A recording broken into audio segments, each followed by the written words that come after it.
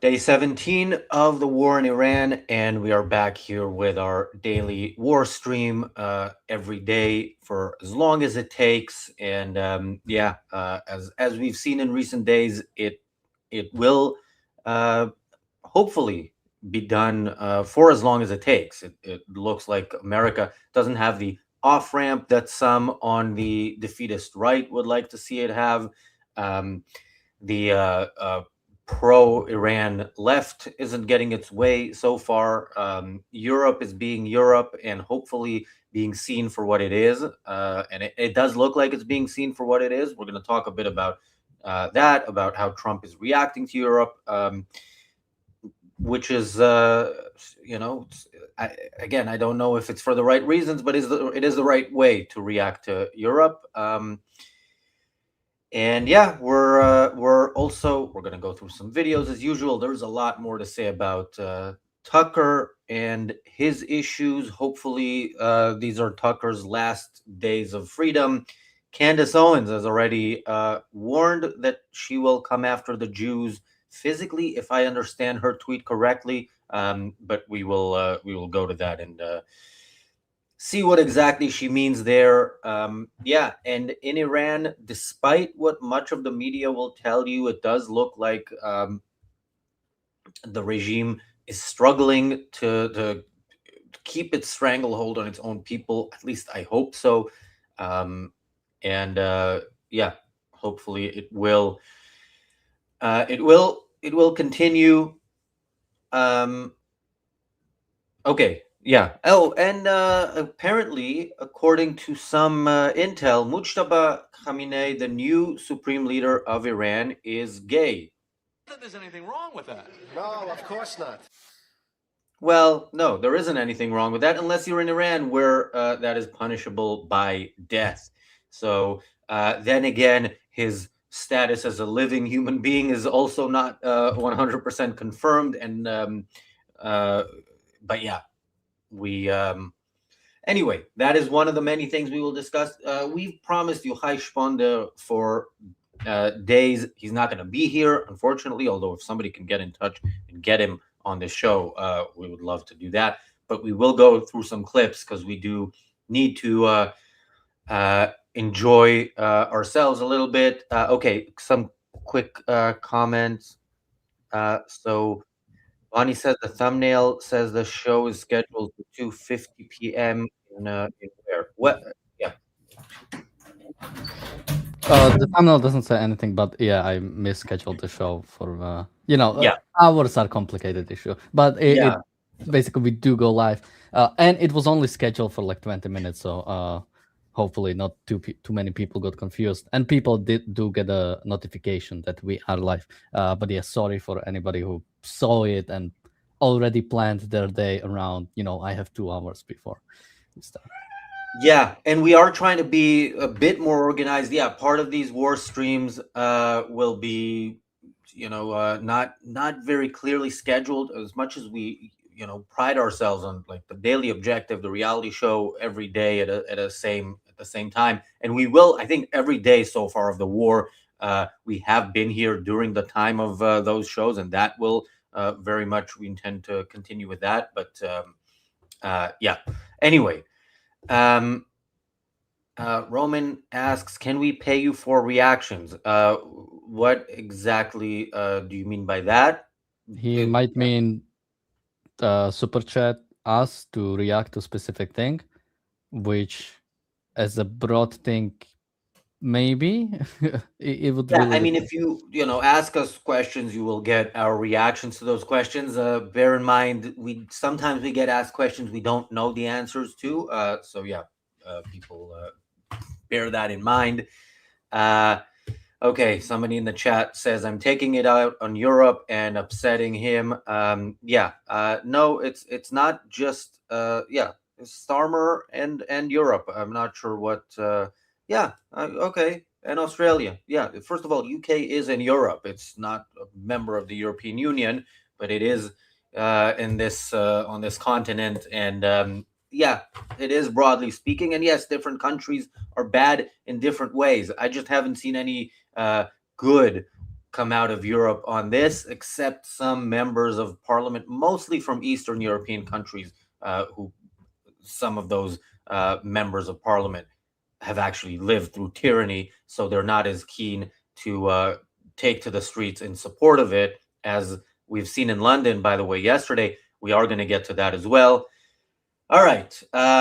We are joined by Daniel and Stuart. Stuart, I'm going to go to you first for any initial reactions, any comments on anything we've seen in recent days. I was upset and disappointed, although not surprised, that Trump is lifting the oil sanctions on Russia. I think that's a huge mistake. And, as much as I would like to see this war in Iran succeed, I do not want to see Russia strengthened in the process. I think that's going to be in our long-term detriment, very much so. Yeah, I agree, and even more so, I don't know if we should take people from the All In podcast at their word, because they're so full of shit so much of the time. But the episode we went through yesterday, they mentioned that the U.S. consumes 20 million barrels a day and produces 20 million barrels. If that's true, then I don't know why the U.S. should be so worried about the troubles of others. Remember, these are countries that kind of in Europe, they sort of rhetorically are on the right side of things when it comes to Russia and Ukraine, but they do like buying Russian gas and oil and have done so. Some European countries realized that Putin was bad in 2022. Some of us didn't even watch the World Cup in 2018 because it was in Russia, and that was a borderline sacrifice. So, yeah, Europe has always been disappointing, and unfortunately, this is probably not the best thing Trump could have done. And there is another option, which is using way more force, specifically in the Strait of Hormuz and around it. It's easier said than done. Hopefully it will be done. He is sending troops to the area, so we'll see what happens with that. Daniel. Yeah, by the way, I don't know what we go to first, but it's interesting how Stuart always joins when we go to Owen Jones, which I think might be the first thing we'll actually go to. Well, I don't want to subject him to that right away and then scare him off. Let's give it a, we have, I think, enough stuff before we need to get to Owen Jones. That at 5:30 we are joined by Linda, right? Right. Okay, so let me.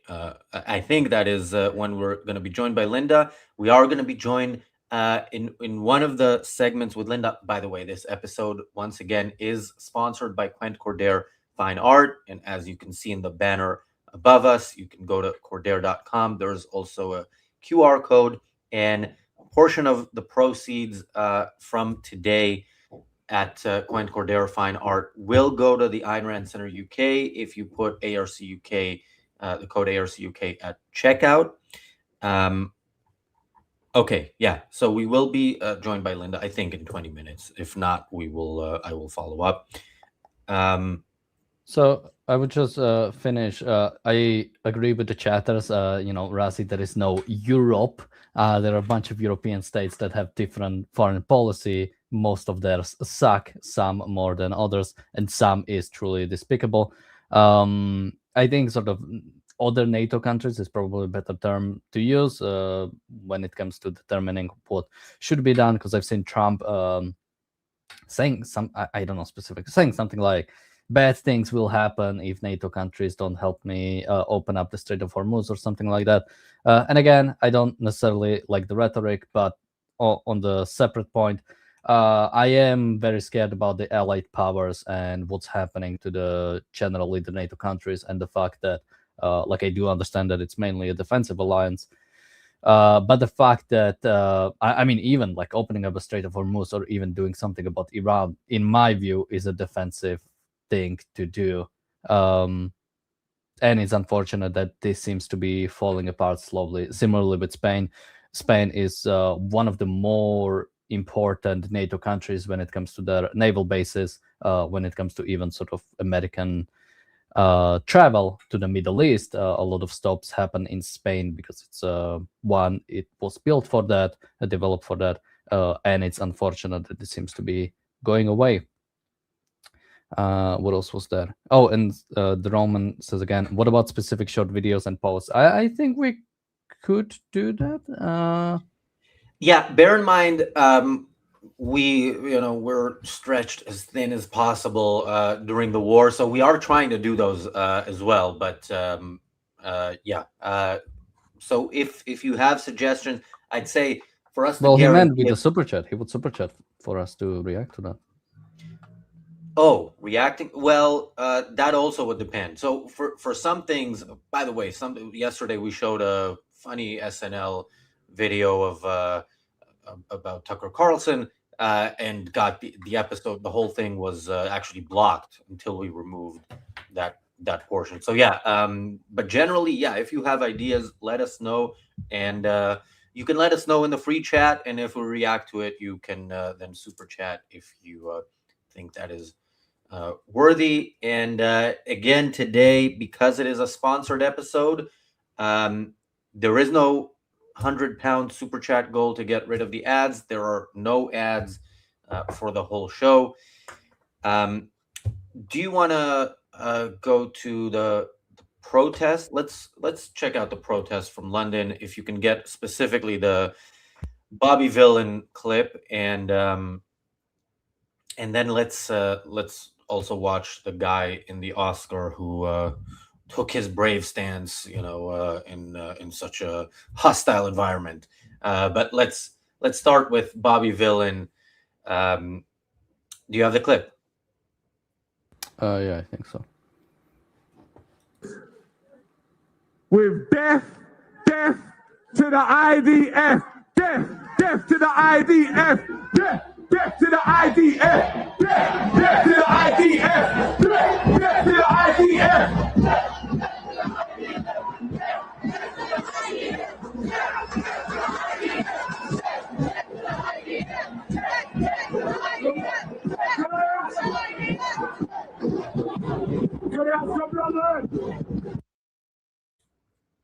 So Is this, if you've never this heard like, of, yeah, is this like when like bands have like one hit song and they don't have anything else, so then they just repeat the same thing? Because he did the same thing last time he got into the news, right? yeah, Just but chanting that to this the is idea. more significant. First of all, last time nobody had heard of him, and now people have heard of him, not for his music or whatever it is that he does, but for calling for the extermination of all Jews or all Israeli Jews. And yes, people were confused about this. People who want to send him this, me saying this so that he can sue me.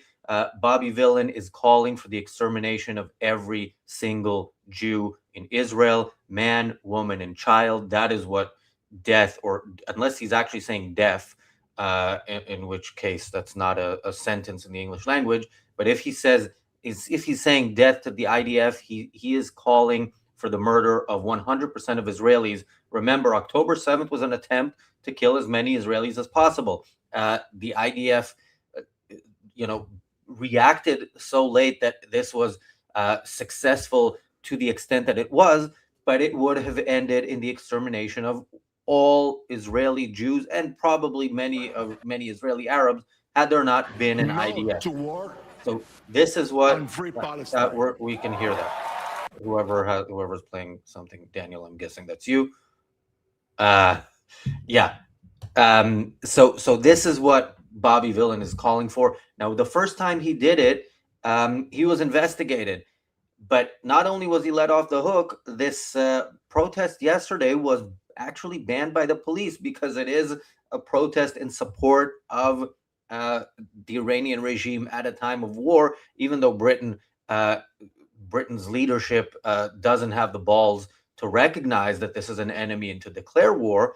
It is war, and Britain has been attacked in this war, and he is, he is. So the very protest itself, was problematic and treasonous, and then this call was a call to exterminate the Jews, and now he's being investigated again, which he is of course proud of, because again, nobody knows who this person is, and nobody still knows any of his songs except that, if it's called a song. Stuart, you're muted. Oh, Now you're good. Now you're good. okay. I just muted you because there's a background sound sometime. Oh, okay. Yeah. I never heard of him, and yeah, it seems like he's mostly an opportunist who's using this to get attention. I doubt he is philosophically consistent enough or thoughtful enough to even realize that what he's calling for is the extermination of Jews. I think he's just, chanting a phrase that he's heard and it's getting him attention. I suspect it's not a lot deeper than that, but I don't know. Like, I've never heard of this person. But it's sad that he is getting the attention that he's getting, that he's able to use this as a platform. Yeah, I think definitely many of the people who go to protest, maybe not the one yesterday, but the Free Palestine people in general, does everybody who chants from the river to the sea fully understand that they're calling for also the extermination of all Jews between the Jordan River and the Mediterranean Sea? I'm sure they don't, but I'm also sure not every Wehrmacht soldier thought it through, and not everybody who voted for the Nazis, definitely not everybody who voted for the Nazis wanted Jews in concentration camps and then in gas chambers. But they were still guilty, and people post World War II have no excuse, because there is the historical reference, and yeah, but specifically that chant, I don't know how he can not know what death to the IDF means, knowing it is literally the prevention. It is the prevention of genocide. To use a term correctly that is being used all the time incorrectly by these people.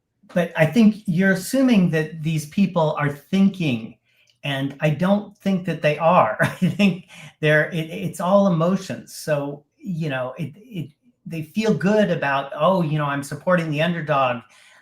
They haven't thought this through at all. So if you confront, I don't know this guy in particular, but I know, because I've seen some of these videos where people go and talk to the people in these crowds and said, river to the sea, you that, and they tell them what it means, and the people are like, oh, well, no, I don't want anybody killed. They just want to feel good. They just want to be rah the underdog, and they've been told that the Palestinians are oppressed, and they know nothing of the region. They know nothing of the history. They know nothing. They don't know how to think, and it's all just emotion based, and they're very, very easily manipulated.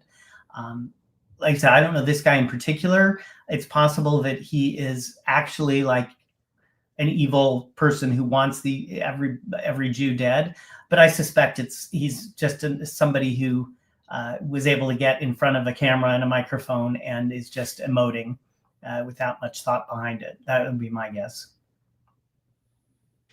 It's still worthy of condemnation, but it's not as explicitly evil. It's more the fog of just not choosing to think. Yeah, I mean, first of all, I consider anybody going to these protests morally irredeemable, no matter what. And for me, if somebody a decade from now says I was at these protests and I was wrong, chances are that's insufficient for me, unless they were very, very young.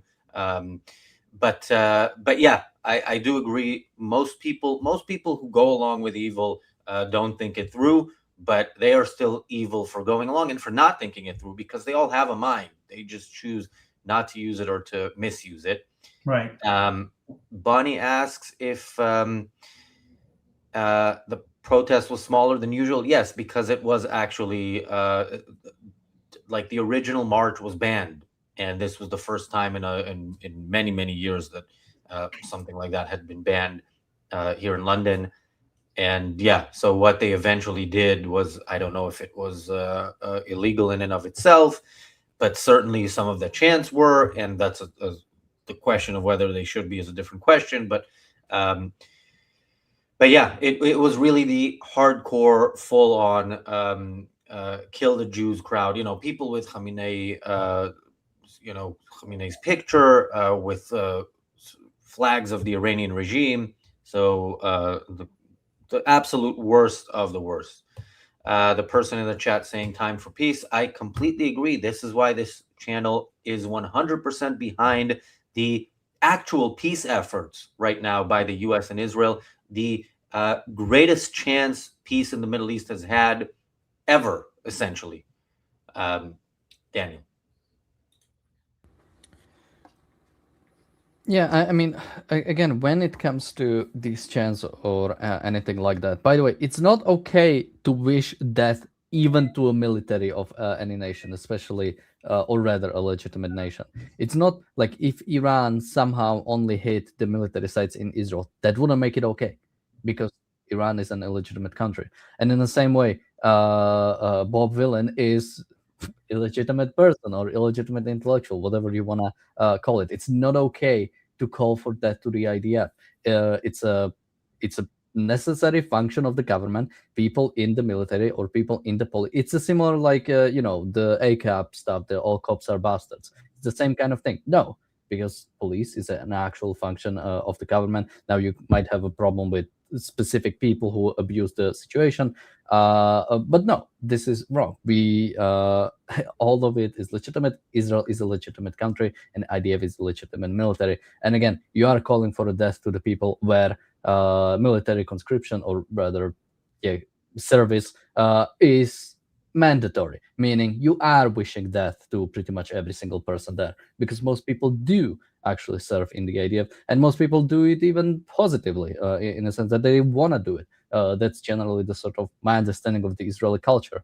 So you are calling for the death to all of them, and I don't think you can claim any sort of ignorance. And to what Razi said about sort of like, them realizing how to deal with that in the future, I think generally I'd say, like, especially when you go to like things like this, you know what you're doing. I was on the alt-right. I think to some extent, well, I was young, so it's kind of, there's a question there. But I understood what exactly I was sort of supporting. And to some extent, you could chunk it up to ignorance. To some extent, you could chunk it up to basically being fed up with sort of like other things. But still, you need to handle the consequences of your actions, and you need to figure out, or you need to stand up to them. So, and own up to those things, which again, I wouldn't expect from somebody like Bob Villan. I don't know how old this guy is. I don't know if he's like a like some young guy or me neither. He's not a kid. Certainly he's an adult. Yeah, he's an adult. Daniel, you were 12 when you were in the alt-right. He doesn't have that excuse. For some reason, he doesn't have his age on Wikipedia, and I'm bad with telling ages. He could be somewhere between 20 and 60. I think most likely like maybe early 30s, or like late 20s. I don't know. Maybe somebody in the chat can tell us. But yeah, there is none of that excuse, and he is bearing the consequences, or he rather should bear the consequences of his action. Like, I don't think anybody should invite this guy to sing at your concert. The fact that his because Stuart might not know this, but originally his death to the IDF chant came from, and somebody can remind me the festival of it, but the festival itself was broadcasted by BBC. Glastonbury, yeah, the biggest music festival in the UK every year. Yeah, it was broadcasted by BBC and live, and he was able to chant it. They didn't cut the stream. They allowed that chant to basically go on the national television. So the fact that he was able to do so, I mean, I hope he'll never be invited again. I mean, these are the type of things that shouldn't be allowed. Stuart? I was going to say, I don't know exactly how BBC is structured, if it's a private company or if it's I get the impression it's public. If it's public, then yes, it should not be allowed. If it's private, it should be up to the owners and then they should bear the consequences of who they decide to platform. I mean, Now, I the think BBC is funded by bullies who knock on your door and demand payment or else. And I can say this as somebody who has in the past received such a knock on his door. And from a person who was surprised when I said, no, I'm not going to open the door. Yeah. by the way, I who do have one point to make, because like Stuart clarified that we don't want government to come in. And I want to live in society where I can say, I don't want this person to be on television, and people know that what I mean by that is not government coming in and reducing it, but what I mean is no individuals should choose, or individuals should choose and not want to like license that person. So in the same way that when it comes to certain people that advocate for really terrible ideas, I say, I hope nobody will sell food to this person, and something, from his own volition, nobody will want to engage with him so much that, but I don't want the government to come in. But yeah, obviously or rather, I wish it was assumed that when I say, when I say I don't want this to happen, that I don't mean I want the government to step in. It's unfortunate that is like the new norm, that when you say you want to do something to happen, people assume you want the government to step in. That, if I may, that brings me to another issue that's been on my mind with this war. The Trump administration has been threatening, the broadcasting license of those who cover the war in a way that the administration does not like. And that is completely illegitimate in my mind. That's not the government's business. And in fact, the media should be critical. The media should be looking at the administration and what it's doing very critically. And for the government to be threatening it is just completely anti-American. Absolutely. And I can't say the BBC's existence is anti-British, but it is anti-freedom, and it should cease to exist. And by the way, the BBC was broadcasting Glastonbury, but wasn't going to broadcast, I believe it was Kneecap, which is an Irish band, also anti-Semitic, pro-Hezbollah. One of their people was actually under investigation because he waved the Hezbollah flag. It is actually designated a terrorist organization. Somehow he got off the hook. And this keeps happening to people, both people who physically assault Jews, people who express support for assaulting Jews. And that is the exact opposite direction of where we should go, and this is where I would like government to step in. Somebody like Bob Villan says what he says. I would like the government to check, just like I would like them to check NAMBLA, if this person might be living in the world he's trying to create. And if not, fine. But if he is actually involved, there is a chance that attacks on Jews happen daily. And, the people involved also go to these rallies without a doubt. Thank you, PC, for the super chat. PC asks, hi, Razi, did you see the guy who said boom, boom at IRGC rally? Yeah, there was a sign saying boom, boom, Tel Aviv. They know exactly what they mean. And this was the same rally where Bob Villan. Oh, really? I thought that's ambiguous what it actually means. No, well, but they know. But again, they know exactly what it means with all of this. Like, and the people going to this rally know exactly what they mean when whatever they chant, even from the river to the sea. This is not a one of those massive rallies. It was really a pro. This was also a rally of people who, remember, it was pro-Iranian regime. It was pro the people who slaughtered tens of thousands of people for protesting in their country. These people are protesting in this country, comfortably, and not even afraid of getting arrested, which in some cases they probably should have been.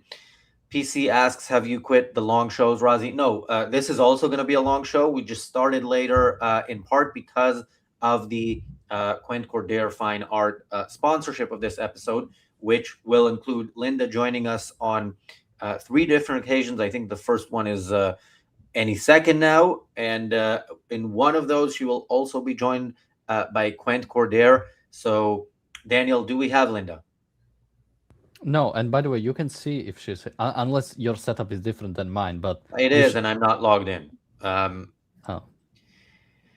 So Well, yeah, no. Even like, I think do you guys not see backstage? I do. Yeah. So you like us at the bottom of the screen. There's me. There's the sharing thing. There's Razi. There's Stuart. If Linda is here, she would be there also. okay. I don't see people who are backstage, but anyway, okay, Linda, if you're watching, join us as soon as you can. And yeah, PC says that this person was arrested. The person with the boom boom sign. Okay, that is. Again, I'm okay with that. First of all, I'm good with that because I want them. I want the police to check what they're doing. When Jews are attacked and Starmer says we're going to send more police to Jewish areas, that is the opposite of what should be done, because the problems come from Muslim areas and from people who really believe in their left-wing anti-Semitic ideals or right-wing, although in this country it's not as bad on the right, I think, as it is in the US. But yeah, I want these people investigated, and I want the police to make sure that they are hypocrites, that they do not practice what they preach. Because if they practice what they preach, the government should step in, and they should not be a part of society. Thank you, Jonathan, for the super sticker. Okay. I would just say I agree that they should be investigated, but I don't agree that they should be arrested for. I mean, boom boom is speech. I think it's speech worthy of investigation, but I don't think that it's in a free society. I don't think that should be arrestable. Just generally for arrest, you just need probable cause, right? And most people who get arrested just get off the hook, like you might go to the police station and pretty much be let off like immediately. So I mean, generally, I'm not that big of a like getting arrested is like the worst thing ever, unless there is like some actual like abuse going on.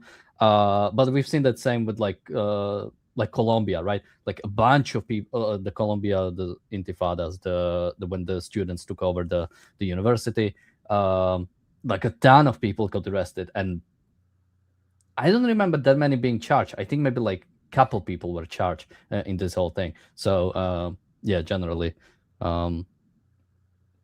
generally when we say somebody getting arrested, there's arrested that's being held and that's actually being charged with something that's actually being prosecuted. Like you move on to the different like weights of evidence right when it comes to that.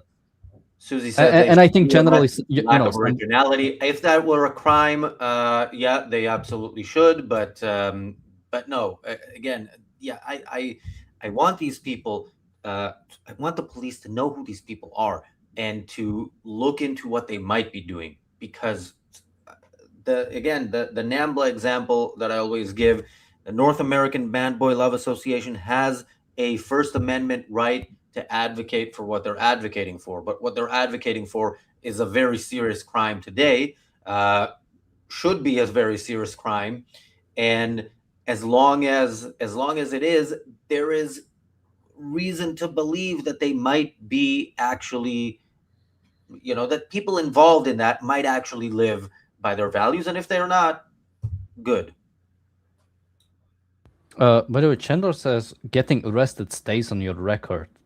Really? Even if you just get like get let go? Because I'm thinking, like, how many times did like Greta Thunberg get like arrested in like several different countries, and she was always let go. She was never charged with anything. Greta is above the law. I mean, Greta was arrested in Israel on the first flotilla and was released after she was made to sign something, which or was released after she agreed to sign something saying she's not coming back. Then she came back and they put her again on a free flight. Greta is just using this as an excuse to get on airplanes without having to pay. So, yeah. Also, Greta doesn't have or probably ever want an actual job where somebody's going to be concerned about her arrest record. But for most of us, that might be a problem.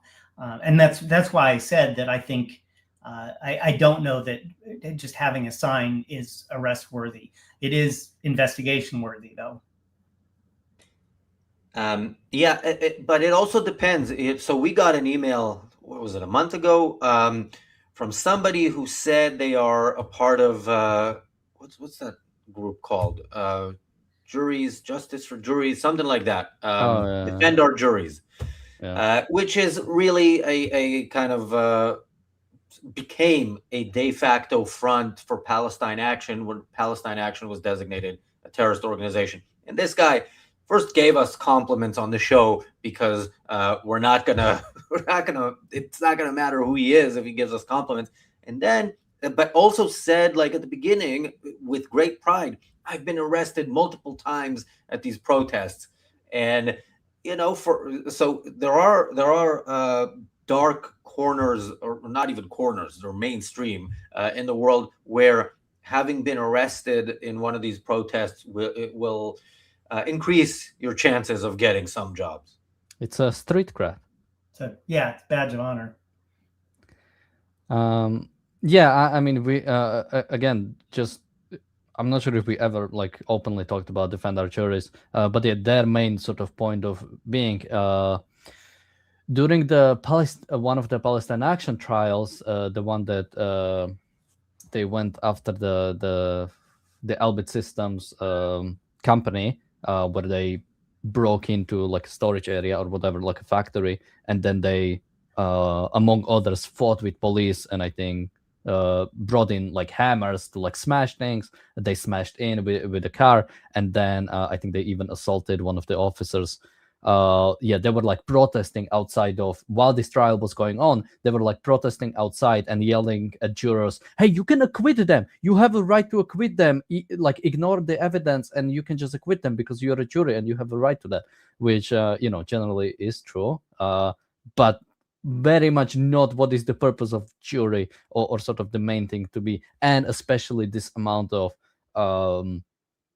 like propaganda towards the acquittal. I think during the trial, specifically this one trial, one of the jurors even asked the judge, like, hey, can we acquit her if we believe they are guilty but we don't think they should be punished, or sort of something like that, and it's like, no, your job as a juror is to simply determine the facts of the case, not to determine the law, or determine what should or should not be legal.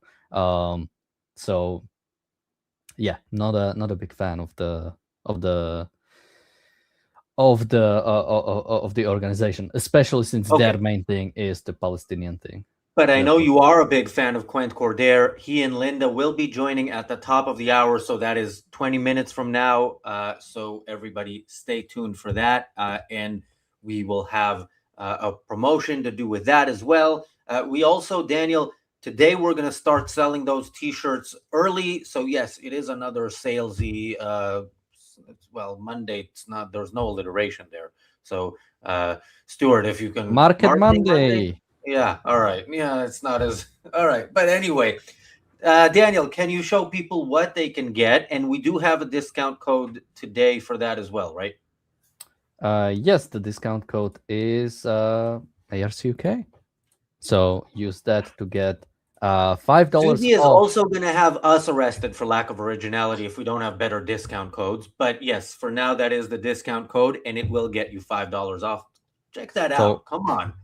I mean, yeah, go ahead. Vouchers are $35, and the discount code applies to all of the orders. So if you buy 7 shirts, which I recommend, you get 7 times 5, 35. 6 plus 1 free T-shirts, basically. If you buy 6 shirts, you get 1 for free, basically, since it is $5 off for every shirt. So far, we have our Nikos Guevara shirts, which are in the revolutionary red as well as capitalist yellow. So whichever you want to do, or of course yellow and white and ash white, and of course ARCUK for profit shirts, which is in the I really like the purple one, which is sort of the original color of ARCUK, but also in black and I think that's navy. Anything else? You know, when I go to Costa to get a coffee, I need to buy 10 of those to get one free. And here with this discount code, you only need 6, and the 7th is free. That is pretty amazing. But yeah, that is only And today with that the also includes shipping. That's the end cost. So $30 with the ARCUK discount code. It's all you pay. Worldwide yeah, shipping. at Costa, it doesn't include shipping. I have to go into the cafe itself and get my coffee. So yeah, better than Costa. Actually, I don't want them to sue me. But yeah, I have not seen Keir Starmer's press conference, not a recent one anyway, but I'm sure it's great. Maybe we can watch that at some point. And also, since Linda isn't joining us until the top of the hour, then we might be able to go to Owen Jones, but I'm not sure. Yeah, let's ease our way into the We have day. Oscars. Yeah, we do have the Oscars first, and oh, by the way, I think Roman Viking sent me a video. It's an yes, atheist. I opened the video, but I wouldn't rule it out, but we would have to see it, I think, off air before we decide to see it on air. Yeah, in general, I think Atheist Republic, isn't he like generally supportive of Israel? So and that looks like a call with his supporters. I don't know how much we would have to comment on like him and his supporters like probably talking in a similar way about something we like. So yeah, I mean there are times we can go through something positive, but yeah, it's easier to go through a Owen Jones video because we're gonna pause it like every 10 seconds because of how evil he and his guests are. Roman Viking says you can make an AI video ad. Yeah, that is a possibility. Yeah, we just started selling these t-shirts yesterday. We do intend to make 2026 the year where more people buy Nikos Guevara t-shirts than Che Guevara t-shirts. And how we go about that, we will figure it out as we go along. I mean, we're starting in mid-March, but we like an uphill battle here at ARCUK. So it's a mid-March madness. Yeah, people wear these t-shirts to your local basketball college game. All right. Let's go to the Oscars. No to war and free Palestine. Okay, all right. Oh, does he have more to say? No, we can pause here. So first of all, Stuart, I know you are going to give him the benefit of the doubt and say he doesn't understand that no to war is the opposite of free Palestine, but I'm going to say no. He knows that free Palestine means kill all the Jews in an act of war, but also you are more aware of what's going on in Hollywood. So can you tell me who that is? I realize it's a big deal if you won an Oscar. I just don't pay attention. Well, he's a presenter this year, so he was not accepting an award. It's Javier Bardem, who's a Spanish actor, very good actor, but like most actors, not particularly smart when it comes to politics. I don't know what he knows and what he doesn't know. I suspect there's a lot of emotionalism there. I think what's most I'd say on the positive side, I think he was the only person who really went political at the Oscars, which sort of surprised me. I mean, Conan had a few little jokes and stuff, but I was expecting much more of anti-war sentiment or pro-Palestine sentiment. He was really the only one that was so explicit. But he did get quite a cheer from the crowd, which is, again, I don't know what he really knows, but I'm guessing that most of the cheering of the crowd is not coming from any sort of knowledgeable, thought through stance. It's just mindless, our side, is anti-war, and our side, supports the underdog, and in that case, this is Palestine. So I suspect the cheering is not coming from a particularly principled place, but it is still very disappointing to hear, especially given, let's face it, there's a lot of Jews in Hollywood, and they at least should know better. But and not all of them do. Some do. I mean, but the fact that I know who the ones that do are, like, it's David Schwimmer and Jerry Seinfeld, and that's pretty much it, right? Maybe there. I'm sure there's more. But yeah. Galut Greg says he was on one of the flotillas. Bonnie surprises me by saying, "Can benefit of the doubt include being dumb as fuck?" She doesn't actually say that. I think she meant the dumbass. Oh, okay. All right. That is me filling in the blanks. And well, I'm not sure. No, isn't there a space between as and, but anyway, Bonnie, you can tell us what you meant. Susie says, supports the current popular thing. Very brave. Yeah, that's. I mean, I mean, even if there is a space, why would you like put an asterisk like just instead of F? Bonnie will let us know what you meant. I think we can place bets until she does, but.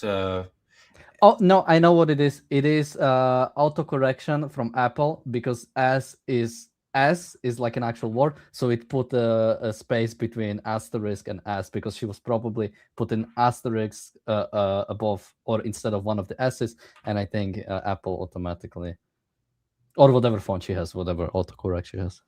Bonnie says it's just an asterisk, and Razi is right, because ladies don't swear. That is true. Well, statement that usually reserved for Abby Martin. It's a question if it was dumbass or dumb as fuck. Like that's the question. What did she mean?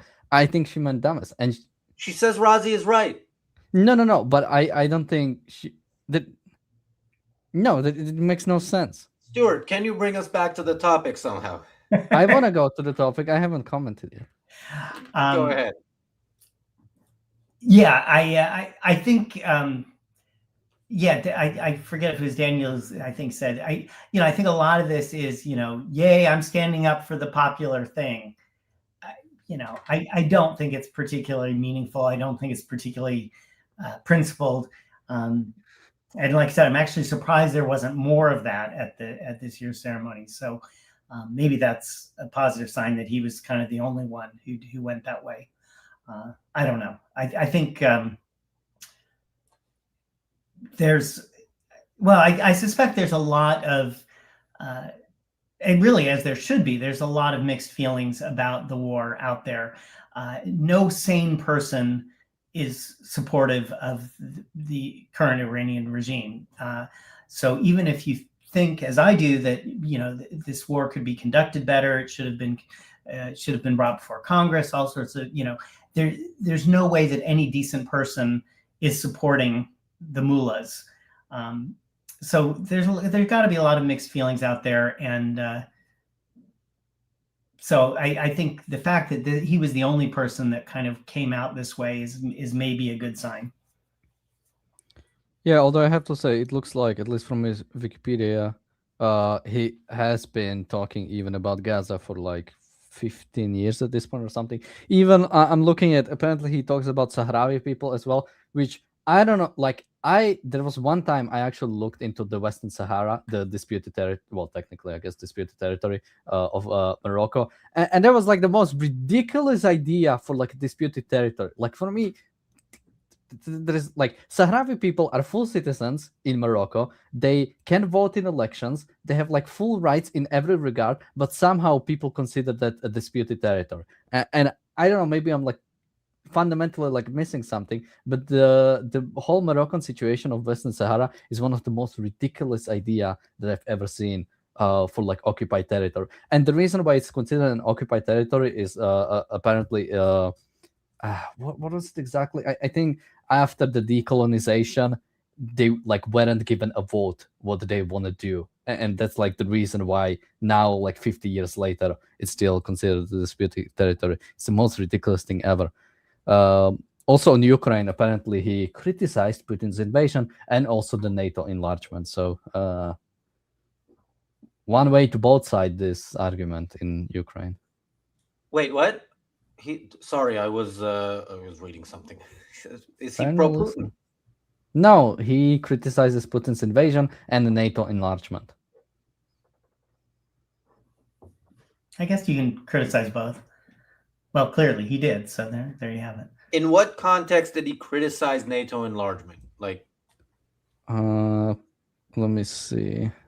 because if it's in the context of expanding to, you know, potentially include Ukraine, then that is a kind of sort of, you know, it sounds like what's his face said a few days after October 7th. Like the first thing he had to say was it didn't happen in a vacuum. So it does sound like it's a justification. No, NATO is a defensive force. It expanding to Ukraine is no threat to Russia unless Russia plans to attack, which of course they were and they did. And remember, Ukraine, the U.S.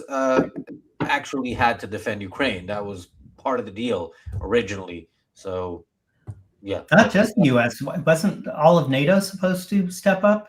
Wasn't that part of the agreement, or was it just the U.S.? I'm not I mean, sure. if we go truly by like, my understanding is there was no sort of like explicit sort of like security agreement. It's just I think it was something like respecting the sovereignty of Ukraine or something like that, which also Russia was signed onto, Right. which of course wasn't recognized. But yeah, But I thought a number of European countries also signed on to the Budapest Accords. yeah, but like I say, I don't think that it was anything explicit about like. No, you're right. It was very vague. Yeah. Anyway, sorry. Got a little off topic there.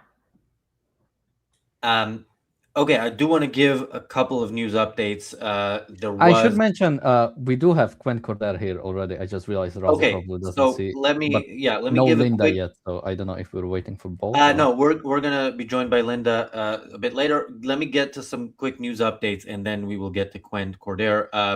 So there is both Iran and Hezbollah continue to fire at Israel. It is mostly Hezbollah, but again, it is hypersonic ballistic missiles when it's Iran. There was a fire in a house in Nahariya in the north of Israel, very close to the border with Lebanon. I think maybe 20 kilometers. I'm not even sure exactly, but it is very, very close. And 6 people were injured. And there's another injury elsewhere in the north. Yeah, and this is mostly from Hezbollah. And I think that is mostly the news. The IDF has issued another evacuation order for people in Dakhia in Beirut. Okay. And the IDF has taken out several terrorists or 2 terrorists several terrorists, 2 of whom in Gaza, 2 of whom participated in the October 7th attack. So good to see the IDF operating a little bit in Gaza. It is far from what we would like to see. But somebody who understands the threat of Islamic totalitarianism is Quen Corder, who is joining us now, I believe, if I'm not mistaken, for the first time in 6 years on this channel. It's been a while, Quen. Hi, can you hear me? Yes, we can. Great, wonderful. Well, thank you for having me on. I'm not sure for how long I'm supposed to be on, but I believe Linda has me on to talk about a short screenplay that we made available on Amazon as a complimentary download over these next 3 days. And but anything else you'd like to chat about, that's great too. So, Daniel, if you can share that link for the free download for Mujahid, and let me just read briefly about the story, and then Quint, you can discuss it with us, and of course, anybody who has questions, put him in the chat, put him in a super chat. That's even better. So it's a screenplay jihadists will hate and civilized people will love, set in Chicago during the holiday season. The story involves a conflict between Hussam, a young Muslim man who takes Islam seriously, and his younger brother Jazim. The conflict escalates after Hussam is handed a heavy bag by a bearded man and gets on a bus heading downtown. How is the conflict resolved? In an immensely satisfying way, as fans of Cordera's work would expect. People, if that doesn't get you to buy it, it certainly should get you to download it because you're getting it for free right now, but you do have to use the link here in the chat. Quint, I know you've, it's not a particularly safe thing to do to write a book like this, to write a screenplay like this. That is correct. Linda and I, this was originally published back in 2014, I believe. We had to have a very serious discussion before I hit the publish button to make sure that we were recognizing the full context of the potential consequences of publishing a work like this. And but it was the right thing to do then. It's the right thing to continue to have it published now. And I wanted to go ahead and make it available again today at this time because the subject matter has once again, and is still as timely and relevant as ever. I mean, we're already starting to see a few acts of terrorism in the States, likely resulting from what's going on in the Middle East right now, or at least related to it. And we may see more. So the plot of this short film, again, is once again relevant, and hopefully some inspiration or at least thought will come from folks having the opportunity to read it and experience it. Would very much like to see this short film made someday. It should run about 25 to 30 minutes. One of the big challenges has been getting anyone else involved, and particularly any cast or crew involved in a live action version of this would also be putting themselves at risk. And because there would be at least 2 minors, and not even close to 18 years old. There are a couple of teenagers that could be played by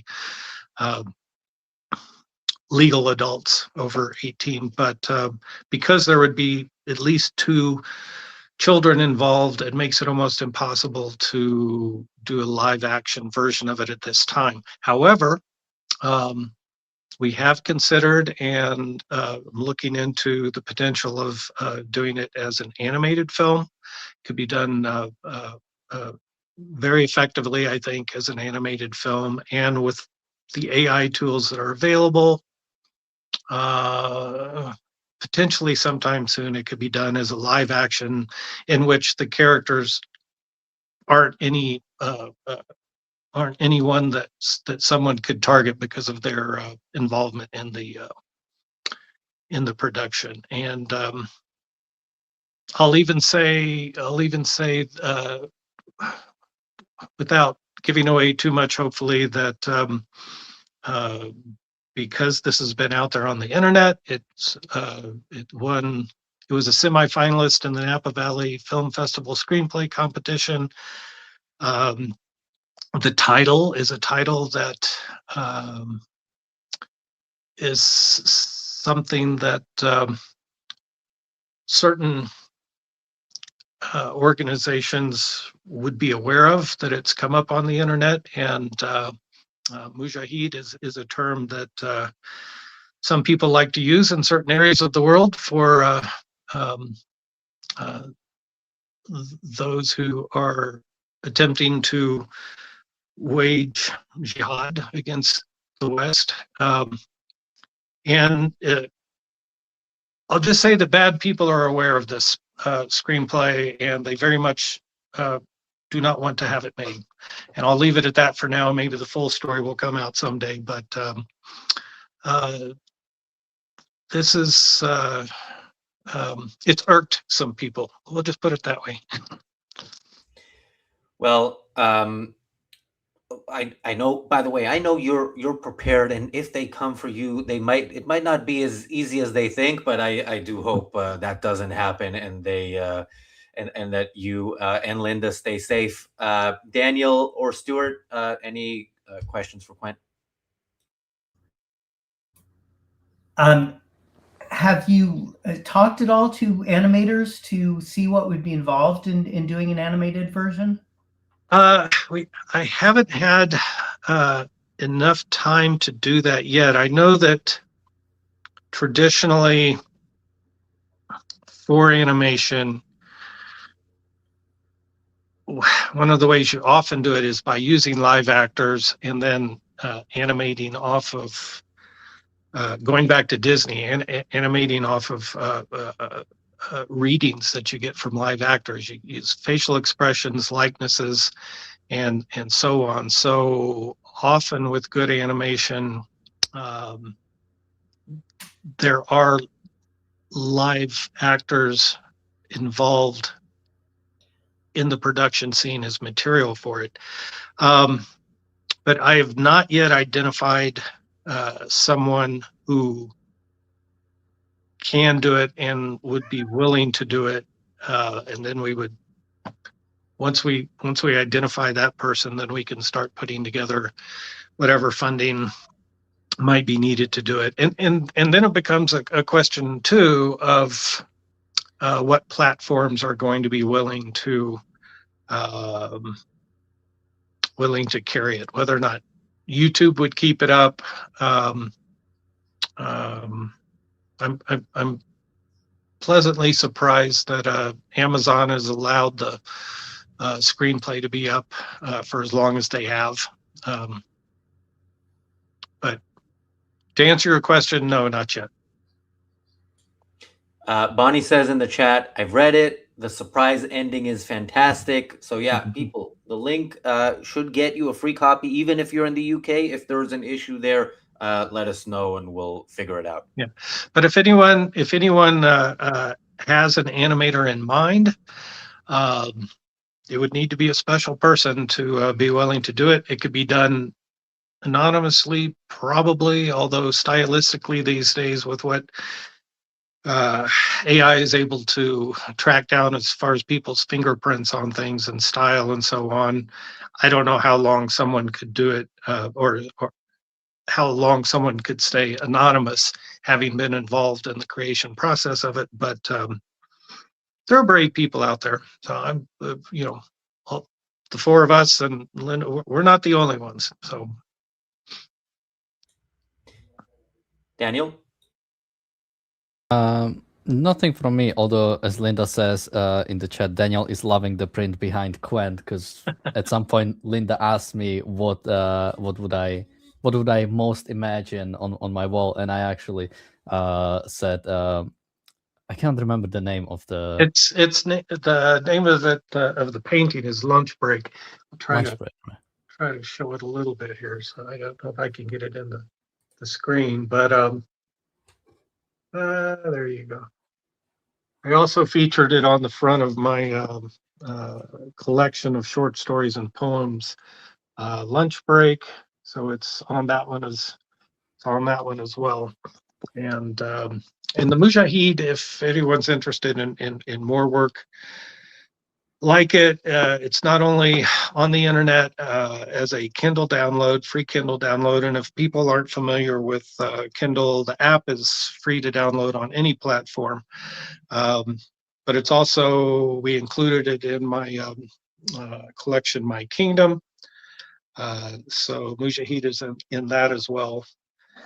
And I'll be remiss, Linda will be upset with me if I don't mention that the current big project that we're still working on is the Idolatry series. There's parts 1, 2, and 3 of it. So the first full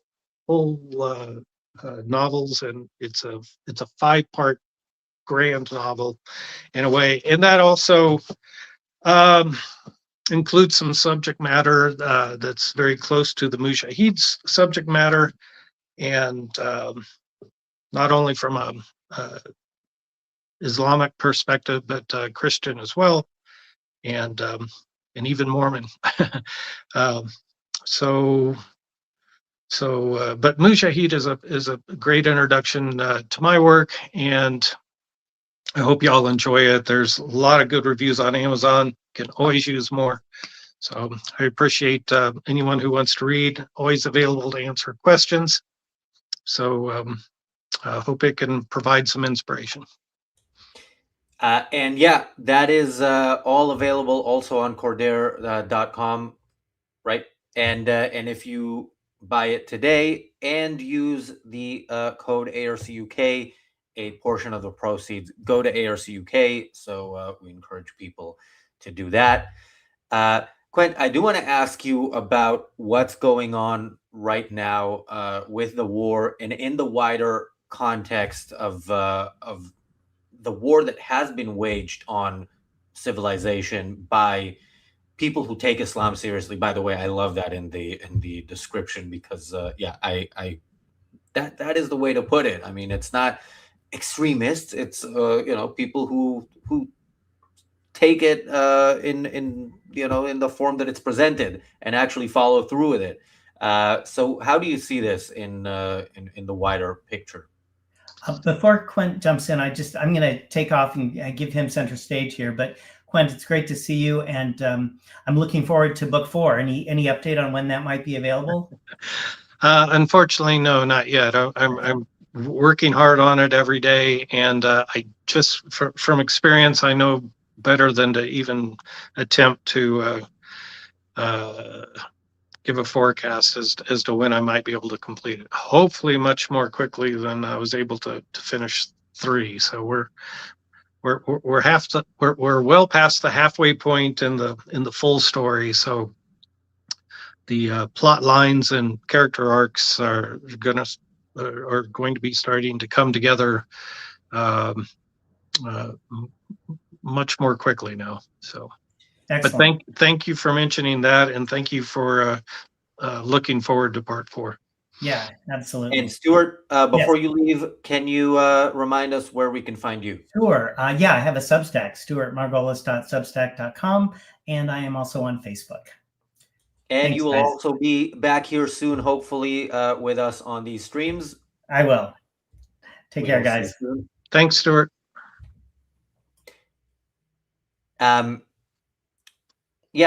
Quint. So, what do you think of the situation right now and how it's shaping up, how it fits into let's put it let's not go too far back, but 9/11 to today.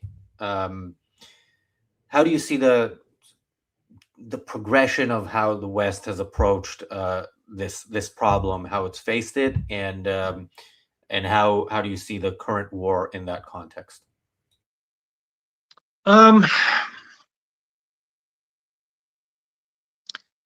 Ideologically, I don't see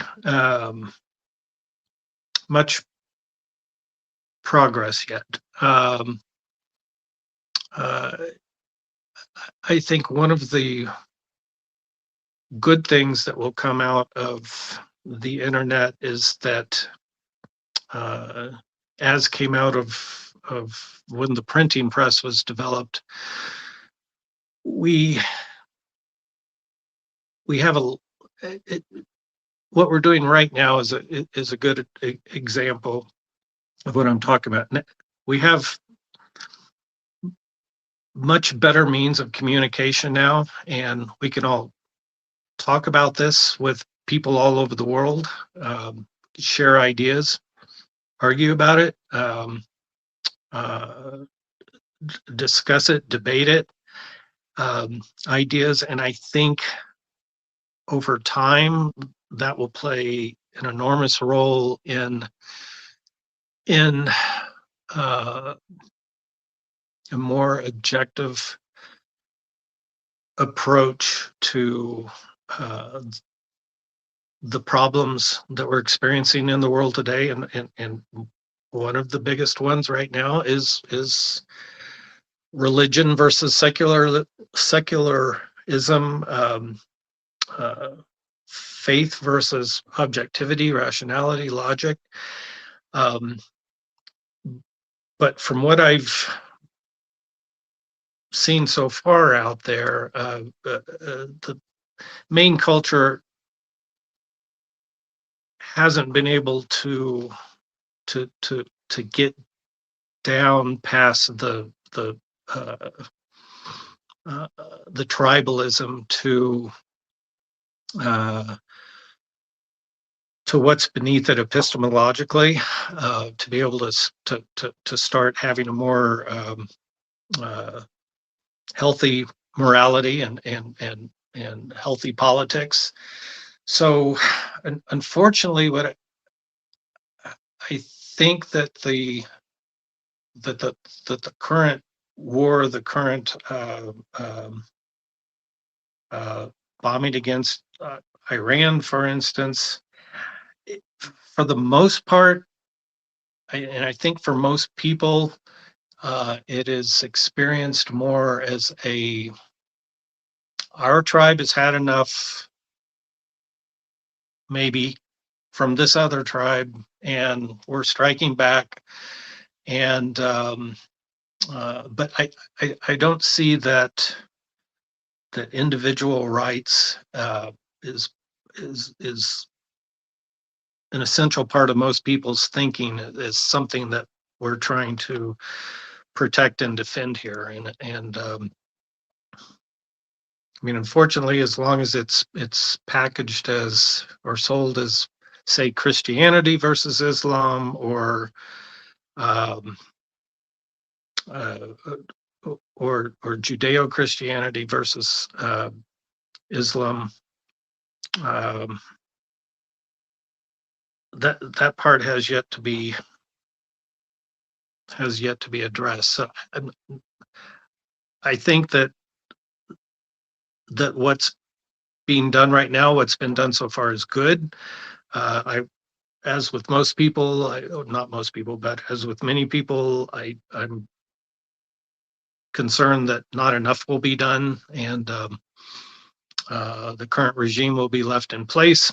But we'll see. But I don't know. There's certainly some Persians in Iran and in the diaspora that would much prefer a secular government. So that would be a great thing if we can get it. Well, I do have one last question along those lines, because one of the things I've said, and I'm half joking and I'm hoping it'll remain as a joke, is that one of my hopes for a better Iran is also that there's going to be a place for us to seek asylum in when things get really bad in the West. Because when I look at New York, and I remember 9/11, and now the mayor is somebody with the ideology behind 9/11.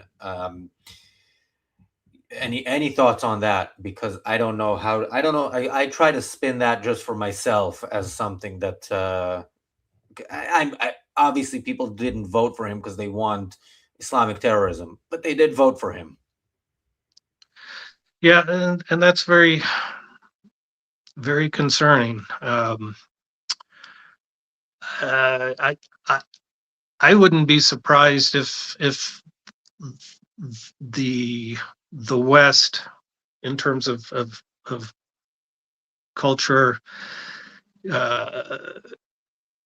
keeps growing elsewhere, and and whether it's a place like Iran or whether it's somewhere in Central or South America or South Korea or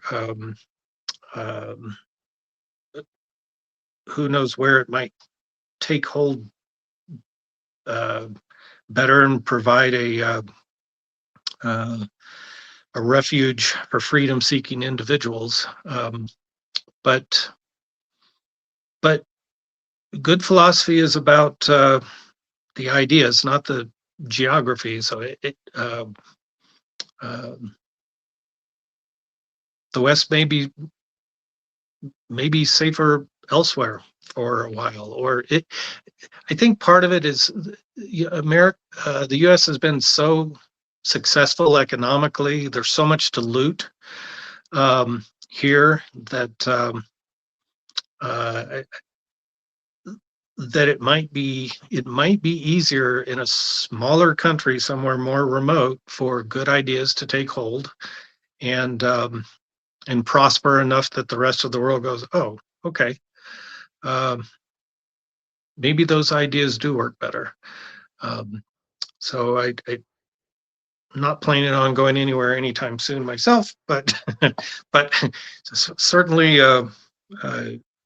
having plan B and C in mind wakes you up at 3 or 4 a.m. in the morning and makes you wonder. I've written a lot of poetry and short stories. There's another one that we may make complimentary to download again here shortly called The Match. That speaks more to free speech and how close we are to being in a situation where the government clamps down on free speech, such that for people like myself in the U.S. and I know it's even worse in the U.K. right now, it's the line that can be crossed between being able to speak freely and not. We've been riding pretty close to that line for a while, and certainly authoritarians. I mean, gosh, just what was it yesterday?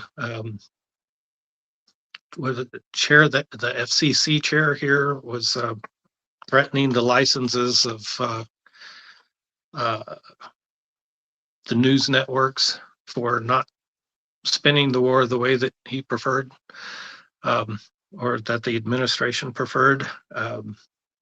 So, I mean, I think, as with Ayn Rand, I would say free speech is the thing you have to watch. And if you can, as long as authors and writers like myself and speakers, activists can still speak their mind freely, that's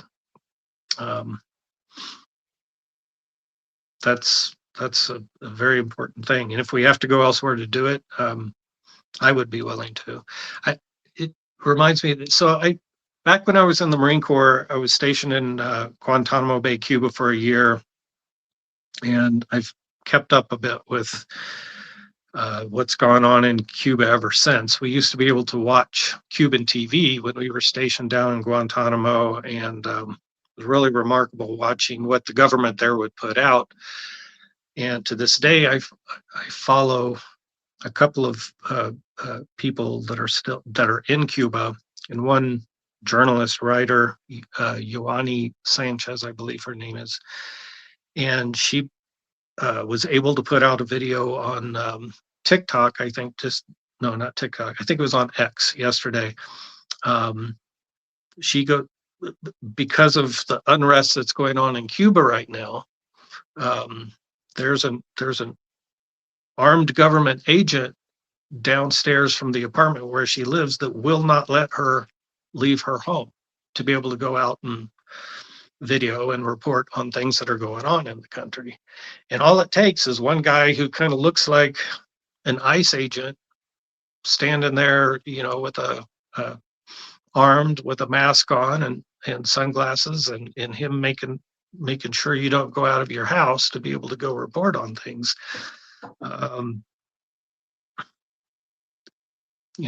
national emergencies can be declared pretty easily to where even people here might not be able to speak and write as freely as we've been able to do for most of this country's history. So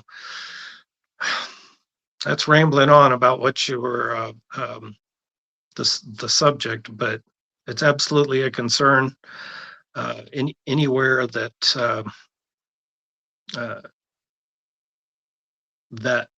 that rights and freedoms, especially freedom of speech, where that can be promoted and cultivated, will be a very important and valuable thing in this world.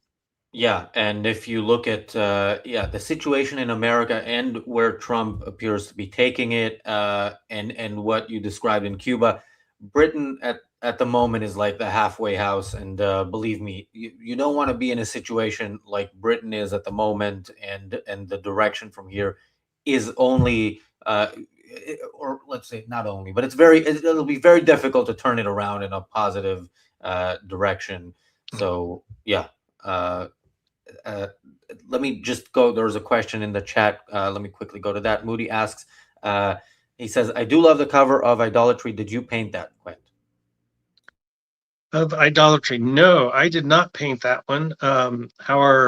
One of our gallery's artists, who many people will be familiar with, Brian Larson, painted the covers for these, and did 5 originals.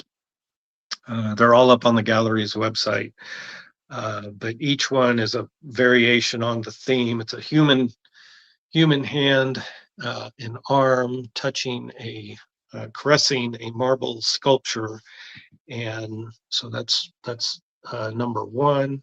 And then number 2 is slightly different. Her hand is on a different place of the body, and then part 3, the hand is caressing down the arm, and then 4 and 5 are similar but in different places on the sculpture.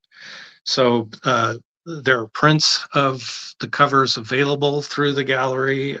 The originals, I think, of 2 of the paintings are still available through the gallery. So Linda can definitely direct folks to where those are available, both the original paintings and prints of that artwork by Brian Larson.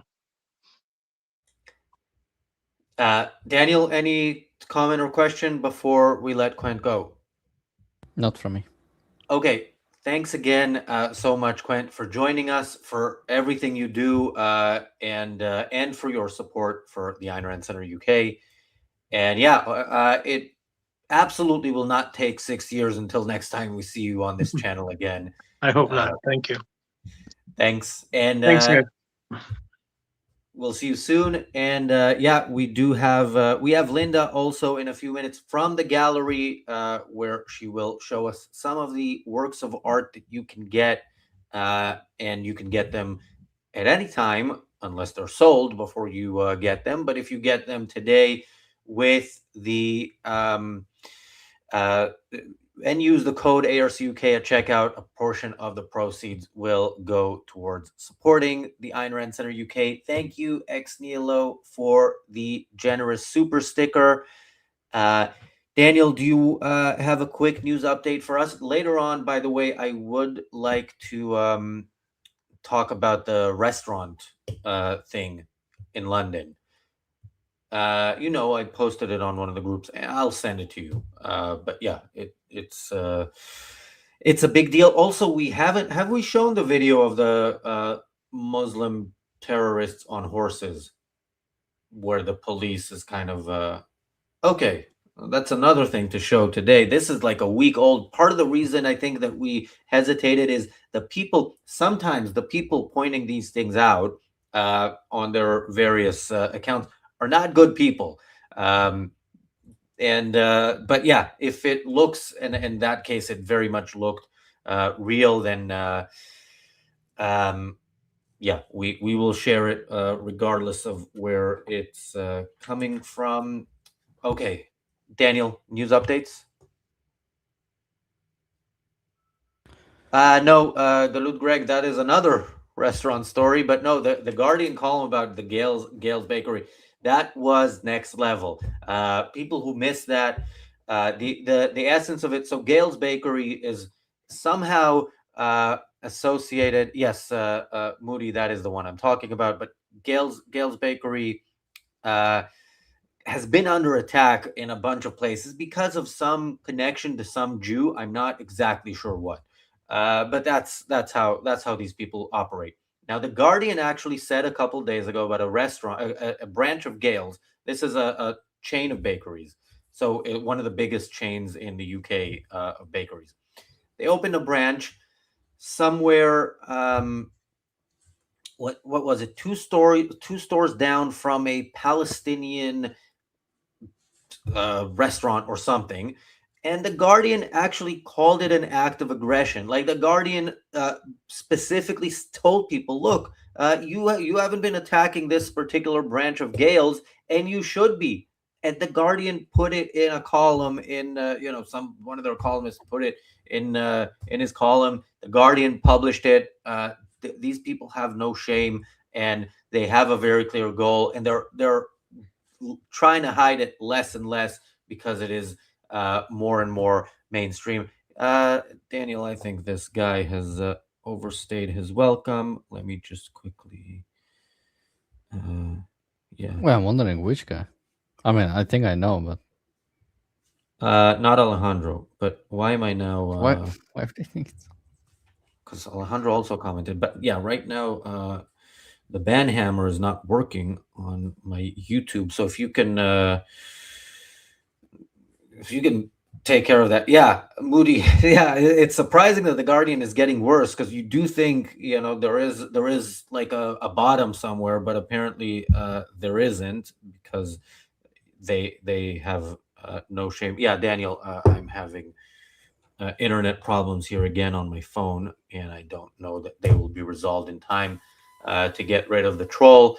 So please do so on your end, and give us a quick news update before we are joined by Linda. Not much.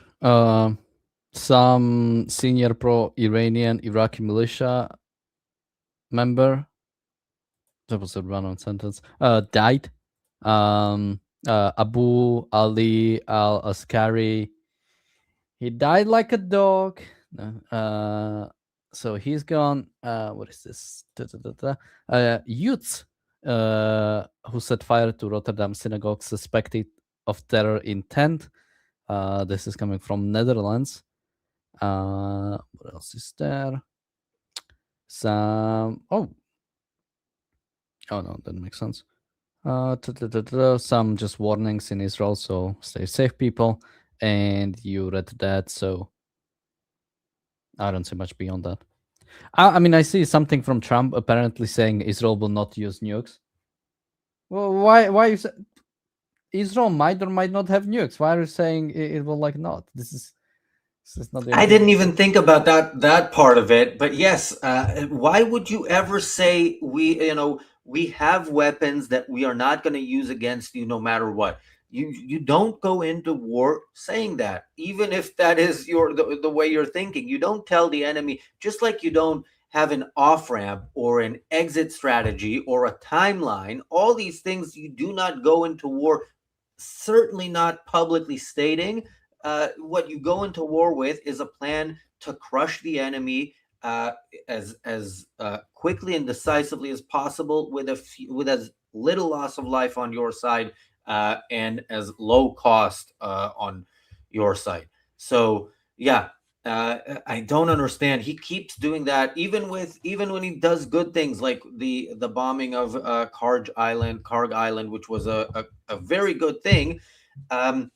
It was a limited strike, and he made a point of, look, I could have caused more damage, but I tried not to, and I tried not to. But if I feel like it, I might do it in the future. Why? Moody says he only said he might not. Israel might not. Is that what he said? I think I've seen that it will not, but won't. Yeah, I'm saying. Well, let me just look up the specific thing.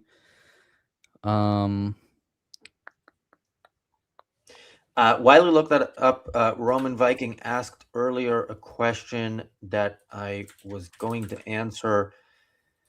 No, it's wait. Who is this? Yeah, he said we'll never use its nuclear weapons on Iran.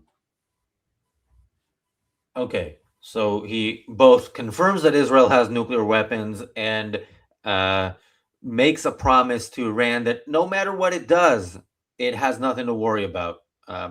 Roman Viking earlier asked, Razi, have you looked up the Medina Mecca Muslims distinction by Ayan Hirsi Ali? No, I haven't, and I did say I will, so I will now put it as a reminder for a time when I think it might be likely that I will be able to do that. And we are also now joined by, are we now joined by Linda Cordero? Yes. Hello, hello. Hey, Linda. Hey, thanks for having Quint on. I've never watched him on video before, so that was. Wait, did you not watch when we did the thing on poetry in October? I almost remember the date. I think it was October 19th, maybe 2020. That was a long time ago, and as you well know, in 2020, I had my hands full with fighting the government in the state of California for the right to have our gallery open. So We also I did one on vaguely COVID with him. No? I vaguely remember, but it's been a while. We've had a lot going on since then, and he's working from home today. I'm, of course, in our beautiful gallery here in downtown Jackson, Wyoming, where it doesn't get a whole lot more beautiful. 30 years, we're celebrating 30 years of the finest romantic realism, and we're honored to be sponsoring the show yesterday and today with the opportunity for people to make purchases that benefit ARCUK. So every purchase that's made, a portion of the proceeds will go directly to these two gentlemen and their staff for all of the amazing work they do. And if they decide to spend it on chargers or Coke Zero, whatever it is they need to do to keep doing this, we appreciate all of the super chats. Those two go towards making this work. Yesterday, I was really surprised and tickled that we managed to get 4 $20 super chats to receive our art calendar. Wait. A much better way to sell art is seeing it. So, Daniel, if you and I can disappear from the screen temporarily, we will be back. All right. Don't leave me. You guys are much better at this than I am. So this is our 2026. Now, granted, we are in March, but people buy these every year to collect them. They use the images even after the 12 months, which, you can do with it whatever you want when you have it, but it is 12 months of absolutely beautiful art. And if you do a $20 super chat, I have 4 of these calendars left. The 4 people who do $20 super chats will get a free 2026 Quint Cordero Fine Art Wall calendar.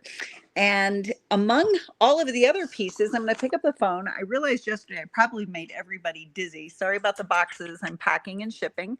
But this is a view from my very busy desk. This is one small area of the gallery. And I'll walk around a little bit just so that you can see the paintings that Moody was asking about before. The 2 originals for Quint's books. That's parts 4 and part 5. The one on this side over here, where you can see her hands on his bicep, that is the tongue of the serpent. So you're hearing these titles before anybody else. And then the one on the left, where the hand is caressing the shoulder of the sculpture, that is the final chapter of the idolatry series, and it's called Apotheosis. Those are the originals. We have a number of paintings and sculptures, the very popular Self-Made Man, the very, very, very popular Sophie. Can you say hi? She's pouting because she'd rather be on a hike. There she is. Hi, Sophie. And then this piece, Aurora, this is one of my favorite Benjamin Victor sculptures. Lots of paintings. We do have some local landscapes, This is one of my favorite still life artists, Linda Mann and John Wass, who we had on the show the other day. These are some gorgeous Martin Eichingers, and you can visit this art every single day just by going to cordair.com. And then if you feel like you want to see it every day in person, talk to me. I can make that happen for you. And ARCUK will benefit from it. So thanks for having us on, guys. Let me know if there's anything I can do. Let's get those $20 super chats for those calendars and support ARCUK. Thanks, Linda. Before you leave, just quickly, first of all, I see Kathleen in the chat, and I know Hi, Kathleen. Kathleen is planning, and we don't know, this might become a thing that a bunch of us join some sort of unofficial visit to the gallery after Spark 2 in October. Kathleen will be one of several people who have already guaranteed their place who are coming from the UK. We have quite a few people coming from the UK to Austin in October. And yeah, Wyoming is not close to Austin, but it's close, relatively. If you travel from London, it's worth the trip. And I promise to make it worthwhile. If you guys do make the journey here, we'll have a lot of fun. Jim Brown lives here. We can probably arrange something over at their place, maybe a barbecue, good old fashioned Wyoming barbecue. And of course, lots of time in the gallery. I will personally give my white glove tours that I normally charge for, and they're exquisite and a wonderful way to enjoy the sculpture by actually being able to touch it, which, we normally have a no touching policy here in the gallery, but the white glove tours have brought people to tears. It's a beautiful experience. Very similar to those book covers, actually. I love that, and I love the that you've invited us all to Jim Brown's home in Wyoming, because I've already invited myself to his ranch in Texas. So yeah, and he is also speaking at Spark 2. So great. Yeah. We're neighbors, and we're both speaking, and I don't think he knows I'm speaking, but since I'll be your MC this year, I have some really fun things planned for Spark. For those who don't know, Daniel, if you could put up the link for the Spark conference, we are going to have an absolutely amazing time. Spark 1 was mind-blowing. I came back so jacked up, so pumped up, being able to spend time with like-minded individuals who were using objectivist principles to live their best lives. Really, it's so hard to describe, and I'm excited for what we have to look forward to in Austin, and I expect to see a whole lot of new people there. And I think, correct me if I'm wrong, are the early bird discounts still available? Yes. Yeah. Discounts, early bird discounts are available. The prices are going up at the end of this month, so now is a good time to buy. And objectivism.co.uk is where you buy. That's also where you buy the Nikos Guevara t-shirt. So you can get all, and the for-profit t-shirt. So this is a shopping day, people. What do we have to do to get Nikos to Spark? Maybe we need to do a weekend of super chats. Oh, yes. Nikos, now that he is an independent intellectual, he is pricey, but it is worth it, people. And by the way, we do have a super chat from Vadim the Dream, who says, "Hi, Linda. I would like the 2026 calendar." Vadim is 1 cent short, 19.99, but I know he has credit with Quent Cordair Fine Art. So I think that cent is probably covered in there. All right, I got you, Vadim. Here's the cent. Thank you so much. I happen to have a little. I thought it's illegal already in America. Is what? I thought pennies were made, no more minting. They're not going to make any more. We are still using them, not for much of any of particular value. I think I've seen more people use them to do floors and countertops and tables. They're probably worth more that way, but they're like bad pennies. They just keep turning up. The good news is there is still a quantity of copper in them, and while it is illegal to melt them down, people are doing that as well. So our penny is definitely on the way out. And I'm okay with that. I'm frankly, round everything up. Let's just do dollars. Better yet, let's go to gold and silver. That is the next step. Okay, thanks, Linda, and we will. I don't know what Daniel is It's a holding gold up. bag. Oh, that is gold. It's it. a 1/1000 of a troy ounce. We need to get Jim Brown on here to talk about gold. You want to see that man get excited about talking about something? He's your man. I think I also have gold bags from Wyoming, actually, but this is South Dakota. Really? Okay, good to know.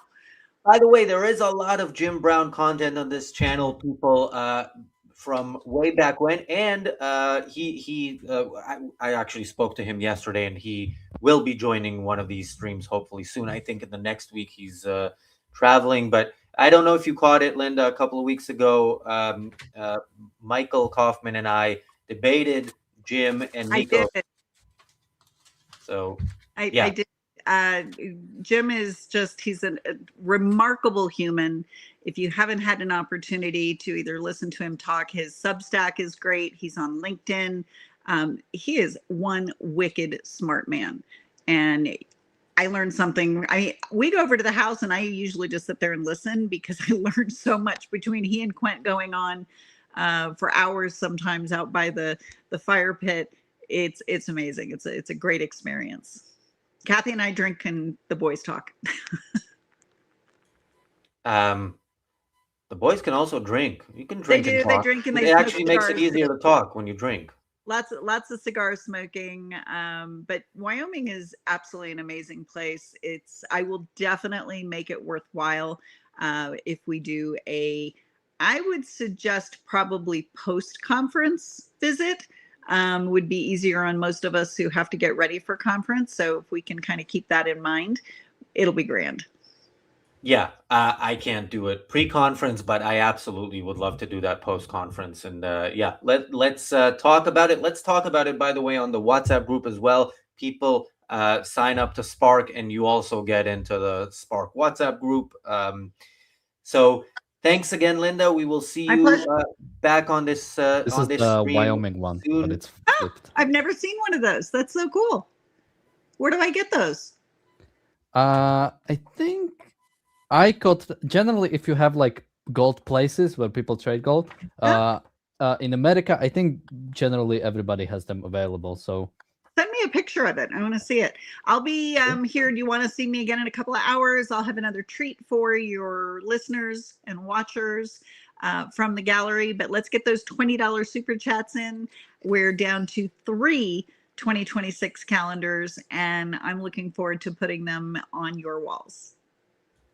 Yeah, they look amazing. And yeah, as you mentioned, that's basically after the year is over, that is essentially 12 pictures that you have that you can frame and put. I'm giving people art advice. This is exactly when we should end this segment because nobody wants art advice from me.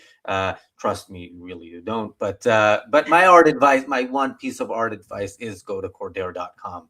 Well, funny you mentioned that. That will be part of the next segment. And I will have the show on in the background while I'm working. If you have art questions, please pose them because I would love to answer some of your art questions and maybe give some very special advice for a couple of super chats later. Sounds good. And yeah, as Linda mentioned, 3 more people can get their 2026 Quent Cordair Fine Art calendar for a $20 super chat. And remember that super chat also, in addition to getting you the calendar, helps support what you are seeing right now and every day during this war and every day not during this war with shorter streams. But we are here every day and we are here to change the culture and make the world a better place. Yeah. Keep those comments going in the chat. That also really helps the algorithm. There's a little thumbs up. Give a click on that. All of those things will help push this information out to a lot more people. Even just putting in the chat, hi from wherever you are in the world, hi from Wyoming, hi from London. All of those things help the algorithm and tells YouTube people are interested in this. You should watch this. Absolutely, that's part of the reason why we don't ban trolls. Although from time to time we can't help it. I hope that one troll knew what FO meant when I told him that. So before you banned him. Oh, I'm sure he did. And also, I couldn't ban him, and I think Daniel only put him in a timeout. I ban him now. I'm more of a one-strike policy person, but Someday I'm usually- gonna earn the baton, and I can, whack-a-mole some of your trolls for you. that'll be bad for the algorithm, but good for our mental health. So that's the basically the cost benefit analysis there. All right, Well, Linda, keep we up the will good see you. work. I'll see you soon. Daniel, See you soon. kick me out. Yep. Okay. Yeah, we're back By the way, to this is like $50 in gold bags, or like 25 in actual gold. Like this is 1/200 of a troy ounce, and it went up. Like gold went up. Like sounds a like lot. something Mujtaba Khamenei could really use in his current condition, which we don't know what exactly it is. Is he dead? Is he out of commission? I know some trolls in chat are more interested in Netanyahu's condition. Yeah, Netanyahu has been killed at least 12 times. He's been killed more than that guy in Gaza, who's a doctor one day and a journalist another day. He is the most dead person on the planet. You can all go take to the streets to celebrate that and the complete demise of the state of Israel. The trolls in the chat and David Sachs can do that together. But yeah, so there's I've seen a bunch of reports in different places saying that and across the political spectrum of media organizations or media organizations from across the political spectrum, saying that Ali Khamenei did not want Mujtaba as his successor. Some say it's because he just didn't think he was intelligent. Most recent ones say because he was allegedly gay. Not that there's anything wrong with that. No, of course not. This soundboard thing is growing on me, although that was very quiet, and also it should start a split second earlier, because I'm not sure everybody caught all of it. But yeah, Yeah, I mean, for me, the beginning of it always or sometimes cuts out. I don't know how it comes across on the live stream. People can let us know. But yeah, maybe I could just add like half a second of buffer. Although then it wouldn't be as poignant as exact. the problem with the soundboard, is there a limit to how much stuff we can add to the soundboard? Not so far. I have like Okay, 12 things. And I mean, I will just end up adding a bunch of Seinfeld clips because there's a Seinfeld catchphrase for pretty much everything. Actually, did he? I'm trying to remember if he ever said anything about Islam, but yeah. So the New York Times said there was a lot of drama, and yeah, this is the Game of Thrones thing that we're talking about in the title. Yeah, there was Jerry Seinfeld on Iran clip. Oh, where's that? What do you mean? On YouTube. There was a clip of Jerry Yeah. talking about. Yeah, let's hear that. But in a second, because we are in the middle of this understanding the Game of Thrones. I'm not sure to what extent I want to understand it, but there's a Khomeini versus Khamenei allegedly like a Game of Thrones scenario there. Oh yeah, because wasn't it supposed to be a Khamenei? Wasn't it like the grandchild of the Ruhollah Khomeini? Yeah, Hassan Khomeini. Yeah, and yeah, that was one of the candidates. So yeah, this is probably in part why it took so long after the death of Khamenei for them to actually announce a successor, announce a new supreme leader. But yeah,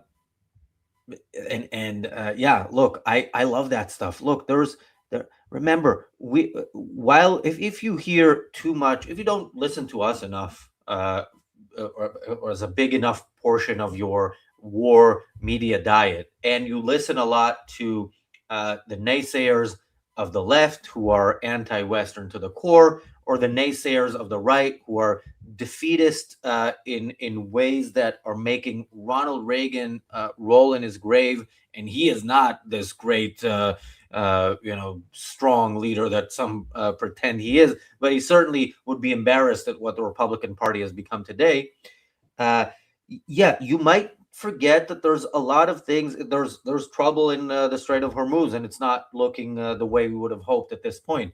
But Iran's defensive capabilities are gone. Their offensive capabilities are diminished to very, very little. They're really struggling, and they're in terms of at least attacking Israel, I don't want to say given up. Look, people are getting injured, and people can die in any of these strikes. But they are leaving that to Lebanon. They are mostly focused on creating the economic damage that they think will get people in the West to turn enough on, specifically in the U.S., to turn enough on Trump to get him to back down. So we're all forgetting the enormous amount of trouble that the regime is in beyond the attacks from Israel and the U.S. It's the protesters that even after the slaughter of tens of thousands and before the U.S. and Israel started the current operation on February 28th, there were still people protesting in universities all over Iran. People were still risking their lives. There's the possibility of Kurdish forces coming in from Iraq. There's the possibility of ground troops in specific places. There's a possibility of arming the opposition. And there is the possibility of the regime turning on itself, the different parts of the regime, not to mention the intelligence operation that Israel has within the regime has not been fully exhausted. Okay, we've seen insanely impressive stuff from it, but it's not everything. So, yeah, stop it, people. 17 days and the war not being won does not mean it isn't going well, and doesn't mean that we are making absolute history. Thank you, Roland, for the super chat. Roland says the soundboard works perfectly on the stream. I love it. Yeah, and I struggled with it in the first few days because there were some weird sounds coming from it, but now that it's Seinfeld, I'm a fan. Of course! I don't know what you mean by weird sounds. That also cut off at the beginning, by the way. But not for the people on the live stream, I think. People in the chat, let us know if you heard of course, or if you just heard course, because that would determine. But yeah, I'm wondering why weirdly, because if I replayed multiple times, then it catches up. So I think it's just something on the StreamYard, specifically playback, that's something weird is going on. But on the live stream it comes out okay. Just quickly, Exnilo, did Exnilo get in touch yesterday afterwards? Okay, Exnilo, get in touch because you have a calendar. And neither did PC if it shows up. PC also, if you're watching, get in touch. I can, as I said, I can get in touch with PC, but it'll be easier if you get in touch with us because I can't get in touch with you via email. Okay, yeah, people did hear. People did hear full chink. I only heard half chink, so I won. All right, Daniel. I'm just putting the contact form in the chat. And also, since Vadim will get in touch with Vadim, although I think you said that Linda might already have his information. Yes, we know Vadim. Yeah, but people, if we don't know you, and you're not easy to find us. We are easy to find. By the way, look at this. I think it's kind of coming off nice. I was thinking I'm gonna layer it a bit more, cut it down, parts of it, so it layers even more. But somebody commented on it already, so I have a right to respond. Okay, what do we do? Oh, okay. In half an hour, I have to run away to go set up the Atlas Tract, and then I'll be back in 5-10 minutes. I have one concept that I want to introduce at some point. Maybe I can do it now, or we still have Owen. I don't know how you're thinking about. No, yeah, introduce whatever you want to introduce. Then I want to see the Seinfeld clip. Owen, we need to have time for it. So let's do the Owen clip. after you come back from setting up the Atlas Shrugged book club Zoom. All right, so this is most likely going to be an article on Substack. I think I'll put it into the wrong thing. Basically, the title would be something like "You Should Never Change Your Mind." And I was thinking about this for a little bit because basically this more connects to the earlier topic we did on the Oscars and whatever the guy's name was. I don't think I have it open. Who was introducing the Oscars, or like I'm saying it. And generally, I think the reason why you should never change your mind is you should never talk about something unless you have very good reason to believe in what you believe. Therefore, if you like I mentioned yesterday, the India-Pakistan thing, right? I had no opinion and no mind to large extent on that whole thing because I didn't know anything about it. So I think people who like change their minds are people who do not actually engage intellectually with any topics. So, whenever new information finds out, they like change your mind. Generally, when you are truly thinking intellectual about stuff, new information should very rarely like change your mind like diametrically, right? Like when it comes to Israeli-Palestinian conflict, there's nothing you can say to me, or there shouldn't be any piece of evidence that like makes me pro-Palestinian, because my understanding of the Israeli-Palestinian conflict is very deep and it's philosophical. It has a lot of behind it. Now you could bring in evidence that makes me, informs my opinion more when it comes to maybe how Israel conducts itself or how Palestinians conduct itself, but nothing should fundamentally change my mind. So that is sort of an idea I would like to put in an article, especially, reason it out more. But I'm wondering, and I like the name of the article, so that's why. Yes, I mean there is an asterisk in there, which I think is probably going to make it into the article. Which, yeah, on the fundamental level. So, for example, if I'm thinking current politics, if you follow current politics and you think, okay, this is who I'm going to vote for, I can imagine reasons for changing your mind multiple times between now and like an election that's next week. Whenever these people open their mouth, because none of them are actually good, and you're like, okay, I'm going to vote for. This one is a little bit less bad. I think so that ever like comes into it, and again, that's not changing. It's not. I wouldn't call that like changing your mind, because like fundamental, like it's a new piece of evidence that like informs your opinion. Now, in a sense, you weren't going to vote for this guy or this guy. You were going to vote for somebody who most closely aligns to your values. I mean, maybe now I'm like playing word games, but if somebody like changes much different during the campaign, it's not you who are changing your mind. In a sense, it's them who are changing their mind, and you just follow what you've already believed.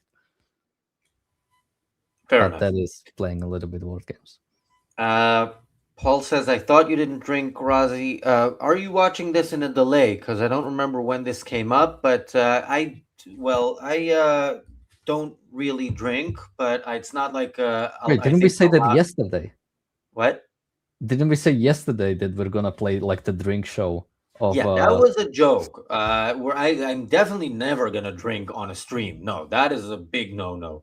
But no, it's not that I don't drink because I think Allah is going to punish me. It's not that kind of thing. It's just it's not good. I used to do it like weekly, and it's better not to do it weekly. So no, past year and a half plus, I've drank, but 4 times, and I think that's the correct cadence, more or less. But now he does it only during wrestling finals or whatever it was we watched. That was John Cena's last match and the night of the Christmas party. So yeah, special occasions. When Maccabi won the title, I also drank. But anyway, yeah. Pink Bunny Law says Bob Villain definitely knows what he's saying. He coined the phrase and explained what it meant at the concert. Really, you are watching in a even a bigger delay, I think, than Paul. But yes, Bob Villain absolutely knows what he's saying, and even without explaining it. But yeah, and if not, again, anybody here, trolls in the chat, clip this. Bobby Villain has called for the extermination of all Israeli Jews, men, women, and children. Clip it, send it to him, have him sue me. I also tweeted pretty much that. Send him that. It's in writing, it's in spoken word. I can do it in a rap for a big enough super chat. No, I can't. People, do not send a big super chat if that's what you're expecting. Okay, Daniel, Seinfeld on Iran.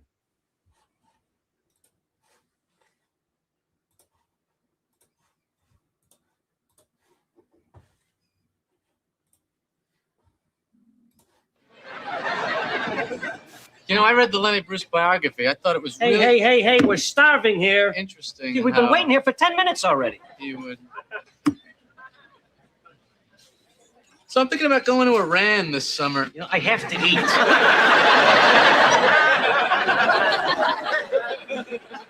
I mean, I'm hypoglycemic.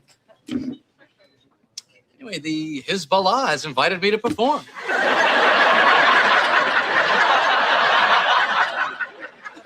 You know, it's their annual terrorist luncheon. Yeah. I'm going to do it in Farsi. Okay, yeah, I do remember that. And it probably will get this episode demonetized and then some, but always worth it with Seinfeld. Yeah. Funny clip. And is that the guy that he is that the guy he made the list of excuses for why he doesn't want to go to a baseball game, a basketball game with him, or whatever it was? Am I getting that right? I haven't gotten that far. I haven't seen those episodes. All right. Well, either way, it was watch Seinfeld, people. That's a good thing to watch when you wind down from a day of long war stream. Again, this today, like there are news of there's news of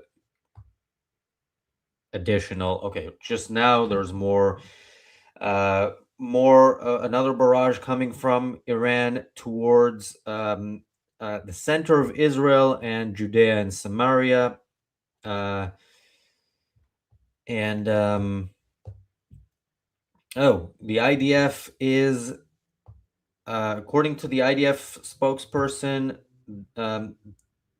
there is now another or a bit more of a ground operation, and we are getting prepared to deepen the operation in the coming days. Okay, this is good.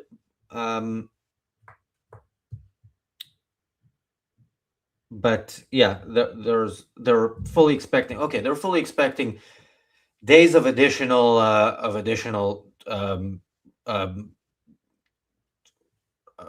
missiles from Iran, rockets and missiles from Lebanon, and yeah, it will take time to fix. I just hope they're not doing anything half-ass and doing anything sort of with restrictions. I mean, we know in Iran they are doing things with restrictions because Trump keeps telling us about all these restrictions, but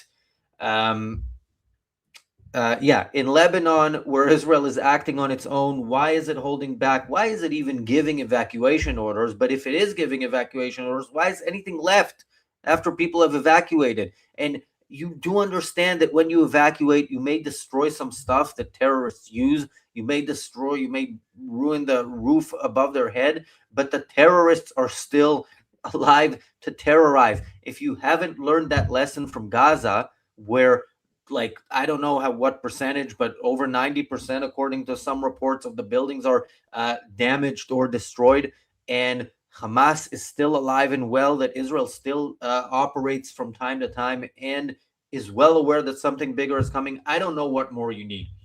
Anyway, by the way, Vadim, you can, Vadim says, love that episode. Vadim is the only person on my Seinfeld group, if I remember correctly. Yes, Vadim is the only person who got a higher score than I did, right, on the Seinfeld quiz. So yeah, is this the same episode where he makes the list of excuses for why not to go to a basketball game with the guy, or am I confusing two different friends he didn't want to be friends with. Wait, I thought there's a different Vadim that likes Seinfeld, or is it both? Yes, of it them? is. Vadim says it is. No, it's the same Vadim. How many Vadims do you think there are? I know two.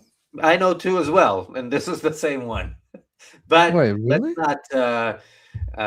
Oh yeah. Okay. Oh, okay. I was thinking of different Vadim then. All right. Yeah. Okay. Never mind. Vadim says he played tennis with a guy during childhood. That part I don't remember, but I do remember the list of excuses, and Elaine finds it. Oh my god, that's so hilarious. But yeah. Okay, Daniel. Anything on the topic of the look? There's now sirens in the center of Israel, so we're gonna hear about what's happening there. So we're gonna have another news update soon.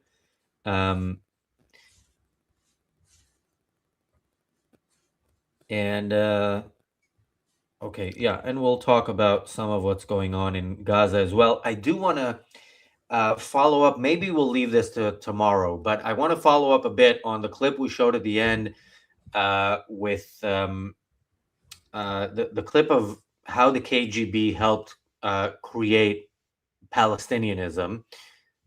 Because I've been seeing a bit more on that. I do absolutely think that is very much a thing that happened, but also a thing that we were sort of ripe for. Like we were, it was an easy sell to the West, and they knew it, and so yeah, they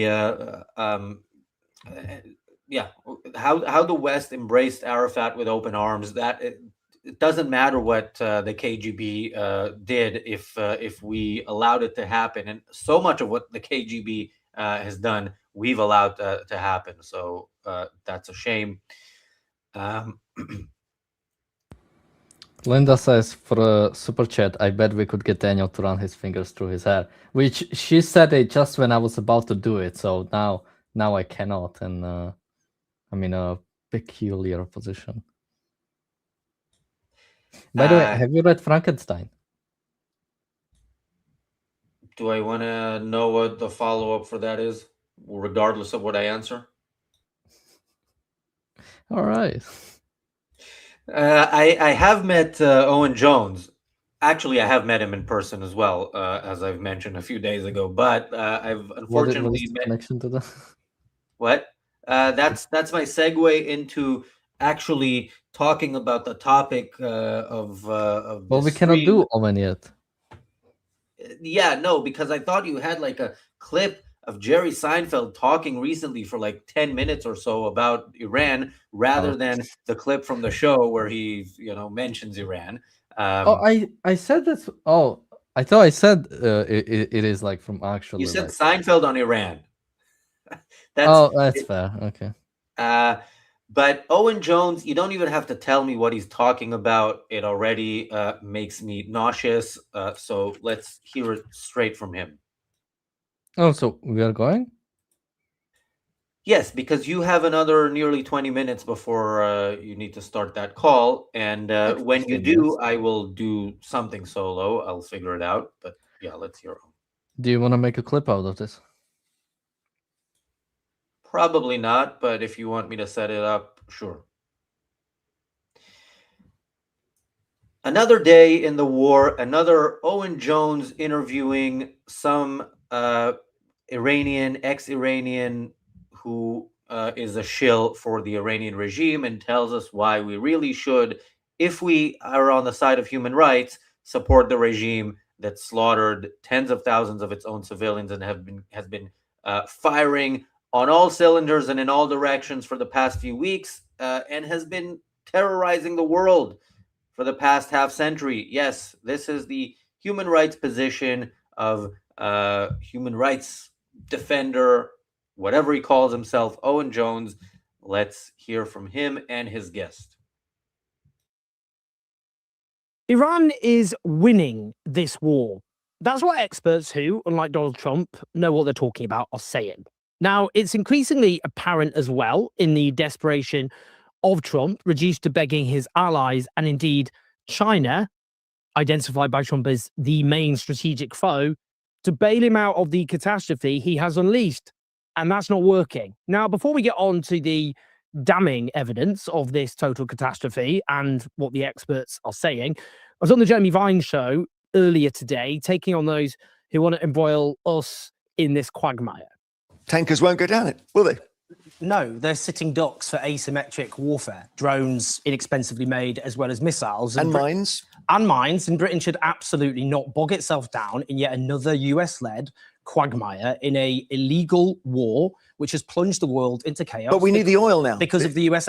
Yeah, and that's the point. What we should do is focus on the root cause of why it's closed, which is to stop the US and Israel from waging an illegal war against Iran. And I'd ask this, look, can I just ask this? Because this is so insane on every level. When will they ever learn? We had the killing fields of Afghanistan, where a 2-decade-long occupation ended with the Taliban stronger than Okay. Before Owen Jones's revisionist history lesson, there was the point there that really was the point where we should have stopped. And I'm like, this is Owen Jones, so I'm so used to it. But yes, what he said there was he gave you an Iranian position as seen by Owen Jones. Now, he is not an official Iranian spokesperson. He is actually somebody who would be executed in Iran by law. But yeah, he is a self-declared, I guess, spokesperson, because that is what he's saying. He's explaining why it is the right thing. Iran is only closing the Strait of Hormuz, as in firing at ships,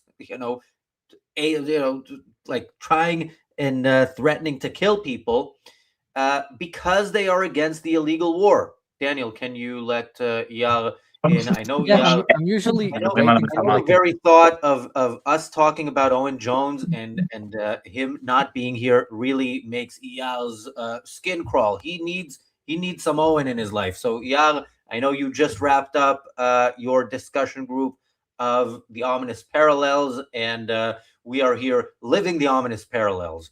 How's everything going there? First of all, I think the text is hiding me. Like I'm like have to climb over it or something. Can you help me with that a little bit? What? No, I think it's good. Okay, so it's just my UI. Never mind. Yeah. Anyway, listen, we've just finished reading the ominous parallels, and while wrapping up, we have the preemptive, like the one before. We all together, and then alarm came, and we all came to the shelter. So we're all together here now. Everybody's here with me in the shelter currently.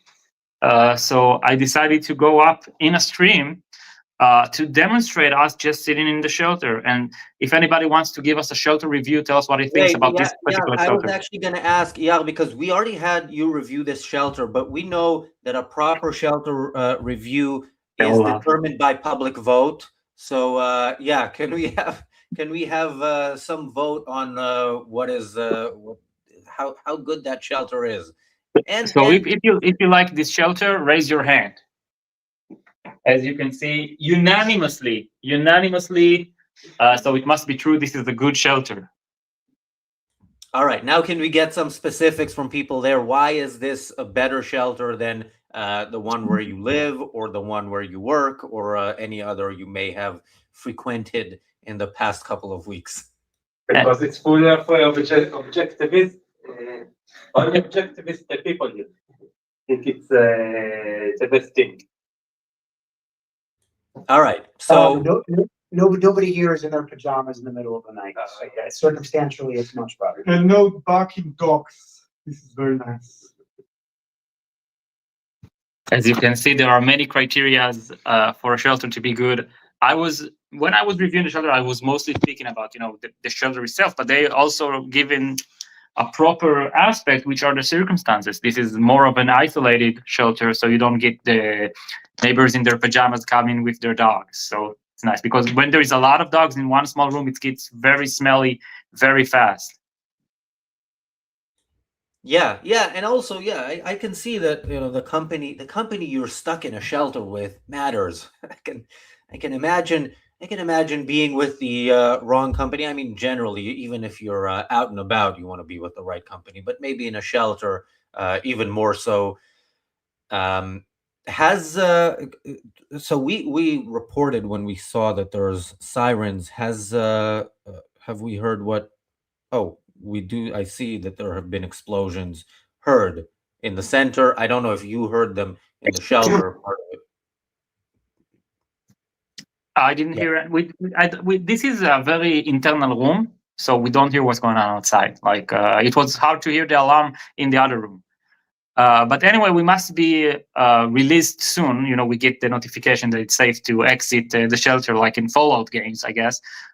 So I'm gonna leave the stream, but I'm glad I've had the opportunity to display a real shelter experience, since now I'm in actual shelter with good Wi-Fi, which is another advantage of this shelter. So I had to be able to demonstrate, and also with people who are willing to take part in this live stream. So thank you very much. And wait, is any one of them a tailor? Anyone what? Is any one of them a tailor who can measure? Yeah. I was once there was an alarm, and I was measured by a tailor while the alarm was going off. We were in a protected room, so we got like 2 for 1. So I'm explaining the joke for them. So I want to tell you, Razi, that your stream helped brighten up the mood in the shelter for everyone. So thank you for having us. Well, I appreciate that, and having you on brightened the mood here as well. We watch this war from afar, and just even hearing. I was talking about this yesterday. Even hearing your the thing you get on your phone, which is kind of funny, but still the context of it is massive ballistic missile is heading your way from people who want to kill you, and the way people in Israel keep their spirits high is inspiring. So thank you guys, and we'll see you soon. Daniel, I don't know how to go back from that to Owen Jones. Do we have to? Can we filibuster for a little bit and have something positive? Yeah, this is too much of a free fall from there to Owen. Well, we do also have Tucker. Oh my god. I just went to X and Megyn Kelly immediately popped up. Refused to label Ayman Ghazali as a terrorist.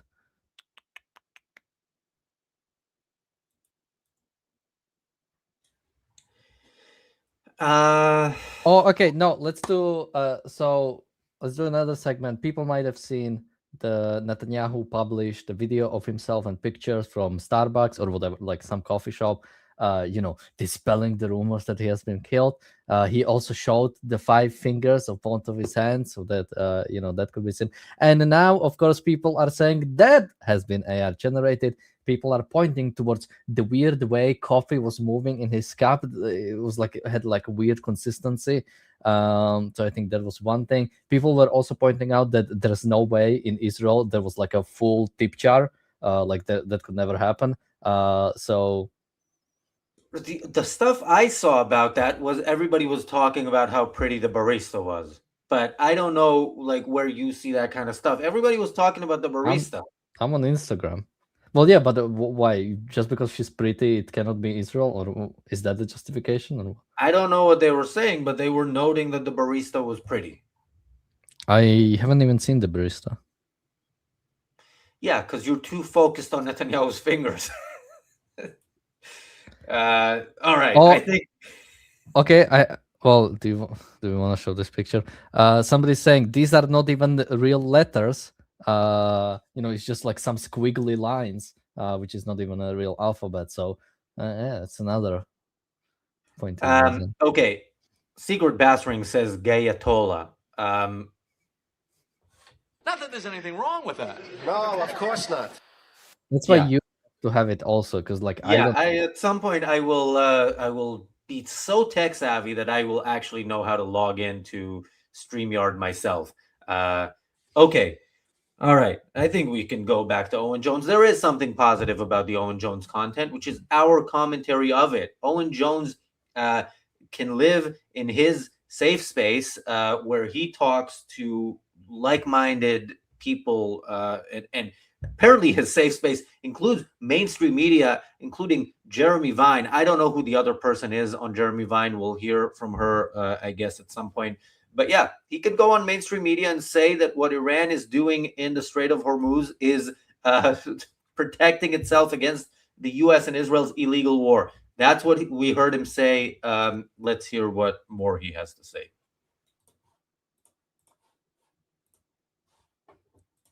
Killing fields of Iraq, hundreds of thousands of slaughtered, blood and chaos. We had the killing fields of Libya, which is still a failed state, two rival governments, 15 years after the war began. We had Israel's genocide. Hey, that's to us. We invaded a country and we made it a failed state for 15 years. Libya has only been a failed state for 15 years. Previously, it had Muammar Gaddafi as its dictator, and I guess Owen thinks that is the second best thing you can possibly have after the Ayatollah regime in Iran. Gaza, wiped from the face of the earth, much of the world rightly and understandably detesting what the West... Okay, wiped from the face of the earth. They're still out there with their guns, planning and preparing for the next attack, and occasionally trying to attack Israeli soldiers, but also displaying the fact that not only has Gaza not been wiped off the face of the earth, many buildings, as we said, have been damaged after the people in the building were called on the phone and told, get out, we're about to bomb you. There's a lot of discomfort probably living in tents. It kind of sucks. Yeah, maybe they shouldn't have started a war, but remember, they still haven't given up. They're still armed. They're not abiding by the ceasefire, which shouldn't have happened in the first place, and everybody knew they're not going to abide by it. But yeah, wiped off the face of the earth. We heard Kyle Kulinski a few days ago say, what was it? Every person in Gaza has been, what do you remember the exact wording of it? Something like that. Annihilated everybody in Gaza, or something to the effect. Kathleen, well, that is offensive to Gary V. Come on, Gary V. Are you talking about Owen? Owen is not like Gary V. Gary V talks a lot, but he's, trying to create or help people create something. Whether that is the way or not is a different story, but no, Owen Jones. Wait, what was said about Gary V? Kathleen says he's like Gary V, a sort of chimpanzee. Oh, I don't see it on the main chat, just here. I assume you're talking about Owen Jones and not something in the chat that I may have missed. But yeah, I disagree with that.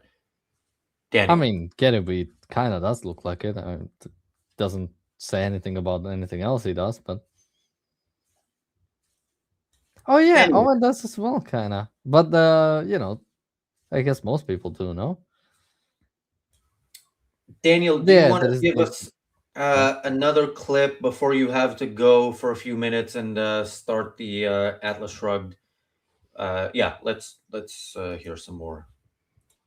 Did to those people, and now we have a war which makes the crime of Iraq look like a supremely well executed act of But genius. that's why in Keir Starmer comparison. stayed out of it, right? He in a way He hasn't. It's not true, Jeremy. Our British military bases are being used by the Americans to wage their illegal That's a war on bit Iran. We've different. got to stop. Okay. It isn't. We've got to stop claiming we're not involved in this. war. We already are. It's you different. send warships to the Strait of Hormuz, which then become targets for Iran. You are engaging in that. No, you're not. Yes, No. you are. Oh my word. I should say that there are striking differences between the Iran war and the wars in Iraq, in Afghanistan, and in Libya. In those wars, the regimes began to swiftly collapse when the wars began. They did not have the meaningful leverage in response that Iran does by, bringing down the entire global economy, as we're seeing because of the closure of the Strait of Hormuz, which is sending the price of oil hurtling upwards. The West suffered strategic defeats in Iraq and Afghanistan because of years-long Daniel, insurgencies. do you can be back pretty soon, right? Because I have a few minutes worth of stuff to say about that. So It's like 6-7 minutes. all right, make it 6, please, and I will say what I have to say about that. Okay, first of all, let's see what he said here. Britain is totally a part of this war, he answers Jeremy Vine, because it is allowing its bases to be used. So first of all, it didn't allow its bases to be used. Then its bases were attacked despite not allowing them to be used. And then they said, you know what? use our bases. That is Britain having the most cowardly reaction possible. Normally, if you're attacked, especially if you're attacked by a country that on paper you could take in a fight on your own, and you do nothing militarily, the British response is worse than Chamberlain. This is worse than Chamberlain, because remember, Chamberlain sold out Czechoslovakia for peace for our time, but he went to war when he saw that Hitler went after Poland. He didn't wait for Hitler to attack Britain. And people, by the way, people in this country were protesting against that. Hitler didn't attack us. Look at the images. They're out there. So what happened is Britain was attacked and it did nothing, and it's still doing nothing. What it is doing is allowing the U.S. to use its bases, and I think it's in part because they understand. Starmer understands that I don't know if he understands, actually. Let me rephrase that. Starmer has managed in less than 2 years to cause unbelievable damage to this country domestically, and he inherited a pretty bad situation from a really crappy government and successive governments that were terrible over the 14 years that the Conservative Party was in power. He's really done a tremendous job ruining so much in so little time. But what he hasn't done enough of, apparently, is ruin Britain's standing on the international stage. And this was his opportunity, and he has taken it, I think, he's done it perfectly. Really, look at what he did with recognizing a Palestinian state. First, he kind of sits it out. Let's the more ideologically anti-Semitic countries do their thing. Then he tries to see how that plays out, and then he joins in when he sees they kind of got away with it. With this war, France came out against it right away. Spain condemned it because they're purely on the side of jihad, and it's consistent with their at least recent history. Britain, Starmer came out, made a 3.5-minute statement, and said absolutely nothing for 3.5 minutes. He's still saying nothing, even when his country's under attack. So that's as far as the basis being used part is.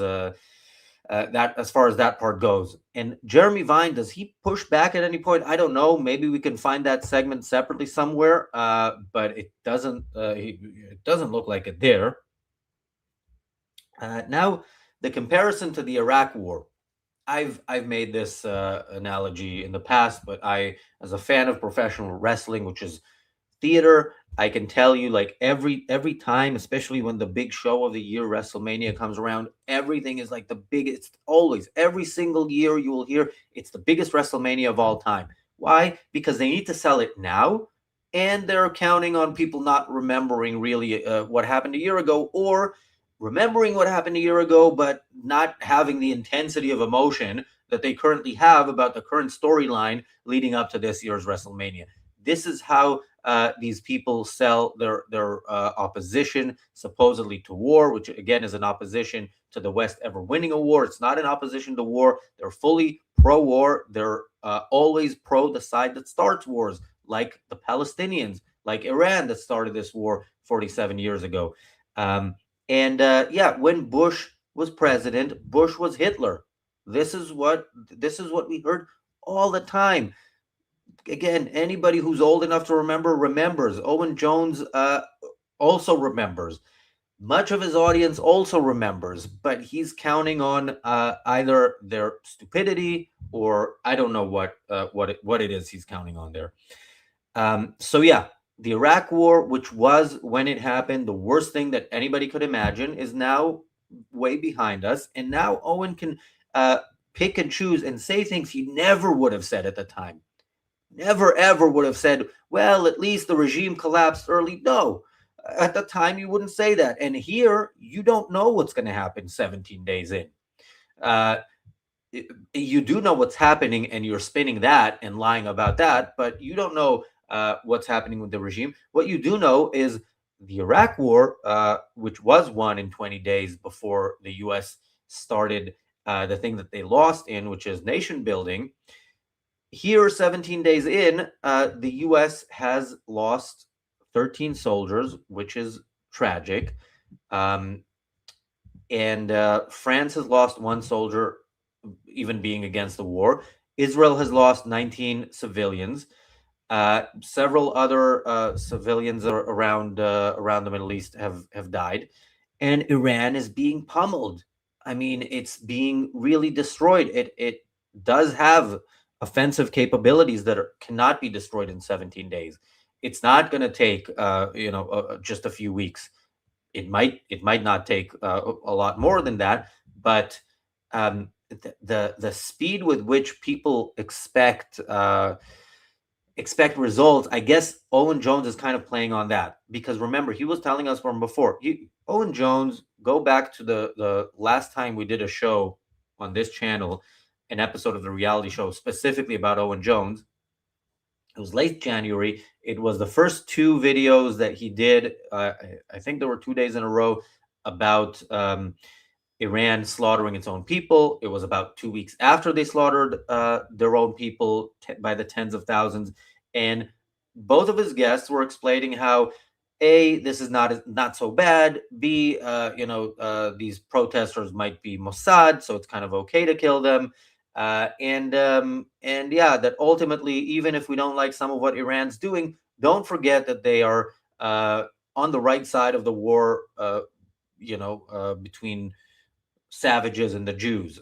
Not the way that he would put it, but that is the essence of it. So yeah, the spinning of past wars that you then pretended were the worst thing that ever happened, and the president leading it is worse than Hitler, into now, actually 20 years later, we can pretend like it was actually not that bad in this bombing campaign that's going well, but not 100% with no faults whatsoever. Yeah, I don't buy it, Owen. I don't think any rational thinking person whose mind is active would buy it. But that's not your audience, Owen, and you know it.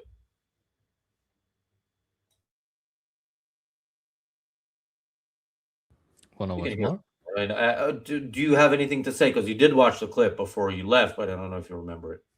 Don't remember.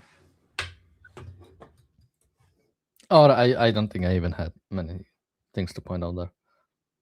That took a long time. In the case of Libya, it was because it became a failed state. This is completely different. None of those regimes had any meaningful leverage at all, let alone the leverage of, as I've said, grabbing the global economy by the balls. Now, the political scientist, Professor Robert Pape, says, counterintuitive reality, Iran may be winning the war strategically. The regime is consolidating power, fracturing the US Gulf coalition, and driving global energy shocks. Meanwhile, Washington believes escalation will restore control. History suggests the opposite.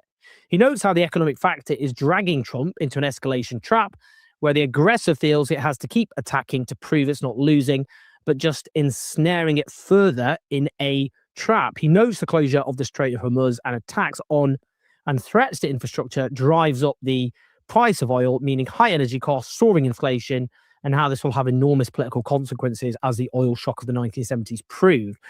That point about the Gulf states is critical.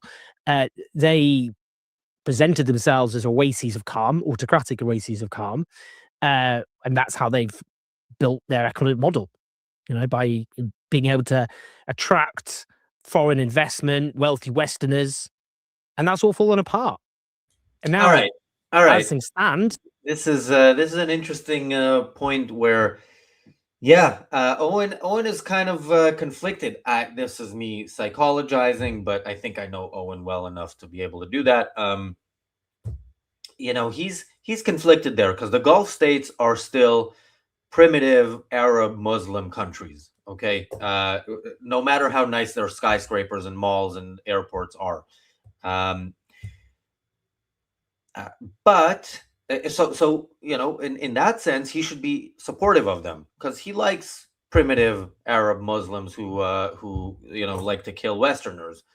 The problem is Westerners like those dictatorships for very short-term thinking reasons, because you can get paid more money if you have a job there than you would for the same job in London or New York, and you pay no taxes, which is really nice.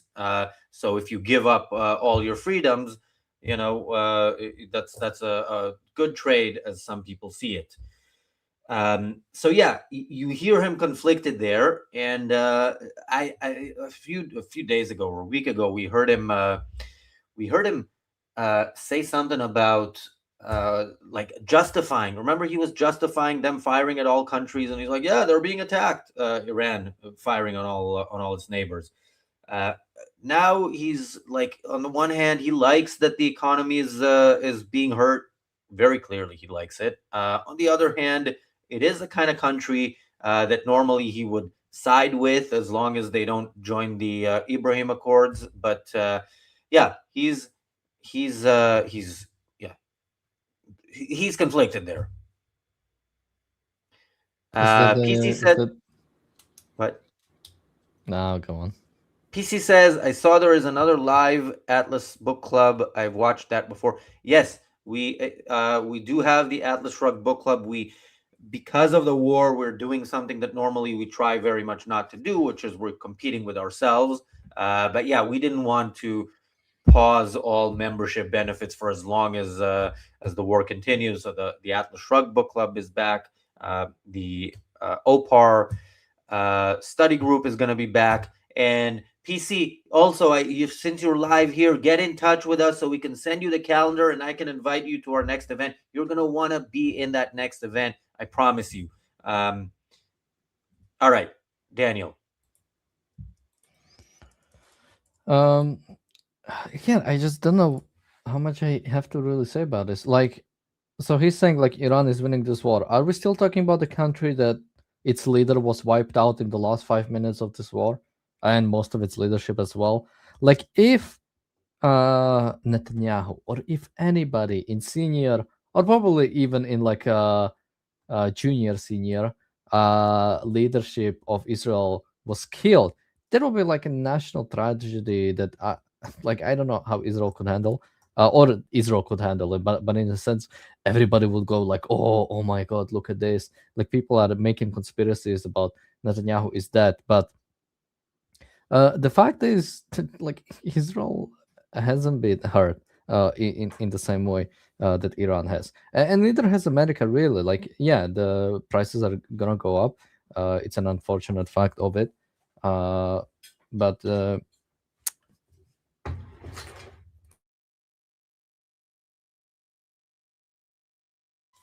Okay, did we lose Daniel or did you lose me? No, just lost me for a second. Oh, okay. Yeah, PC. Sorry, Daniel. PC. Put the Daniel. Can you put the contact form in PC? Contact us through there, and I'll get back to you.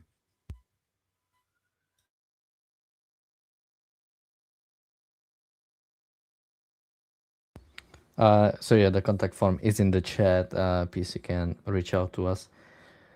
So yeah, just to roll back, even when it comes to sort of like America and what America has to deal with, like, we are talking about a war that has to happen and that has had to have happened for almost 50 years.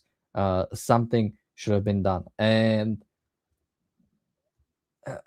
again, maybe this is because it's from one day to the another that it like feels like long. But how long we are on day 17? It's not that much of a long war.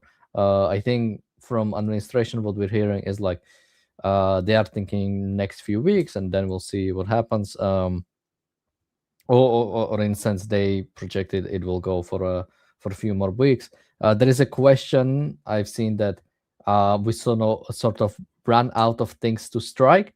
So I would have a question for both the Israel and American leadership, like, what is their real goal? Like, what are we really going for? And if it is sort of like actual destruction of the Iranian regime, I think we will have to start attacking like all of its internal infrastructure, including civilian ones, whatever is necessary to bring down Iran on its knees, to make it completely incapable of shutting down the Strait of Hormuz or threaten us in any way. Again, we didn't choose this war. It's Iran. And again, some of the Iranian people, seemingly a lot, that are supporting this. More Owen? Sure.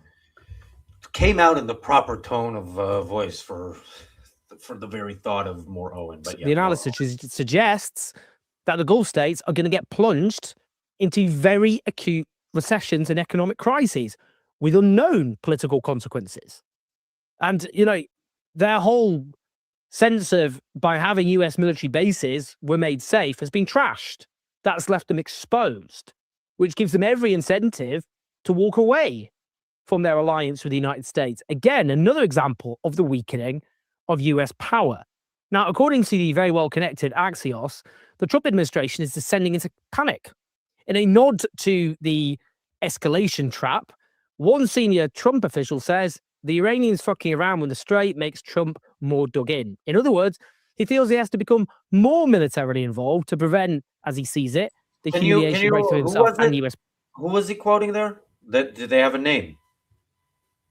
Mark. Oh no, they have the name of the journalist. Okay.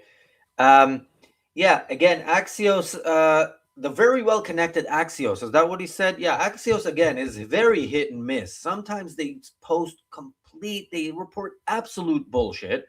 And sometimes, you know, sometimes it pans out, you know, but yeah, I'm not sure I would go to Axios as like a 100% reliable. Well, I'm sure I wouldn't go to them as a 100% reliable source. But what I'm also sure is that Owen will go to anybody as a reliable source if they say that America is losing, and America also, like people around Trump, also think they're losing. Now, we know people around Trump do also think they're losing because Trump has around him some people who are good and intelligent and some people who are absolutely retarded, like David Sachs, that, you know, is so baffling how he got to where he got in life after the commentary you heard from him yesterday. But yeah, there are such people. And to Owen, that's what he clings on to. I can only wait and see what Owen's guest is going to be like. Unfortunately, we're going to find out. But yeah, Daniel. Yeah, I mean, he talks about sort of like Trump's reasoning or justification for this, or sort of, you know, quoting supposedly this senior official from administration saying that is because Tehran is what was it, fucking around with the Strait of Hormuz. That's what makes Trump like more dug in. I mean, on some level, it is understandable. Like, yeah, if Iran is going to screw up international trade, of course, that makes Trump want to be involved even more. I don't think that necessarily we should have been waiting for them to do something with the Strait of Hormuz for us to become more aggressive or to bomb Karg Island or whatever it is. I think we just have to go fully in, or we have to pull out. Like,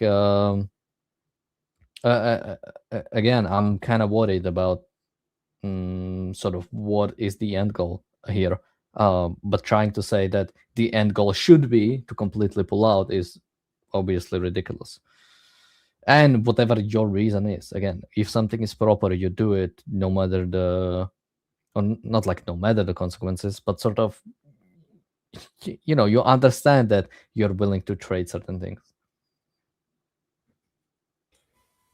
Thank you, PC, for the super chat. Is that a word or is it meant to be another word? Daniel. It might be a word. He does look like somebody who would drink Fanta. Oh, is that what Fantist means? Maybe. PC can correct us. Yeah, PC, correct us if we need to be corrected, or this will be the word of the day. Typo for, yeah, okay, typo. What was the intention? And PC also says, I cannot stand him or Tucker or Candace. Well, we are going to have all of the above for you today. That's the kind of service we provide here at the Ayn Rand Center UK. Don't worry, it's good stuff when it comes to Tucker. It really is the most fun Tucker stuff we've had. Fantasist was the word. Yeah, it's the most fun Tucker days we've had in any living memory. I don't remember. I think maybe this is even better than the stuff we had of Tucker saying how the metric system is socialism. Although that was a lot of fun. Daniel, can we do another segment? I'll give my commentary and then I'll take a very short break, 6 or 7 minutes. Sure. Thanks. All right, let's watch some more. Iranians fucking around with the Strait makes Trump more dug in. In other words, he feels he has to become more militarily involved to prevent, as he sees it, the humiliation both of himself and US power. But that just means he sinks further into the quagmire. Now, they report, Axios, that some of Trump's inner circle have what one official calls buyer's remorse, specifically growing fears amongst them that attacking Iran was a mistake. Well, as the saying goes, whoopsie daisy. Now, they also say, a source close to the administration said some key officials around Trump were reluctant or wanted more time. He ended up saying, I just want to do it. That this is Donald Trump. So this is the build-up to the war. You know, some of those officials were saying, oh, not sure about this. Can we give it more time? He ended up saying, I just want to do it. He grossly overestimated his ability to topple the regime, short of sending in ground troops. Now, the source also said Trump was high on his own supply after last summer's quick strikes in Iran and January's abduction of Venezuelan President Nicolás Maduro. He sought multiple decisive quick victories with extraordinary military competence. Now, the fact the Trump White House is leaking because what Owen presents as a negative, often when Owen does actually tell you the truth, he presents it as the opposite of what it actually is in reality. So, so the whole thing about Trump, getting dug in or whatever, and now because of it, he's going to get more militarily involved. And then Owen says this will push him further into the quagmire. No, that's not what's happening. Maybe Trump did think at some point he can say, okay, we're tired of winning. We're going to declare victory and we're going to come back home. And Iran is saying, no, you started a war. We're going to keep fighting. And now Trump actually has to win. He doesn't just have to say tired of winning. He has to actually win, which takes more time, takes more resources, will absolutely take boots on the ground at some point. And that's a good thing. Okay. It's a good thing that if you actually go to war and it's a just war, and this one is a just war, Owen, this is the most just of wars that the US has fought since World War II. If you fight a just war, you should fight it to win. And that's another thing America hasn't done since World War II. It has fought wars to liberate. It has fought wars where the first thing it dropped on any country after 9/11 was food and medicine on Afghanistan. Things that should not have been dropped on a country they should not have been dropped on. This should not have been certainly the first target. You want to go after bin Laden, fine, but Afghanistan was not where where the war on the enemy, the consistent practitioners of Islam, should have been fought. So, everything has been wrong across the board. And this is why, by the way, Owen went on Jeremy Vine and gave everybody a history lesson of failed wars, because and used Afghanistan as well, by the way. There was very little opposition to the war in Afghanistan anywhere in the Western world, except maybe the likes of Owen Jones. And I don't know if even he back then would have said that out loud. The reason he's giving this history lesson, and he doesn't go back to World War II, is because he's giving wars that were fought under just war theory, and just war theory is unjust and guarantees you won't win a war.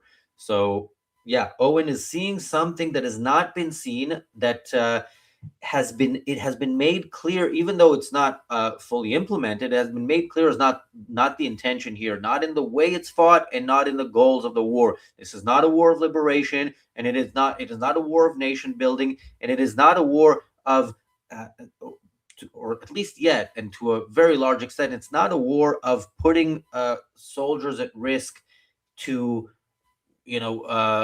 minimize casualties on the other side. Casualties on the other side are being minimized, but not at the expense of soldiers. Remember, 0 soldiers actually died. No, how many soldiers died from actual combat? No, some soldiers did. The first few did die from combat. So 6 soldiers, American soldiers, right, died from Iranian bombings.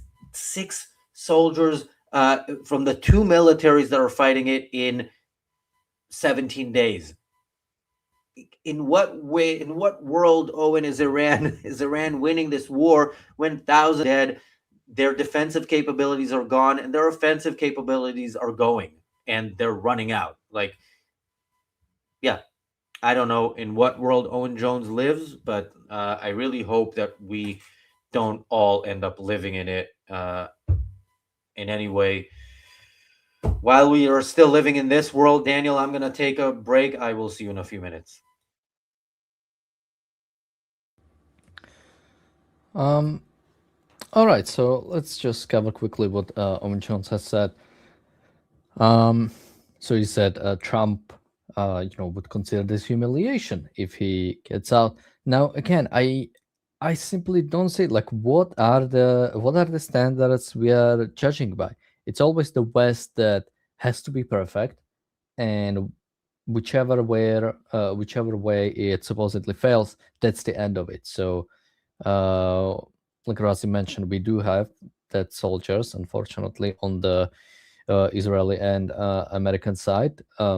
That is what happens in a war, but it's still unfortunate to see. But if you compare it to, I mean, how many on the Iranian side? Are we talking thousands?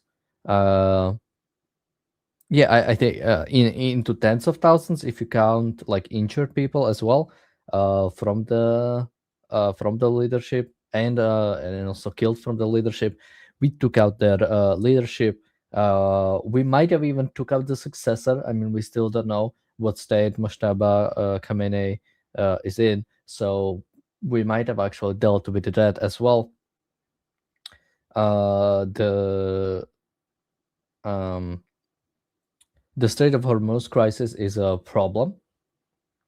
We need to figure it out, and we need to solve it. Trump wants to get more states on board with assuring some protection for the convoys. I think this, there should have been a plan for this. It's unfortunate that we are dealing with this in real time instead of already having it figured out, especially considering how much stuff we had ready for already in Iran. Now, my understanding was that this operation should have happened actually like a half a year later, or no, at this point, maybe like in 3 to 4 months or something like that, and has happened much earlier because of the opportunity we had. So I think it was still a fair trade in the sense we moved up the planning a little bit, but we actually managed to get a huge advantage against Iran instead. So that is that. And what else did he say? That some in administration believe that attacking Iran was a mistake. Attacking Iran was never a mistake. It never would have been, no matter when it would have happened in the last 50 years or so, 47 years, it would have never been a mistake. The only question is how prepared are we to actually fight it? Now we have always made it worse and worse for us. Like imagine if we did this like during the Iraq-Iran war, while Iran is basically like fighting for its even survival after being invaded by Saddam Hussein. Imagine if we just joined back then and simply took out the Iran's regime. Now we might have had the problem with Iraq, depending on how they would have fared out. But why not take out both of them at that time? while they are also fighting against each other, or take out, well, that sort of like ended in a stalemate. But take out whoever it would make more sense. But no, instead we deal with this constant idea of not wanting to engage with our enemies, of trying to compromise on our security, trying to compromise with these nations. That's what Owen Jones wants. Like I don't know what is his answer to like funding the Houthis or funding Hezbollah, funding Hamas, funding Iraqi militias. If their goal is, or if Owen Jones just believes, well, if we just, if all of the Western states just if we all just become socialist, they'll all like us. Or if we all just disappear from the face of the earth, they'll no longer have to deal with us. They'll no longer go after us. Because it's not just Iran, or not just because of this war that the Strait of Hormuz has been closed. I mean, the Houthis have been attacking international shipping. They've engaged it on the behalf of Palestine, on the behalf of Palestinians. There is no such thing. And again, Iran is not. It's not justifiable to like close down, to mine and bomb like ships just because you don't like that you're finally feeling the consequences of your actions. You're finally feeling the consequences of being a dictatorship. So I want. Yeah, I hope Trump will continue, that Trump won't give up for, because he thinks it would be way too hard to actually take out Iran.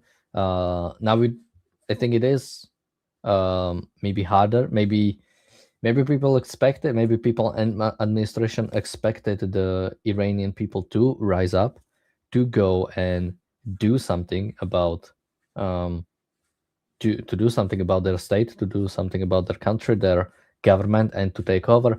But if that is not going to happen, one, I don't think that necessarily should have been the expectation that we just attack and Iranian people take over and then it's all done. It should have been, we go to war. If Iranian people take over, that's great, that's good. But if not, then we go fully in. Then we do whatever is necessary. And if that never was the goal, I don't know if you should have attacked.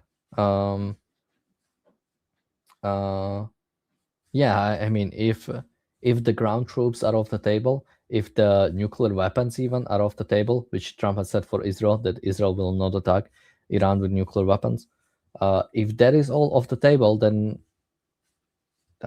I don't even know if you should start a war. If you from the start, you're not really going to fight it. Now we might end up not exactly doing what we want. We might end up not quite reaching the goal of what we want to do with Iran. But what is the point if we are just going to give up before even like doing anything, before even, because again, we have things we could do still. We could have a full-on attack on Iran. You had me at full-on attack on Iran.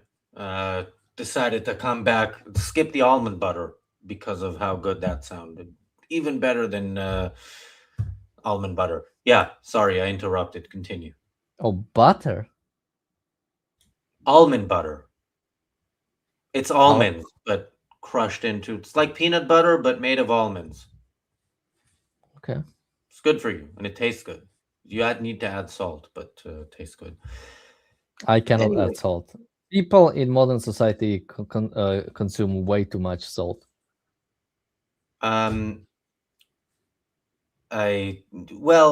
Define modern society. That's too broad. You really just broadly condemning all of the West. In America, sometimes they oversalt things, but no, adding salt to your almond butter is not too much salt. And well, depends what else you eat. People, but what people do have is potassium deficiency, which is part of the sodium problem there. So just supplement your potassium intake, and you're good. All right. Just eat a banana. people, that's not gonna cut it. And banana is not the highest potassium food. Anyway, people are. We're gonna leave the diet advice to when Nikos is on this channel, which is hopefully in the next couple of days. None of But these since look we good. mentioned Nikos, you know what? You know what's nicer than a Che Guevara wannabe, an actual revolutionary, but a revolutionary in the right direction, like Nikos Guevara, which is not his real name, but it is his real T-shirt. Let's take a look, and remember, with the code ARCUK, you get a $5 discount on each shirt during this stream. Now, it is worth the full price, and you don't have to use the code. If you don't use the code, that's $5 more for us. It's not, it goes towards a good cause. But yeah, if you do save that money, you can buy more T-shirts, as Daniel mentioned. It's 7 for the price of 6 if you buy 7. So yeah. Oh, I already have the promo code enabled, so I do get a. Can you? It's $15 off and free shipping. More than worth it, which is more than I can say for Owen Jones and anything he says. His content is free, but that is still overpriced. Let's hear some more from Owen. Well, you'll have to give me like a little bit.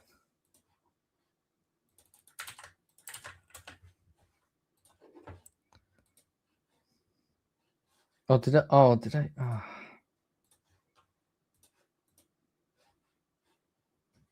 Extraordinary military competence. Now, the fact the Trump White House is leaking so much about its own hubris is deeply telling. It shows Trump officials know this is a catastrophe and they are trying to wash their hands of it.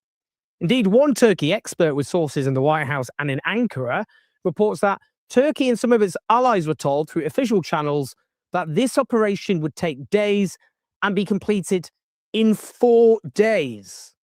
Okay. Wait. I mostly want to pause here because I want to point out that Trump, in his statement in the start of the war, like the morning of the first day, right at the start, said 4 or 5 weeks, but we can go for longer if needed. He never said 4 days. He did say 4 or 5 weeks. That was the initial timeline, which again shouldn't be done. But Paul, I don't know of anybody who uses almond butter on their skin. Maybe it's good for their skin, but no, don't.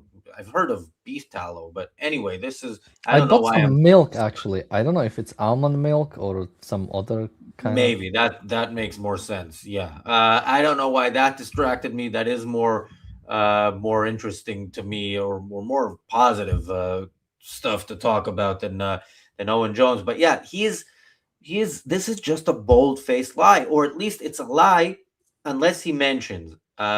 Will he mention that Trump said, somebody with close ties in Ankara and Washington said that in secret meetings they said that it was going to last 4 days? Okay, but publicly they said 4 or 5 weeks or longer. So bear that in mind. And when Daniel comes back, hopefully we will hear the answer to whether Owen Jones is going to be honest enough, whether Owen Jones thinks his audience is serious enough that they actually see the statement from the president in the war, or because they're against it, they don't even have to listen to it in order to be opposed to it. Well, Linda said that there's a 0.2 milligram or 20 milligrams of salt in Coke Zero, and I just checked it, and yeah, 70 milligrams in the full can. But that's pretty little. Even if you drink like 8, like I do, that's still, you keep it on the mild side. You know who doesn't keep it on the mild side? Owen Jones. Let's hear if he Is ever. that a gay joke? Wait. No. Say it again. But it wasn't a gay joke. Not that there's anything wrong with that. No, of course not. All right. Yeah, that one has to make sense. I don't know how that makes sense, but okay. If you say so, yeah. Let's hear if Owen ever says, yes, this source said 4 days, but what Trump actually publicly said is 4 or 5 weeks. Let's hear. Well, we don't listen to what Trump publicly says. Maybe he was giving himself an edge, so he could come back then later and say, "Hey, I said 4 weeks. It's 4 days." Oh, wait. Now listen to this from the distinguished US political scientist, John Mearsheimer. We're not winning against Iran. We're not winning. When he started saying it, I was like, "There's no way he's going to Mearsheimer, right?" Yeah, really, I'm like, I didn't think Mearsheimer. I'm like, okay, he said distinguished American something, so this has to be some sort of low life, but how low is he going to go? And apparently, again, Owen always surprises us by how low he can go. John Mearsheimer, distinguished. Distinguished means hates the Jews. Let's hear what distinguished says here. What message are we sending? We're sending a message that we're a bunch of fools. That we started a war we can't win. Yeah. The FT had a big editorial today. This is the Financial Times, which let's is pause. very sympathetic. Ooh, no, let's not pause because I want to hear. Yeah, can you rewind that? Because I want to hear how just like Owen bullshits us into in his intro of John Mearsheimer. John Mearsheimer bullshits us in his kind of the appeal to authority that he adds to his presentation of the Financial Times of all newspapers. Really, really not not pro-West, not pro-finance, not pro-free market newspaper in any way. But yeah, I want to, if you can rewind that a few seconds, and then let's hear what he says there. Although I have to say, it's like modern war about like vibes and like how cool it looks. Because the way he says it, like, we've embarrassed ourselves. Who cares? We killed their leaders. What are you talking? Like, how can we embarrass ourselves? The leader is not alive of the country we are fighting and hasn't been since 5 minutes of entering this war. Like this is like entering a 400 dash like a sprint and like stumbling upon your feet like in the first meter. This is what we are talking about. All right, let's listen to this guy, the distinguished. We started a war we can't win. Yeah. The FT had a big editorial today. This is the Financial Times, which is very sympathetic to the United States and the various cockamamie schemes that we come up with. The Financial Times usually supports us.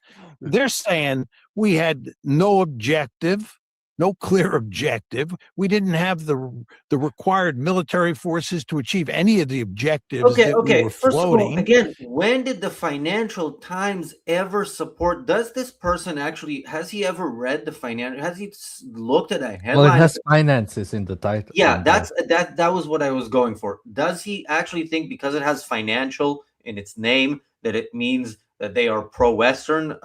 Because they're not. They are anti-Western and they're against free markets again.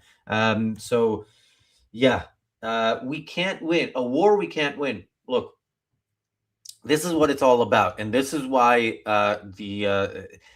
hearing this from John Mearsheimer is not as bad as what we heard yesterday. Because yesterday we heard it from the All In podcast, from not just the All In podcast, from somebody who works for the Trump administration, saying essentially we can't win. Not using those words, but saying we need an off-ramp, saying neocons in every sentence, and saying, we need to declare victory now because of the damage that Iran will do. So essentially saying we can't win. Look, America has the kind of military might America isn't using, much like Israel. As I've said, whenever I do praise what Israel has done since October 7th, I say that it's praiseworthy because Israel has put the car in second gear. They haven't gone all the way or even half of the way. Neither has the U.S. The U.S. is fighting this in second gear. So, if it very much sounded a week ago, a bit more than a week ago, like Trump is looking for that off-ramp. He's looking for an out. The fact that Iran didn't give it to him which what was it Owen said will push the U.S. further into the quagmire. No, it will push Trump against his can we call it better judgment when it comes to Trump? Against his will, it'll push him into having to win this war. So using, if not the full might, more of the might of the U.S. military. And that is a wonderful thing. What is also a wonderful thing is the super sticker that Kathleen just sent. Thank you, Kathleen. Daniel. I mean, it's impossible to comment on anything Mersheimer says. But yeah, again, what is this? Like America doesn't have capability of Iran. What do you mean? Like we can, just a reminder, we can we can commit an actual genocide if we want to. We can drop a bunch of nuclear. We can do that. We are not choosing to do so. Well, to some extent because probably we shouldn't, and to a large extent because we are not willing to do what is necessary.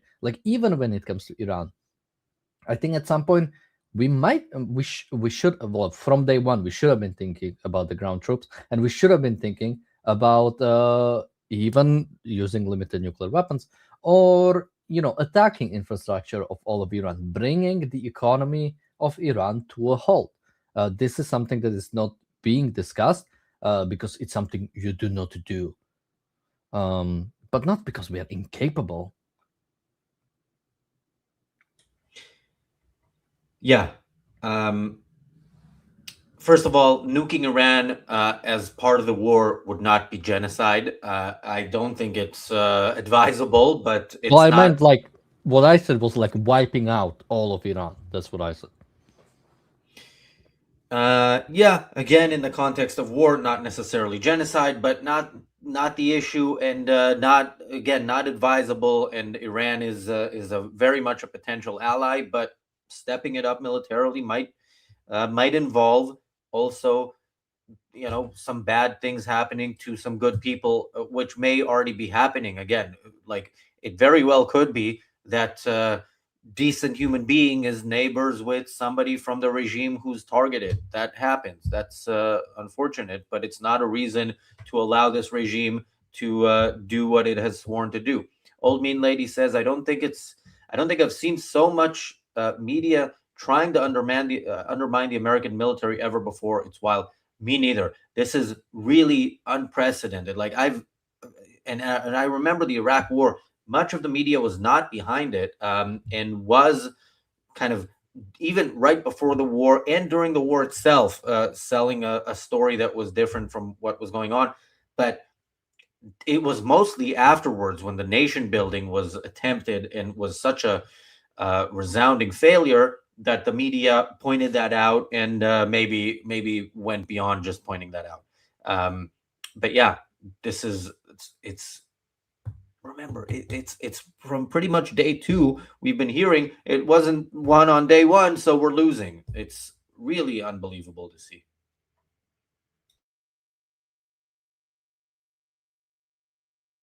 And we had no plan.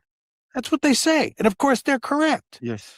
So the question you want to ask yourself is, what does this tell the Chinese, and what does it tell the Russians? It tells them that we are incompetent. And of course, the Russians have had enough dealings with Steve Witkoff and Jared Kushner to fully understand just how incompetent we are. Yeah, and it cannot be emphasized enough just how catastrophic this is for US hegemony already. Yeah, Russia that is failing in Ukraine, and China whose weapons were destroyed in Venezuela and Iran. Yeah, they are like, oh my God, these guys are incompetent. Yeah, that's what they are thinking. China and Russia are probably scared shitless because they know actual capabilities of the West. Yeah, somebody else also said in the chat, it tells them to be scared shitless. Yes, it does, because it tells them America might actually not just talk about using its military, might not just be saying this is a red line and then not do anything about it. It might actually fight. Yeah, look, every praise of anything Trump does have to be put within the context of the bad things he does, and the fact that it's not necessarily an understanding. It's necessarily not an understanding of why America was great in the first place, and what needs to be fought for, because he also wants to take Greenland, which is an insane act of aggression just to even have it as something that he would consider doing militarily. And he went to Saudi Arabia and said, America is no longer going to preach to you about your way of life. We don't care that you beat your wives and and educate your kids to fly planes into our buildings. We're not going to tell you anything about your philosophy. So yeah, Russia and China for the first time are seeing the U.S. stand up for itself militarily for the first time in a very, very long time. So what Russia and China really want to see is if America will fold, as people like Mersheimer wanted to, and say, you know what, it's already been 17 days or 18 or however, whenever they end up acquiescing to the Mersheimers of the world. We've tried this for 3 weeks. 3 weeks, we can't win this war. Imagine these people. Try to imagine these people in World War II. I mean, and imagine their way of thinking creeping into how America and Americans approach the war, let alone Brits, which would have been next level. And this is why I always say, look, this war, if we stay the course, will be won, but the war against the enemy within, we are losing it, and there is no path to victory on the horizon. There's maybe some very difficult paths to postponing the inevitable, but it really is scary long term.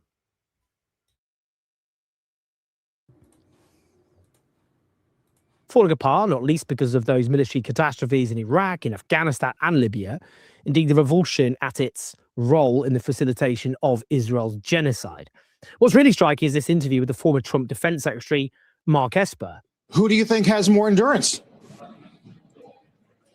Frankly, I think the Iranians do. I think they have survived, or I believe, I'm speculating, that they probably think they survived the brunt of U.S. and Israeli attacks in these first 2 weeks, and they've managed to effect a transition of power.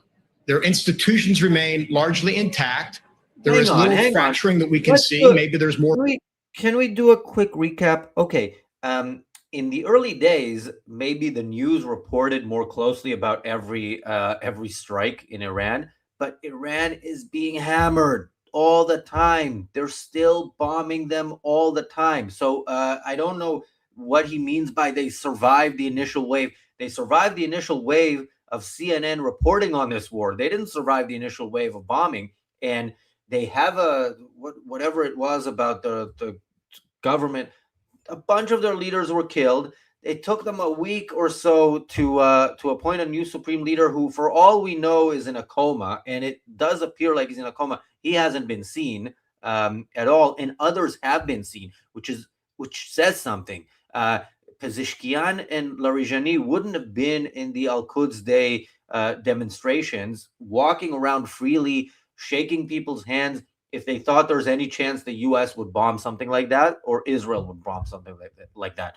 And there is no chance that the decision not to bomb it would have changed if the perfectly healthy Mujtaba was out there with his boyfriend. Okay, so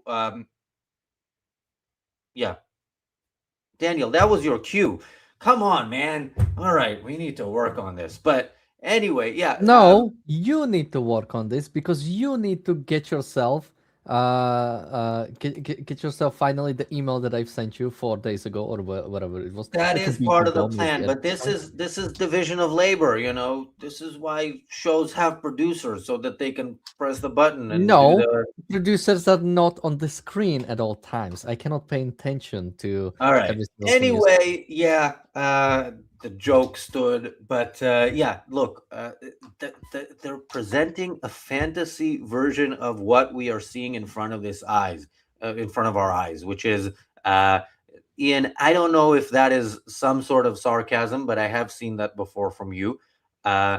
Yes, it is possible to actually be winning a war, and it's not over in 17 days. Like, that is a possibility, and this is one of the strongest armies in the world that we are fighting against on their soil. So yes, we are winning. Did we finish the job? No. Will we? I don't know, because that depends on Trump, and in a sense, as I've said, depends on if Iran pushes Trump into not being able to declare a victory that is not a victory. And I think Trump might be forced by reality, and hopefully somebody is in his ear telling him that China is watching, and if America throws in the towel now, that is a huge moment for China. But yeah, this is again absolutely the right thing and done in mostly the right way, with some exceptions. PC says men do not wear dresses. Ayatollah wore them. Well, people can wear whatever they want to wear, or in other words, Not that there's anything wrong with that. No, of course not. all right. Thank you, Daniel. Okay, let's hear some more from Owen and whoever Owen wants to play for us. Institutions remain largely intact. There is little fracturing that we can see. Maybe there's more behind the scenes, but little fracturing within those institutions. And we haven't yet seen the Iranian people come out on the street to protest.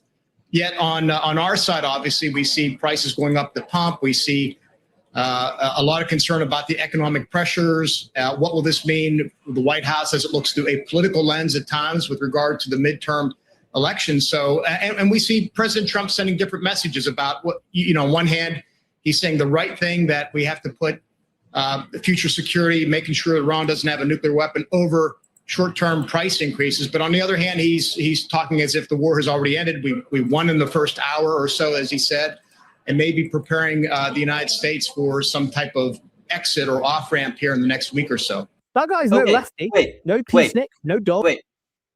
Have we heard in recent days from Trump saying it's pretty much won, or we have nothing to bomb? Because he did say that, and was it 3 days or so that he sort of gave up on the timeline, which is the right thing to do. Again, the right thing to do to begin with was not to have a timeline, but if you made a mistake, that is a good course correction. I don't know. I haven't seen anything like that. I mean, again, he even recognizes it, right? Like it's about the long term, not the short term fluctuations. And again, when it comes to like winning this war, I mean, again, that depends on Trump administration and what path they actually want to do, or what do they want to commit to. I mean, if their goal is actually removing the threat in Iran forever, or for at least foreseeable future, I think it's clear what has to happen. If they do not want to do that, then okay, we're just gonna have to deal with the threat again, or get more Americans killed, get more Israelis killed, get more people in the region killed, until we are, maybe next time we are brave enough to confront a weak threat of Iran that is still a threat. Before we go to more from Owen Jones, Linda reminds us in the chat that there are 3 more Quent Cordair Fine Art 2026 calendars available for the next three $20 or more super chats. We've already given away 5 over the past couple of days. So yeah, get that super chat in and you will be supporting our work. And you will be getting yourself a calendar.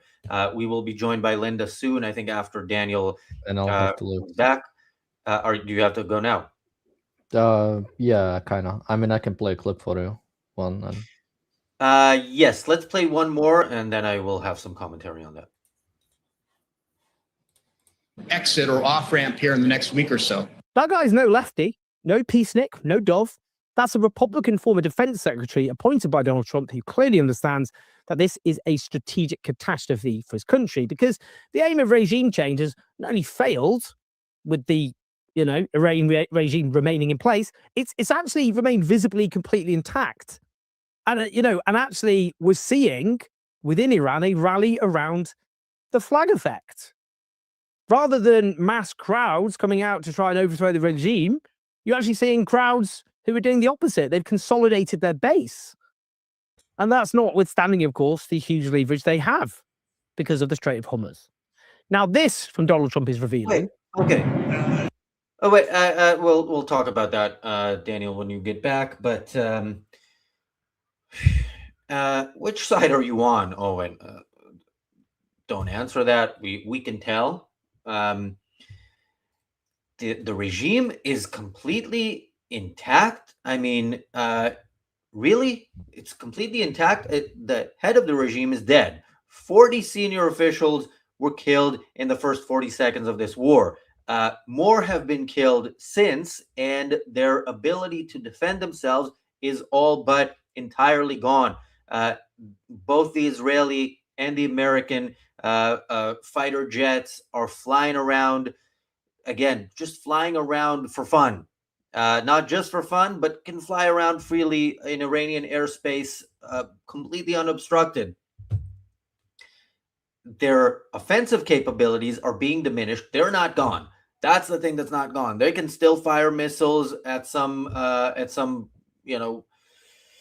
some countries. Not they're part of the reason I think why they're firing at Israel only a few times. First of all, they're firing 1 or 2 missiles at a time, knowing that the damage will be minimal, knowing that the likelihood of killing anybody is very, very low. I don't remember when the last person killed was, like if it was a week ago or longer.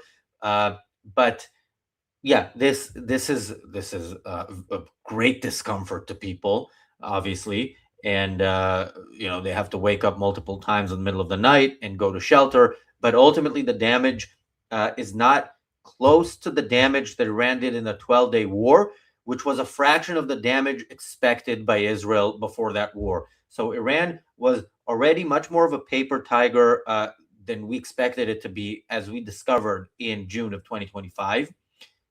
Their abilities there then had been diminished, and now it is like it is just pretty much gone. It just will take time, and this time is time that the Owen Joneses of the world are using to tell you a story that they're never going to have to take back. By the way, if anybody can show me where Owen took back the thing that he said on day 1 or 2 of the war, where he said, and I quote from memory, Israel deliberately targeted a girls' school in Iran. Not Israel, not deliberate unless you have some statement that we didn't hear. And you have some information that none of us have, apparently. But no, Owen will never take that back, because that's out there as something that is a reason for, a reason to hate Jews. Yeah. Okay. I did answer that question, Ian, but I understand that it's sarcasm from the perspective of let's hate Trump more than we hate the people who say all they want from life is to kill us. This is very unfortunate from somebody who should know better, but I will see if there's anything more worthwhile in the comments here that I should address. Paul, yes, I will. I can figure out how to play clips. I think did I play one a few days ago, and it was a bit patchy and choppy or whatever. But yeah, I'd rather not. We have that division of labor here. Okay, let's see. Yeah, people, if you have questions for Linda Cordair, post them in the chat. All right. Let me see what else I want. Oh, yeah. Another thing I wanted to comment on that Owen just said was about his the person he's commenting on here, because he liked to point out that this guy's a Republican. This reminds me of when they have Natuwe Karta in their their protests, and they're like, "Look, we have Jews." Even Bobby Villan, when he did the "death to every single man, woman, and child in Israel" chant, had religious Jews behind him. So this is the as a Jews, but the Republican version. Oh, look, even a Republican. Come on, man. Doesn't your audience itself already know those tricks? And well, I guess we know the answer to that if they are still his audience and they still consider him in any way worthwhile. All right.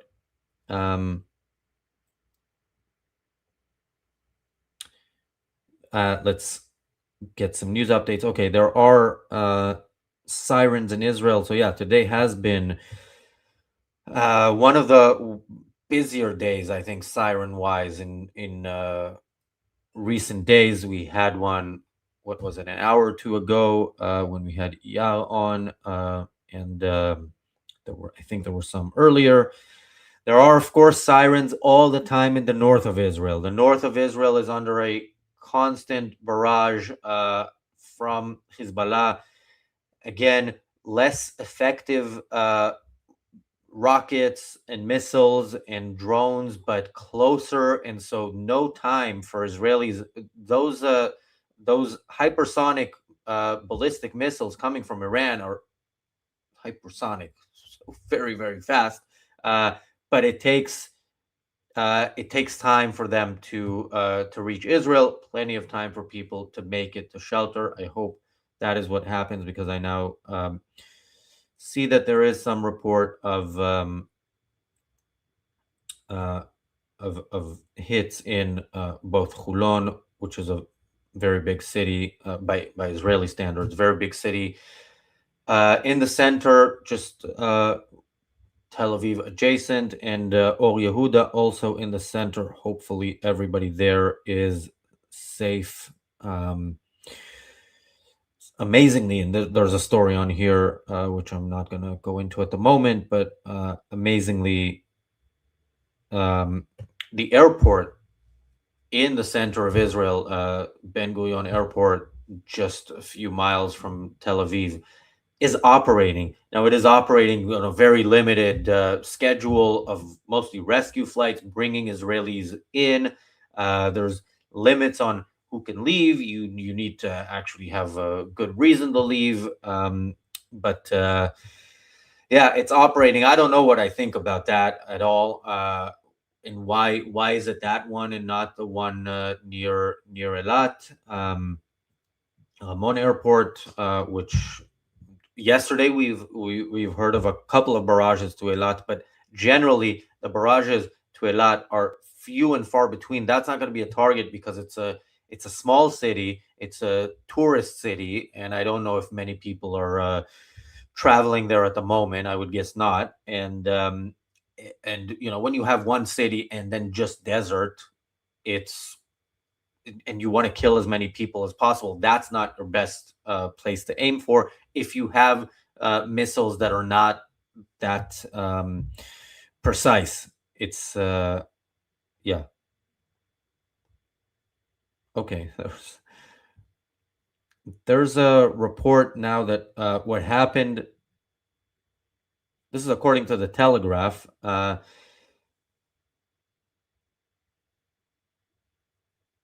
what happened in the attack in the morning when the war started, the attack that killed, among others, Ali Khamenei, the supreme leader. Mujtaba apparently went out to the backyard for a moment, and that's how he survived. That's interesting. Again, Mujtaba, for somebody who nobody has seen or heard from a single word since he became supreme leader, and before, nobody's heard from him since this started. There sure are many reports about him, about his conditions. We heard that he's lightly injured. We heard that he's in a coma. We heard that he's dead.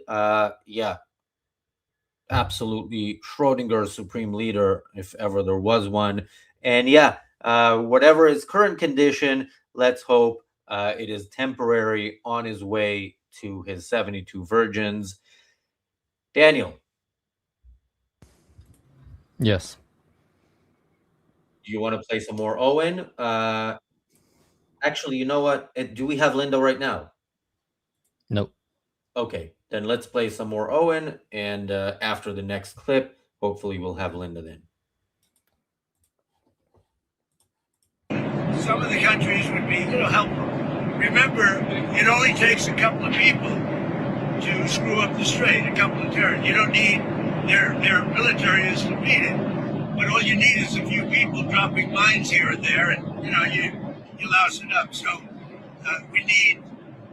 I'm demanding that these countries come in and protect their own territory because it is their territory. It's a place from which they get their energy, and they should come and they should help us protect it. You could make the case that maybe we shouldn't even be there at all because we don't need it. We have a lot of oil. We're the #1 producer anywhere in the world times 2. Maybe we should be there. Okay, so Daniel, after this, rewind back to the beginning of Owen's commentary, because that is not incorrect. America doesn't need that oil. America doesn't need the Strait of Hormuz to be open for its own oil needs. So all he is saying is, look, Iran, we have gone to war with Iran because it is a just war for us to fight. They are now attacking you, not just by closing the Strait of Hormuz, but also actually attacking you, attacking British bases, attacking a French base and killing a soldier, injuring several others, attacking all these other countries across the Middle East.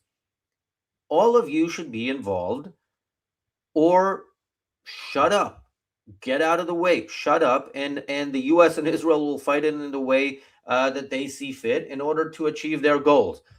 Israel is now getting oil from Venezuela, so I think Israel is also fine. But yeah, I'm kind of preempting what Owen's commentary on this is going to be. But everything Trump just said factually is not incorrect, and the demand that or the request or the expectation that any countries that still have a pretense of being part of the free world might want to step in, just even at the very least to defend their own interests, is not that far a stretch and is not a confession of a loss, despite Owen's propaganda to the contrary. We are joined by Linda. I'm back. Great. I did need a break from Owen, and what better break can we have from Owen than Linda and Art? And Daniel, you can also remove us from the screen temporarily while we talk to Linda. Well, that's a lot of me again. Let me sit back and say thank you again for having me. I am sitting here at my very busy desk at Cordair Fine Art, surrounded by $1 million or so of beautiful artwork that's going to start in the $15 to $20 range. So believe it or not, you too can own beautiful art. How can you do it for that little money? Well, some of the artwork is featured on some of Quent's books. If you were here earlier, then you got to see some of that beautiful cover art. We have beautiful prints that start at about $95. Even Atlas and Fountainhead, the Romantic Manifesto, if you know, you know, we have those. If you go to cordair.com, at the top, you're going to see something that says Art Vault. It's a very special promotion that we're doing right now. There are some ridiculously good prices in there. I have too much art in the gallery and we need to make some room, and we are making it very easy for you to acquire some beautiful art at very good prices. And if you do it today and you put in ARCUK in the checkout area, there'll be a place for notes, then we will give part of those proceeds to ARCUK to help them continue doing what they've been doing for over 2 weeks now, and that is keeping us informed. And then after the war is won, after we've gotten rid of the regime, then they can continue their work to promote objectivism, which will include fun things like the upcoming conference in October. So I thought it would be fun to give you a couple of art tips while I'm here, because it's a little surprising sometimes. The simplest things can make a big difference in how you enjoy your art or how you ruin your art. And the first thing I'm going to show you is this. These are bad. Anything in a spray can, in a trigger spray, can be really bad for your artwork. So, you probably don't think anything about it. You made fish for dinner, the apartment smells, and so you go through with a can and you spray. Well, all of those little particles have to go somewhere. They don't just evaporate. Many of them land. And if they land on a sculpture, a bronze or an acrylic sculpture, over time, it's going to damage your artwork. So stop spraying that stuff in the air, or if you're going to do it, make sure there's nothing in harm's way. Likewise, if you are washing your windows, we don't think much about taking that Windex bottle and all those particles, they don't all make it onto the window. Spray it close to a cloth, and then you won't have to worry about those particles. I've got a couple more really handy tips. I'd love to see a couple of super chats in there. 2 more $10 super chats, and I will spill the tea on something very special about how to take care of your bronze sculptures and how to keep your paintings clean. So we do have some calendars left. I believe there are 3. The retail value on those calendars, I think, was $35.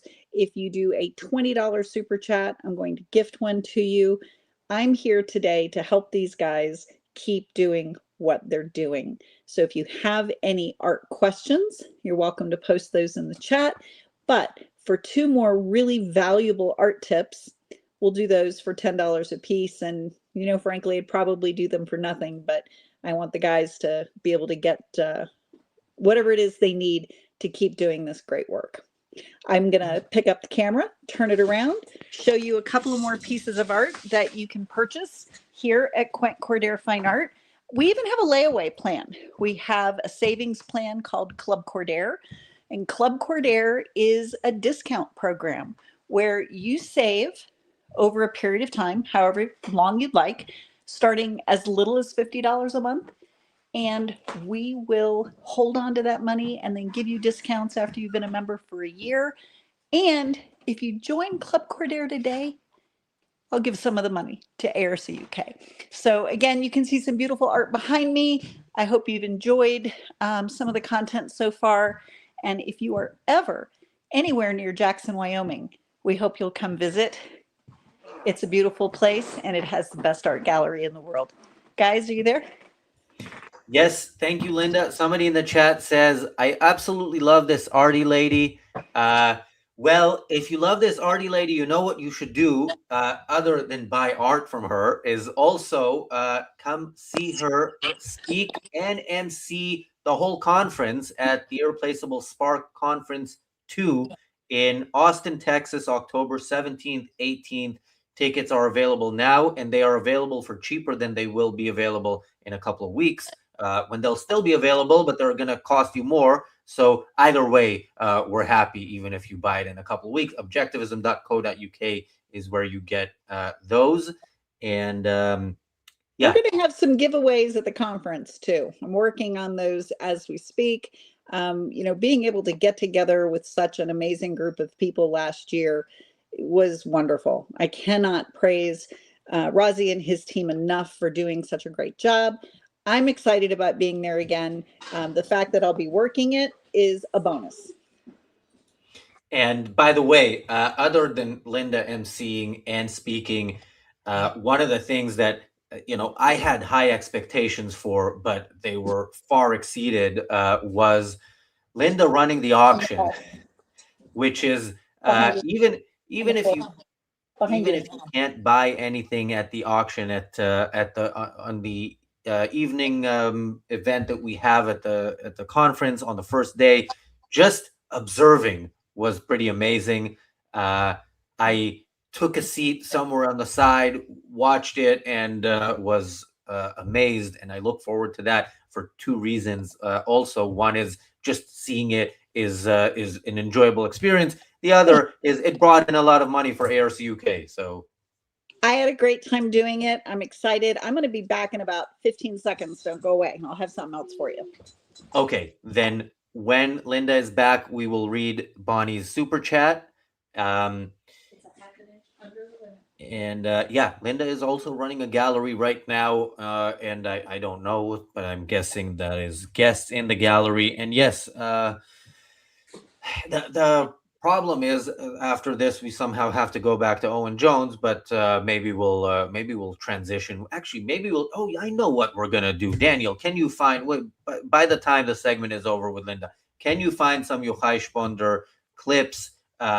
I don't know if I'm guessing he must be on YouTube. I watch him on Instagram, but wherever you find it, yeah, please get a couple. Get a couple. This guy is hilarious. Now, for me as a former Israeli, he's especially hilarious, but I think you will enjoy him as well. Okay, Linda, I've been filibustering, waiting for you, but that was the FedEx guy, and he was taking artwork to deliver to somebody in San Diego who we all know and love, Audrey Lee. So Audrey's got some art headed her way, and he wouldn't wait, so I had to excuse myself. That is a worthwhile cause. And we also have a super chat. Thank you, Bonnie, for the super chat. Bonnie says, Quentin and Linda Cordero were my heroes for standing up to the lockdowns during COVID. Plus, they just sued the government and won. And art. Yeah, by the way, if you want to know more about that story, what you should do is upgrade your membership if you're a member on this channel, or buy a membership at the Inner Circle level, and you will get to hear the story told by Linda at the Irreplaceable Spark Conference 1 in that happened last October in California. And you also get access to all the other talks there. One of the coolest memories, well, there are a couple of very, very cool memories from Spark, is that we had a number of really amazing speakers. 2 speakers got standing ovations. I was one of them, and Leonard Peikoff was the other. And I hold that very near and dear to my heart. The other one is at, it was at the dinner, it was at the banquet when Dr. Peikoff was there, and you had arranged for this amazing meal. It was, I think it was a roast beef and turkey and all of these amazing things. And Dr. Peikoff didn't want that. He wanted a hot dog. And I got the chef to make him 2 hot dogs. And I have that picture. It is the nearest and dearest thing to my heart of Leonard enjoying that hot dog. So that was a beautiful memory from the Spark Conference. Yeah, how you made that happen, I don't know, because they didn't have hot dogs on the menu. So it's like, it's not like this wasn't what we're serving right now. It doesn't exist on the menu. By the way, let me just correct you that it wasn't at the banquet. It was after his talk on the second day in the VIP lounge. And the reason that detail is important is because if you can afford to do so, you should really get your hands on a VIP ticket, which gets you into that lounge, gets you unlimited food, apparently food possibly that isn't even on the menu, although I don't know if you get the Leonard Peikoff treatment even with a VIP ticket, but who knows, and a bunch of other perks, coaching from some of the most impressive people on the planet, and much more. So yeah, check all that out at objectivism.co.uk. I'm planning some fun, interesting coaching ideas. I think that was a really wonderful benefit of the conference last year, and people really enjoyed that. I don't know that I can pull off the hot dog deal again, but you never know who you're going to run into in the VIP lounge. I was a little starstruck with a few people, and really grateful to have been able to spend some time with them. Yeah, and one of the things, at some point we're gonna start running ads. We probably should already do so, but we're enjoying these live streams so much. We're gonna show some of what we had at the VIP lounge. We definitely erred on the side of too much food, but yeah, if you had a VIP ticket, you would not have gone hungry at any point during that weekend. Food, and there wasn't a bad bite. I mean, there wasn't. I was so. Didn't we have lobster one day? I mean, there was. I think that was one of the very first ones. There was like a mac and cheese station, and they had all kinds of neat things that you could add to it, and we had lobster. Yeah, and the first one was, I think, insane because we had three. These were live chef stations, and we had like a mac and cheese station, a taco station. I don't even remember what the other station was. Yeah, it was a lot of fun. Hopefully, we can top that. That's the problem with doing the conference the way we did it. It's gonna be a tall order to top it, but we have a lot of time to prepare, and that is the plan. Okay, we have sold as much as we can sell. Pretty much, maybe not as much. All right. Well, I will save those last two art tips for the last time I'm on today. See you in what, a couple hours? I don't know if we're going to last a couple of hours. Okay. So we might do it earlier. All right. Well, let me know. All right. Thanks, Linda. Cheers. And get those super chats in. What? Oh, yeah. Super chats, people. 3 more calendars available, but those have to be $20 super chats. Okay.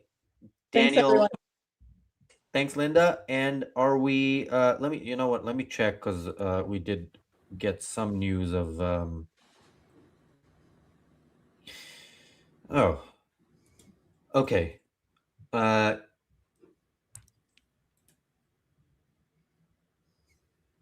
I don't see any news about, no reports of anyone injured.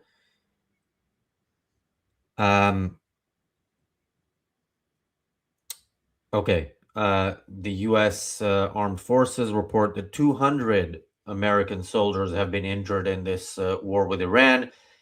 Most of them light injuries. 180 of them are back to service. And Trump again unfortunately says that he doesn't think the war will end this week, but soon. I don't know. I don't like this. What is the reason for that?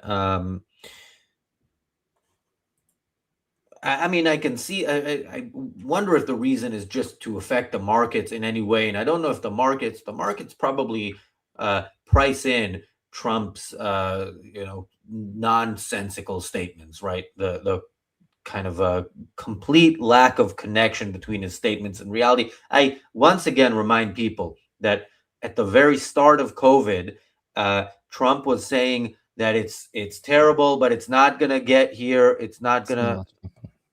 What?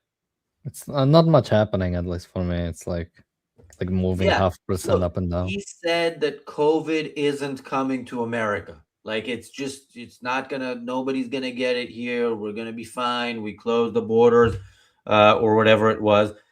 So yeah, Trump says things that are for immediate effect and then forgotten again. Much like Owen Jones, his commentary is okay. Now this is the worst thing that ever happened. Not what I told you yesterday was the worst thing that ever happened. So those two have a lot in common in some ways. Okay, Daniel. I remember. I'm up 0.3% on stocks. I'm down like 0.07 on gold. So on what? Gold. Oh, gold. All right. Well, what really brings us down is Owen Jones. So let's hear a bit of Yochai Shponda. Look, guys, you really. By the way, I'm just assuming this is the guy. Like what you say to me sounds like an anti-Semitic name that somebody like came up with, but. I mean, is it this guy? Yes, it is this guy. Okay. All right. Good evening, Samuel Garden, you guys. What a nice kibbutz you guys have here. Also have a great story for you for the time that I slept here once in this kibbutz. So 2007, I qualified to be a bodyguard.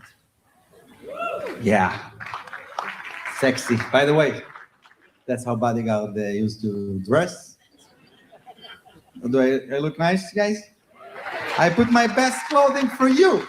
I put my best clothing for you tonight. And as I saw you, I realized that I a little bit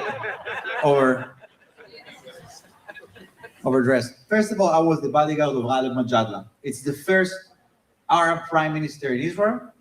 But also, it's an Arab prime minister. All right, pause. Yeah. Yeah, this is not funny. I don't know what you found, but go on his Instagram and find. And this is not funny by his standard. And yeah, there was no Arab prime minister of Israel, but he's correcting himself there. Yeah, anything from his Instagram will be funnier. Hopefully, yeah. Maybe I should have been more specific, but I didn't expect whatever that was. I guess that's a full show. And by the way, yeah, this is an Israeli comedian who does comedy in English, even when he's in Israel. But now he's sort of gotten a worldwide audience, and anywhere he goes, there are protests and stuff. And he. By the way, not only are there protests, it's also sold out. So he was in London a couple of months ago, and I heard about it, but it was already sold out, which was very disappointing. And he also, I think, was in Chicago when I was there, but that was also sold out. So yeah. But I following him on Instagram. Wait, are you sure you couldn't get in? As a fellow. I think it was all fellows. So no.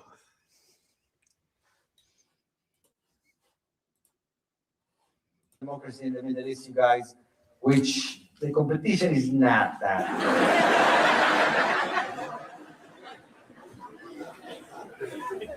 Who we beat? Libya? Come on. Only democracy in the Middle East. Even us, we have the same prime minister for 20 years. Because he's the only one in the government who speaks English. So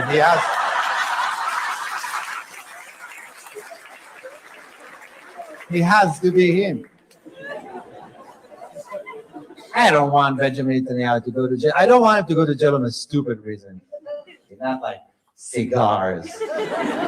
Cigars, come on, guys. Let him smoke cigars. Yeah, I'm willing to pay for my tax money for his cigars. Yes. That's part of the masculinity of your prime minister. He is our leader. You want him to smoke cigars with everyone, right? You picture a meeting in the White House, everyone smokes cigars, having fun. Sarkozy, Trump, Angela Merkel. Those that doesn't follow the news. Clinton, they all smoke cigars.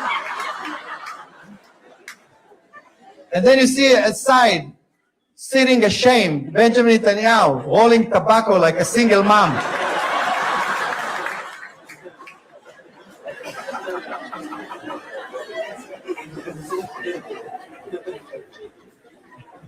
What's going on, Benjamin? What is up?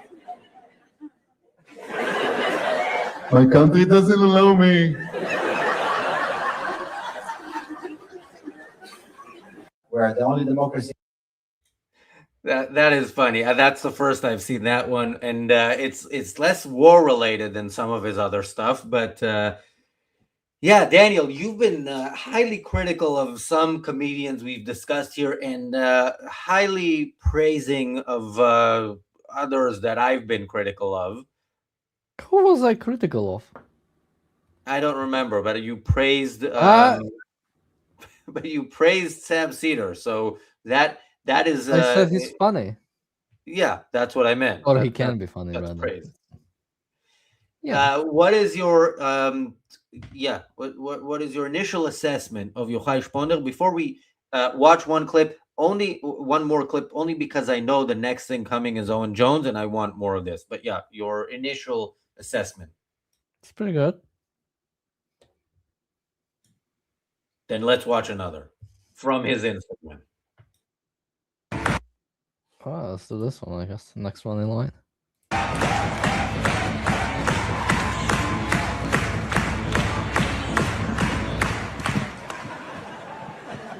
Thank you, guys. This is awesome. Wow. Fort Lauderdale. Fort Lauderdale's. You guys.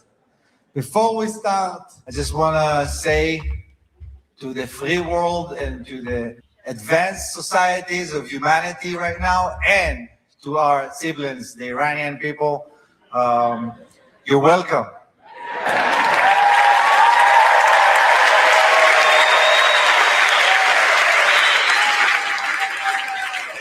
I just figured that I can't go back home. which is sad.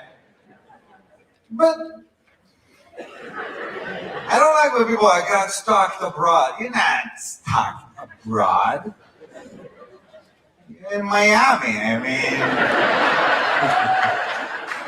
mean, it's cute that you pretend that you're sad to your family, but don't lie to me. I'm stuck here in going to Key West. I'm so stuck here in this gentleman club. Did you know that in Iran they had a special unit to fight the Israeli Mossad, and it turns out that the Mossad founded that. You heard? It's true. It's true. I love it. Labreut. Someone vomit a kidney. I don't know what happened there. I hope you're okay. It sounds surgery. It wasn't a regular cough. It was an organ cough. It was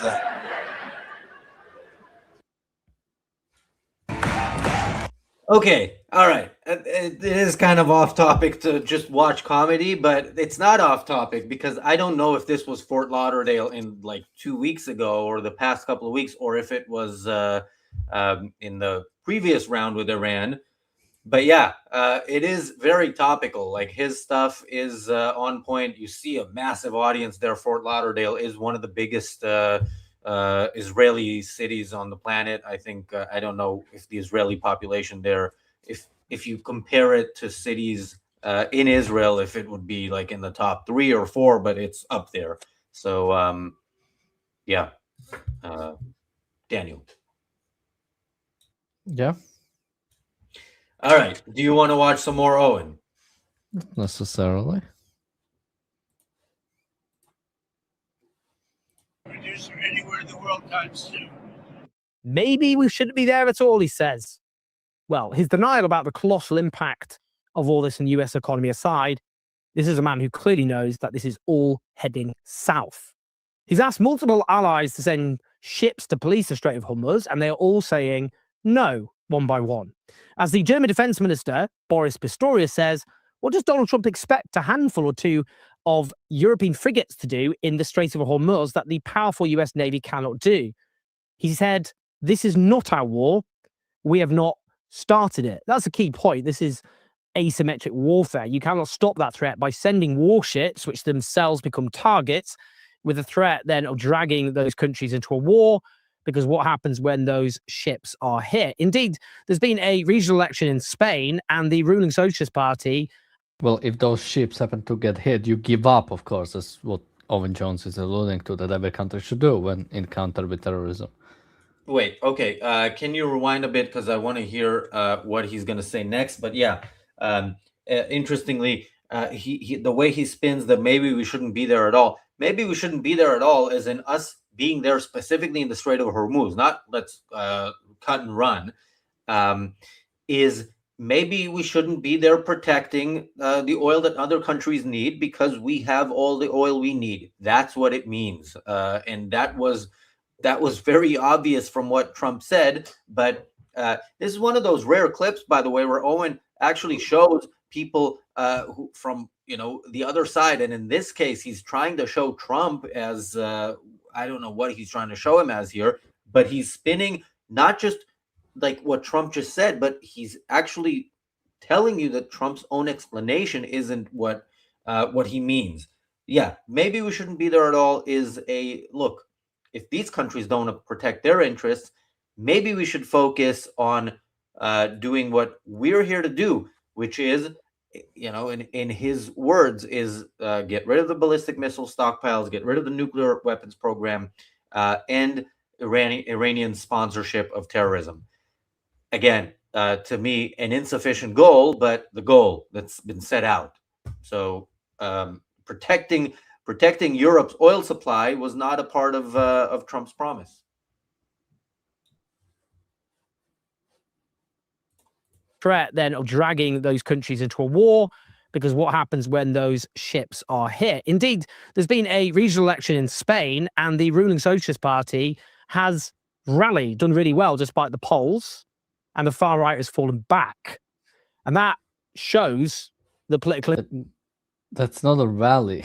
If you finish. Wait, second. unexpectedly gained seen. Okay, they is that like a specific? Is it regional all over the place, or regional in a specific region? And they came in second. They're the ruling party. The ruling party coming in second generally isn't considered a success. Yeah, Daniel is Googling that so we can. I guess it was just a by-election. No, because local elections don't happen until next year. Yeah, it looks like Castilla y Leon specifically. Okay, so some region, somewhere in Spain, had an election. The ruling party lost, and that's a success for them, according to. Can you rewind a bit? Because I think that's the thing. When Owen Jones says so much, you end up missing a few bits, and I think I missed something unbelievably retarded there. Can you? What happens when those ships are hit? Indeed, there's been a regional election in Spain, and the ruling Socialist Party has rallied, done really well despite the polls, and the far. Okay, by the way, I just looked it up, and apparently, like in that local election, they won't be able to get a coalition. Like the opposite People's or whatever Popular Party or the People's Party or whatever the opposition is going to govern. It looks like. Oh, yeah. I found it. Yeah, Castilian Leonese regional election. So let's look at the actual results. They are 5 points. So the main party, the People's Party, have 35%, while the Socialist Party has 30%. And then it's Vox at 19% even. Jesus. When he says despite the polls, I don't know if he means the polls in that region right before. I assume he means the wider polls that show that Sanchez is not popular. And of course, Owen Jones wants to protect his buddies in the anti-Semitic kill all the Jews movement. And Sanchez is the best leader in the Western world for that cause, because he is the guy who says, I wish I had a nuclear bomb to stop Israel's genocide.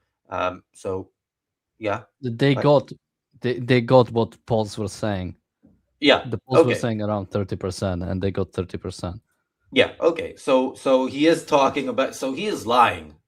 He is lying by saying that, and he's well using the article. To I don't know who. I mean, I assume this. Yeah, Political. It's some article.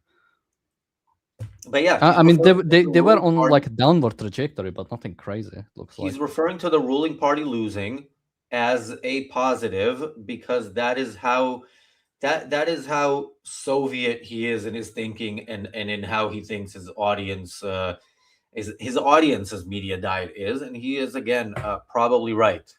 Let's hear some more. All right, has fallen back, and that shows the political impact partly of this war. The socialists have been campaigning on no to war. The Spanish government has been very staunchly opposing what they call an illegal war. They've also called out what they rightly call Israel's genocide of the Palestinian people. And they've been politically boosted as a consequence. Wait. This is an absolute lie. Now, they've not been political. They're in a very, very tough spot politically, and he's going to lose the next election. Now, he also has so many corruption scandals. Like, everybody around him, including his wife, including his brother, are all involved in corruption scandals. And this is the guy who won on an anti-corruption ticket by accusing his predecessor of corruption, probably correctly, and is now more corrupt than his predecessor. So yeah, he is. I'll put it this way: Owen could say, "Look, yeah, he's anti-Semitic, but yeah, he's corrupt, but at least he's anti-Semitic." But he's not even saying that. He is anti-Semitic, so all else is forgiven when you're Owen Jones. Yeah, let's look at the actual polls. Can people not see my cursor? So the red line, the second one, is the main Socialist Party. Yeah. definitely looks like they're on the upward trend. No, they've been like going down all the way. I don't know if we could like find specific events, but here we are in like November 25. Like they've been going just down even after this war has started, although not much polling from this area. The main opposition party has been just ahead of them this whole time, pretty stable. And the so-called far right, I don't know much about the Vox party. I just know they have been described as far right. They are on the rise. I have a inkling that they might not be pro-Palestinian. Maybe I'm wrong. Maybe we could look them up. But I don't know. I'd be much more concerned with this than saying that this is like the rise of the socialists because of the Palestinian protest. Oh, and this purple or pink one, is that the other left party? I have no idea, but yeah, and remember, like this is a thing that's kind of consistent among the people who are at the forefront of the anti-Israel sort of policies in Europe. This is true. This was true of the previous president in Ireland, right, who lost to an even more anti-Semitic candidate. This is true of Macron in France. When leaders have trouble with their people, they speak out against the Jews and supposedly expect to do better. And in many cases, look, Spain is not I don't have hopes for Spain, but so the Vox party seems incredibly, or like at least outwardly pro-Israel, saying they will reverse the recognition of Palestine if they get to power, which they most likely will be in a coalition with the other main opposition party. Although I don't know how much they are like together. That's the party Owen refers to as far right, right? Well, the article, Geopolitical, yeah, or maybe even Owen, I don't know. Romancing the Troll says, we are all on the edge of our seats waiting for Spain to decide if they're in or out. How can we win this without the support of España? Yeah, remember when Trump made his statement about Spain, and then Sanchez was like, yeah, we're against this war or whatever. And then somebody talked to him and he's like, yeah, fine, you can use the bases. In those few hours, I saw so many on my feed saying, yeah, we stand with Spain. Yeah, Spain is principled and all that. And of course, he broke even on that. So yeah, I'm not sure that the Owens of the world, will be that happy with Spain, even with this prime minister, and hopefully not with the next one.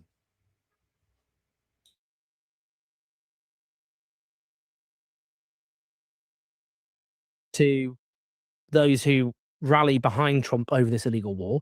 And it also gives more, I guess, pressure on politicians to do the right thing. Now, meanwhile, Trump has eased sanctions on Russian shipments, giving his strategic throw a huge boost. I mean, it just says it all, doesn't it? That's the desperation you're in. Now, here's another sign of desperation. The head of the Federal Communication Commission in the United States is a Trump ally, and he's threatening to pull the licenses of media organizations he accuses of running hoaxes and news distortions, also known as the fake news. This is obviously another example of the US descent into authoritarianism, the ongoing destruction of its already deeply flawed democracy. That is threatening media organizations is clearly to do with the war in Iran, proving to be an unmitigated catastrophe, and the desire of the Trump administration to hide that from the American public. Now, I just want to end with my appearance on the Jeremy Vine show today. Those who have supported Israel as it has committed the most unspeakable crimes are desperate, because public opinion across the West has definitively turned against Israel in horror and disgust as a consequence. Now, the musician Bob Vylan chanting "Death the IDF" at a protest has once again provoked outrage among the usual suspects, even though a police investigation into him chanting that before already was dropped. Listen to He did still chant it. The investigation was about something different, not if he did a chant. He did still chant that to the IDF, which Owen Jones like glosses over. It's like, oh yeah. Said in response to this whatever story. The Metropolitan Police has launched an investigation into chants led by the rapper Bob Vylan. Hundreds attended what were called static protests in London on Sunday after the Home Secretary Shabana Mahmood agreed to a police request to ban an annual march over fears of public disorder. Videos on social media appeared to show Vylan, whose real name is Pascal Robinson Foster, making a speech at the demonstration before chanting "Death, death to the IDF" as the crowd joined in. Last year, of course, you'll remember the big Glastonbury thing. The police decided not to bring criminal charges. Hang on a second. Wasn't some? Yeah, he's also doing what looks like a Nazi salute. Wasn't there some Guardian columnist a few years ago? People in the chat from the UK can remind me who got in trouble for when there were some people. Was it a few young people murdered? And then she said, "Well, I saw that they have what is it? Double-barreled hyphenated names, so I didn't care." Yeah, this guy, you know, this is not. He's one of those. I mean, yeah, the most bourgeois name. I mean, this guy. It's these people are. Who cares? First of all, look, but for them, they do care. This is why I always, remind, and I said at the beginning, with the reports of Mujtaba being gay.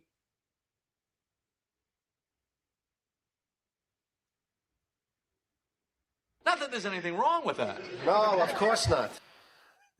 Yeah, it does matter if you're in a country or supporting a country that has death penalty for being gay. And yeah, if you are some sort of communist hero, something else that Bobby Vylan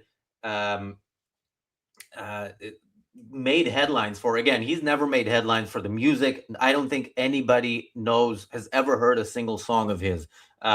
But another time when he made the headlines after Glastonbury was after the murder of Charlie Kirk, when he celebrated it on stage. So these people are pro-murder, they're pro-mass murder. They think if you don't agree with their views, you should be murdered. And their views are in support of a regime where if you do protest, you get murdered, or if you're gay, you get murdered. So it's all very consistent from these people, and it is unfortunate that they're not called out on it, and it's unfortunate that the Owen Joneses of the world aren't called out on it. I don't know what this woman is about to say, but apparently it's bad enough to merit a segment on Owen Jones is on Jeremy Vine all the time, but this was worthy of him mentioning in a video. So let's hear what she says. Being at Glastonbury in 2025, when he led the crowd. He's like goose stepping and like howling on the stage. It got the BBC into a lot of trouble because they broadcast it. What do you think, Owen? It's not a criminal offence to chant death to the Russian army or any foreign army, including the IDF. And I think what a bitch. What a You can swear when talking about Owen Jones. I think that's acceptable. Yeah, but I cannot call a gay person a bitch. That's the main thing. That is homophobic.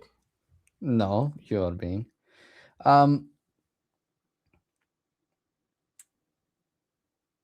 Okay, like this is not a question of it's illegal. So I can chant like. I mean, he probably would say it's okay to chant that to Hamas, or maybe not. But it's like it's obviously not about the legality of it. It's the ethical implications behind it. Like, and Owen Jones is not stupid. He knows exactly. It's not stupid. He knows exactly what this is, and he's just acting like oh, it's not legal. I don't know why you did Marco's accent there, but it's British. Sounded like Marco, but or specifically Emma Watson. Are you stupid? Still sounds like Marco. Anyway, back to Owen and whatever offensive thing this lady is about to say. Anger and fury should be concentrated at an army which has wiped Gaza from the face of the earth, imposed apocalyptic ruin on its people, slaughtered well over 100,000 people, many of them children. What? 100,000 now? You remember when we did the shows? We don't need to see him when we're talking. You can. You remember when we did the shows? We did a couple of shows going through the numbers and the Hamas numbers, not the Lancet numbers, which were really high and then we're a bit lower, but we're still higher than the Hamas numbers. We went through the Hamas numbers, and there was a pattern there, right? It was like rising by exactly the same percentage, like on the fraction or something like that. I don't remember the exact numbers, but it was something like that on a daily basis, or even actual numbers were exactly the same on a daily basis, right? I guess he kind of kept it going with the ceasefire, and maybe the ceasefire has gone long enough that it went from 70,000 to 100. I don't think Hamas has updated it to over 100, but hey, Hamas I think is we're stuck at 70K and have been for a while. I mean, I can look up the what is it? The UN humanitarian whatever coordination office. Oh, OACHA. No. I'll probably would need time to actually find it. Wait. OACHA Gaza war update. There we go. Oh, this is old.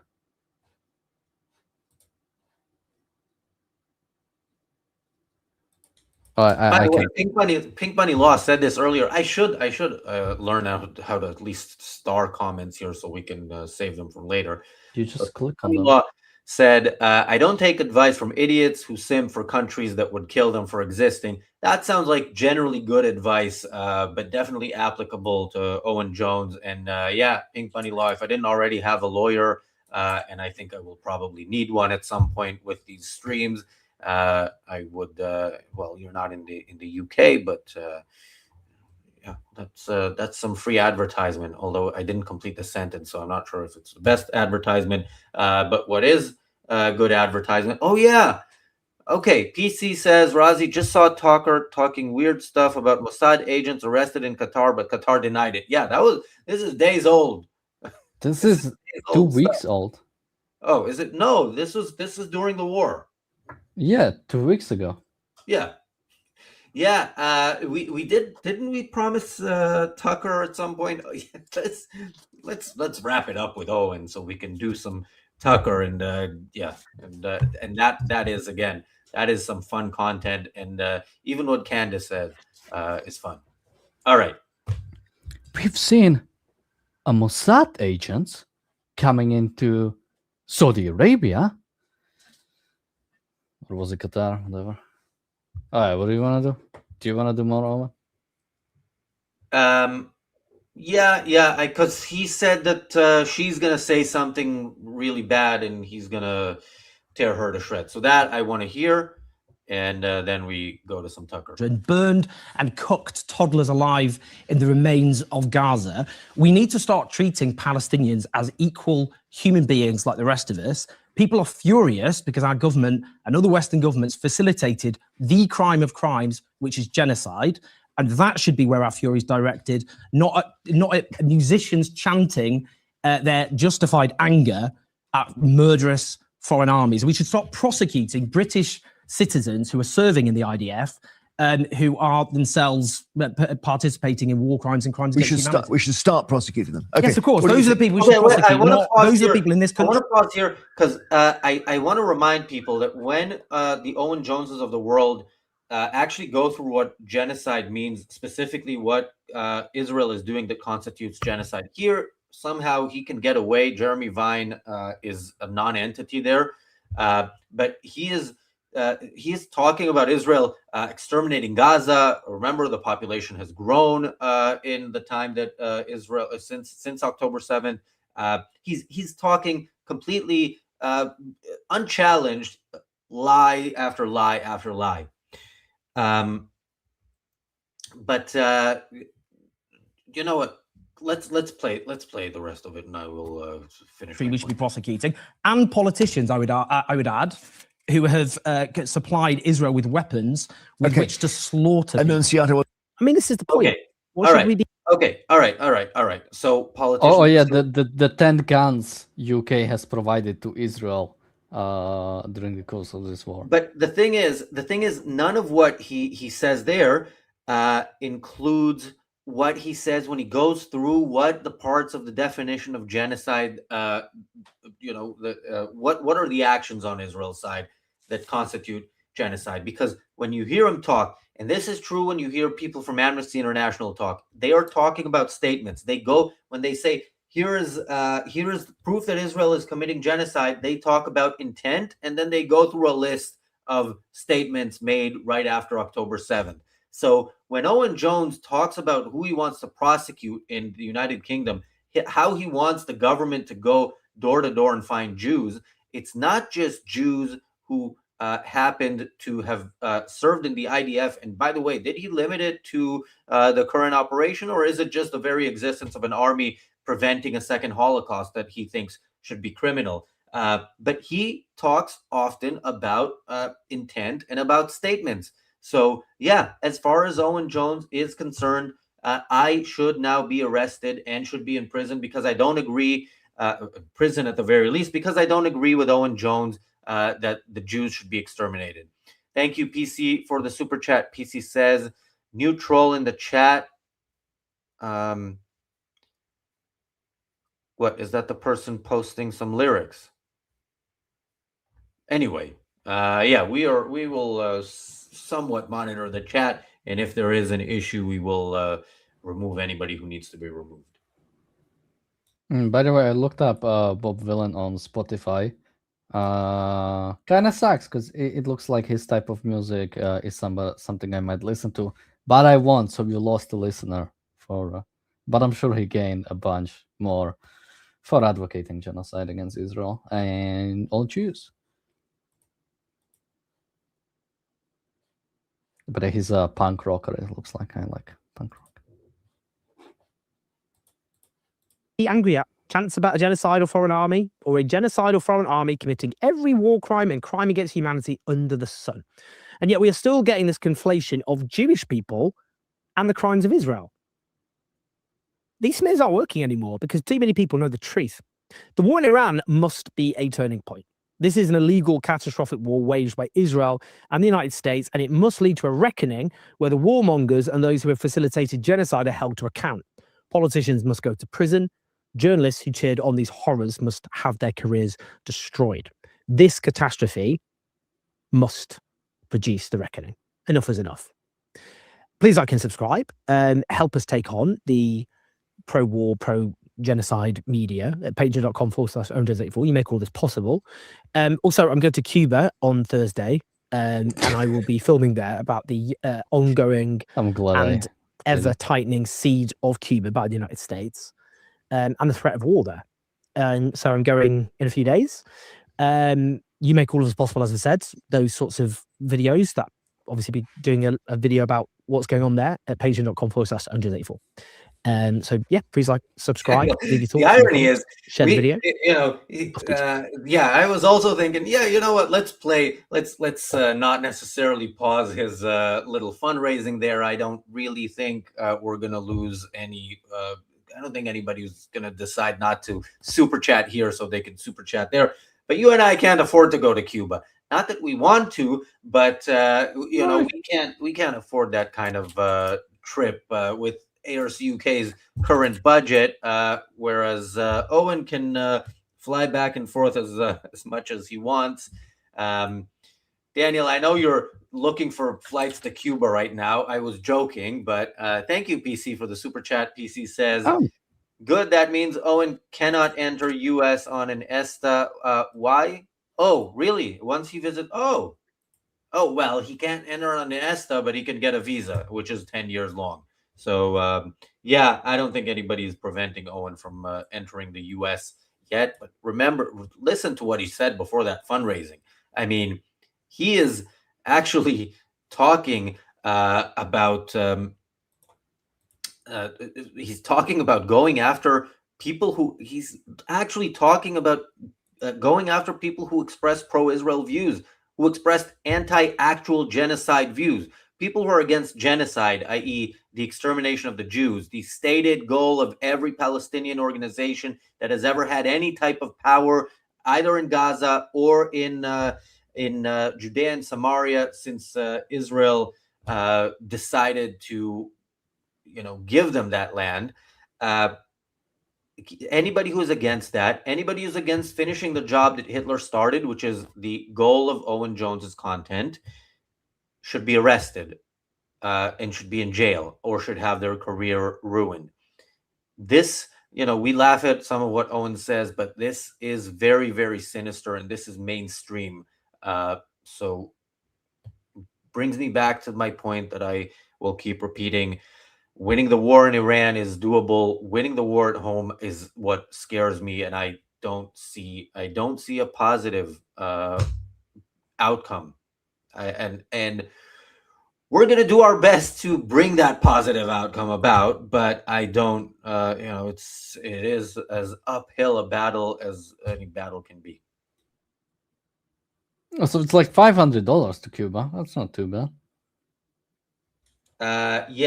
Anybody who's about to super chat $1,000 so Daniel and I can go to Cuba, thanks, but no, we'll No. Do it, and we'll go to Taiwan because that's also. We're not using that money for that, but it will be used for something much better. We will talk about when Owen and Greta and all these people go to Cuba. What were you saying? You can use points. I'm not using my points on a flight to Cuba. No, thanks. Do you think that they have first class? I don't know who flies. I don't even know who flies to Cuba. How you get there? I'm not interested, Daniel. That's not a topic for researching. Turkish Airlines. Thanks. Yeah, Turkish Airlines has a business class. I'm sure they serve Salt Bay's best steaks there, but no thanks. All right. What's KLM? That's the Dutch airline. Also as fuck. Oh, sorry, Air France. I just saw AF. They have what I hear is the best first class in the world. I would not even. Isn't that like some Qatari thing or whatever? Maybe outside of I think maybe the Singapore or the places where you have your own private suite is probably better, but outside of those, Air France is considered up there.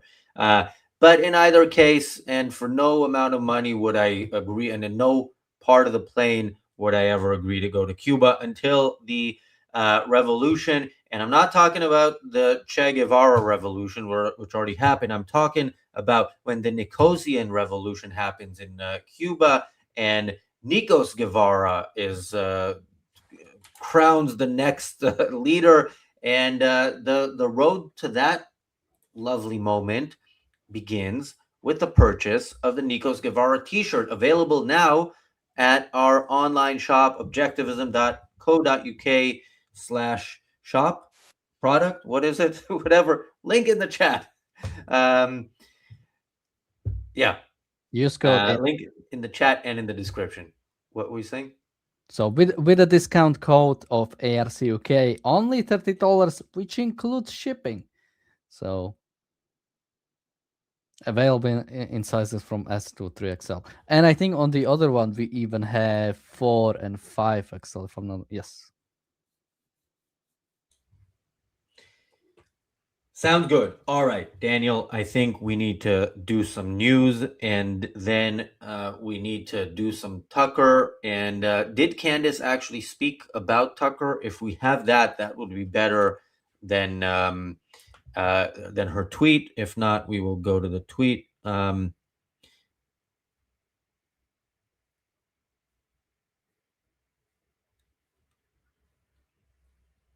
Okay. There's a lot of trouble in Judea and Samaria, and there's just now a report that the IDF has eliminated 3 terrorists who were throwing stones at Israeli cars, just random cars in Samaria. So that is 3 fewer, but still many in Judea and Samaria. Remember, as unfortunately you heard it here first, but Judea and Samaria will either be taken care of in a military operation before an October 7th happens from there, or it will have to be done after. And if it's done after, there's no guarantee that it will be only as bad as October 7th. Judea and Samaria is a massive, very difficult to protect and not really protected border, and has many Jewish people, Jewish Israeli people living within that border. I don't know what the number is, but I think it's north of 250,000.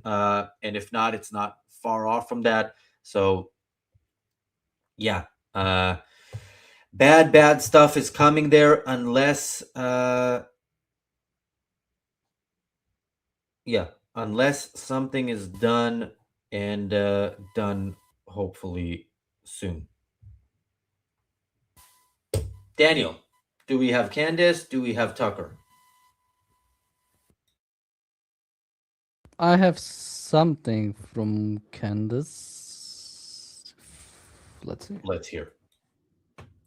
I look at the West, our greatest ally, and I see a new enemy rising from within. I am speaking of a poison being sold to the American people as patriotism. I'm speaking of the intellectual vandalism of Tucker Carlson and Candace Owens. Mr. Speaker, let us be clear about what this is. They claim to fight the woke left. They are no different than the woke left. The radical left tears down the statues of Thomas Jefferson. Tucker Carlson tears down the legacy of Winston Churchill. The radical left says Western civilization is evil. Candace Owens says the roots of our faith are demonic. It is the same sickness. It is the same moral relativism. It is the same hatred of the West dressed up in a different costume. Yes, to be clear, that is dangerous. The Likud party, and I was quite literally, someone was plotting my murder. Actually, a year from the date that Charlie was murdered on September 10th, someone was plotting my murder and got discovered, and that's still making its way through the courts. These people are calling for violence. Wait, do we fact check that the Likud party was plotting the murder of Candace? Was it Likud party member ARCUK? Who exactly in the Likud party was I'll plotting? try to look it up. It's making its way through the courts right now, apparently. By the way, if it's making the way through the courts, there should be a public indictment. Like we should, publicly should know about it. So, oh yeah, so I will be able to find it if it's making its way through the courts. You'll find it easier than you find when I ask you for a clip from Candace. This guy. Now I'm not paying that close attention to party politics in Israel and who is all the backbenchers. So I don't know him, but clearly he gave a speech in English, which is not the language. It's not. How is it even? I'm surprised it's even allowed. Just to make a random speech in English in the Israeli parliament, the Knesset. Israel has 2 official languages: Hebrew and Arabic. English is not a language, an official language in Israel. But he made that speech clearly to get international attention, specifically to get a soundbite, an appearance on Candace Owens. And well done, Dan Iluz. You have succeeded in that. So, yeah, Daniel, what is the update on the thing making its way through the courts? So it looks like there's been a man arrested in New Jersey after posting violent threats against Candace Owens. In a video, he said, "I wouldn't even stop. I'd kill you." And that was the... and I'm assuming, I guess that's the one that's making the way through the court. But this was last year in May. And his connection to Likud? It's a guy in New Jersey. I don't know. There's got to be friends of Likud US. As Romancing the Troll says, the New Jersey faction of Likud. I mean, Haim Braverman. Sounds like a Jew. Okay, maybe that is the Bonnie is enjoying the facial expression that we paused Candace on. Yeah, that is usually the reaction to her content, but yeah. All right. Have we gone down the rabbit hole of the Likud is trying to kill me theory enough, and can we go back to hearing what else she has to say, which I'm sure it's only going to get I mean, there has been somebody threatening to it. I guess there is a question of how serious he was about his threats, although he was arrested because of them. Would you call that? Yeah, I guess you would call that an assassination because she is a public figure. But but he got arrested because of threats. There was no assassination attempt. Maybe there would have been if he wasn't, but he was, and he should be. I mean, you shouldn't threaten. You shouldn't threaten that. Yeah, That's the implicit threat here. They're all growing increasingly more radical, and they're feeling threatened by speech, which is why I implore all of you, which I see that you are, which is why they feel threatened, to continue to use it and to recognize these people are incredibly dangerous. They are very dangerous. When a person is unwilling to say, here is what I did wrong, especially when that person has murdered tens of thousands of children, what they're doing down in Venezuela, Argentina, when they say the issue is people recognizing what they're doing. Argentina, they are tweeting. I mean, they are in the streets shouting against Zionism. And we're supposed to believe it's because everyone just hates Jews. Everyone hates God's chosen.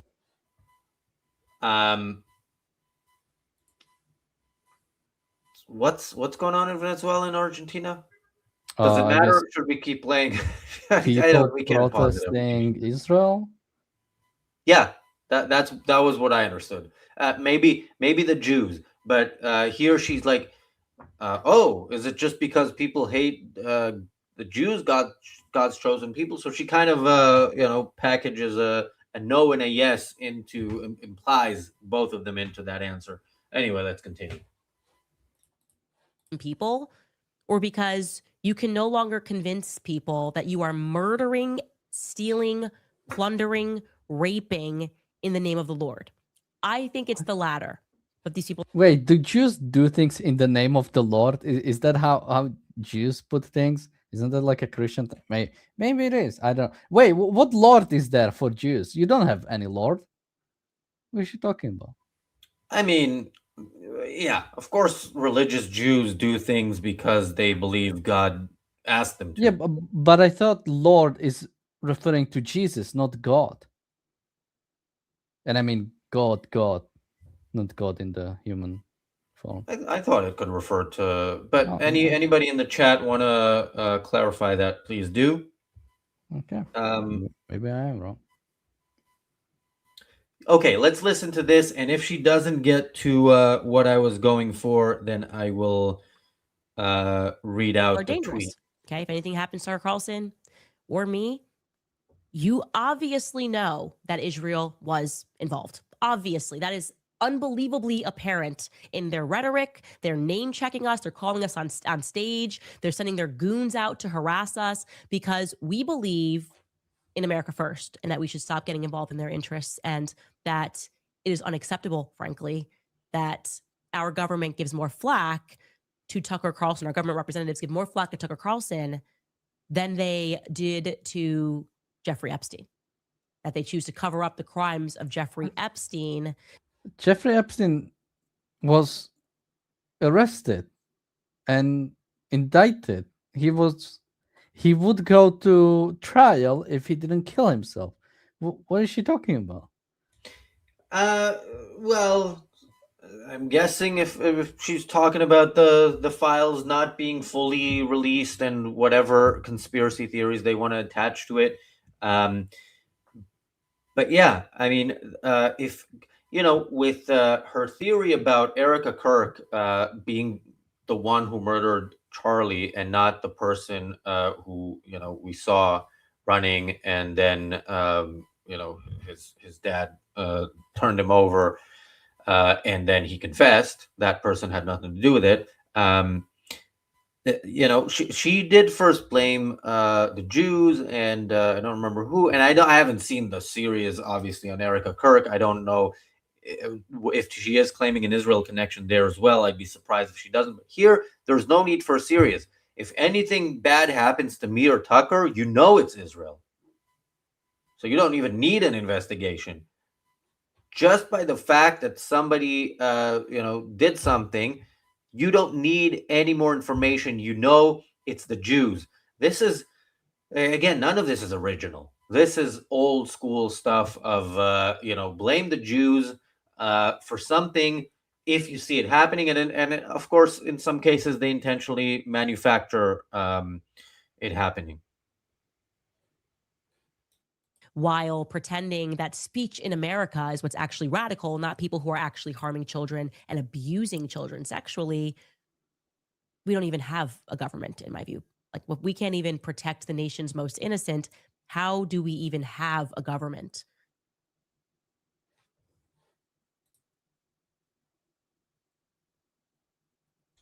That's it. All right. Okay.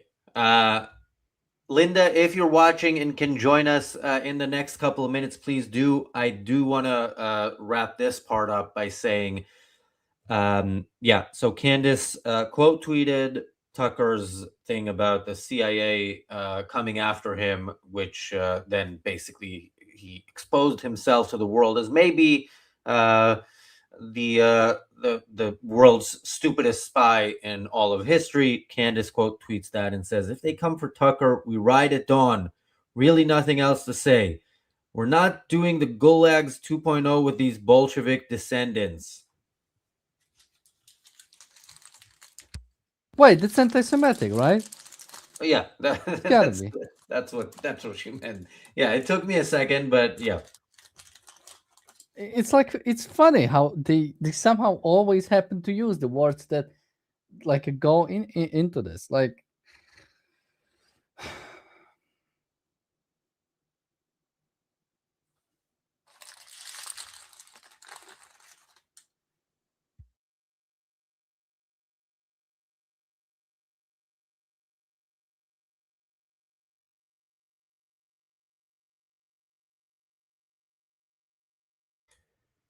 All right. Do we have Linda? no, but I got a picture from Linda. Then let's show that. I don't know if we will show that. She just sent it to me. Oh yeah, we can show that. Although, ideally,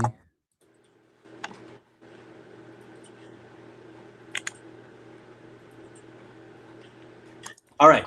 We are now joined by Linda. No, we don't need to see Candace anymore. I think we've.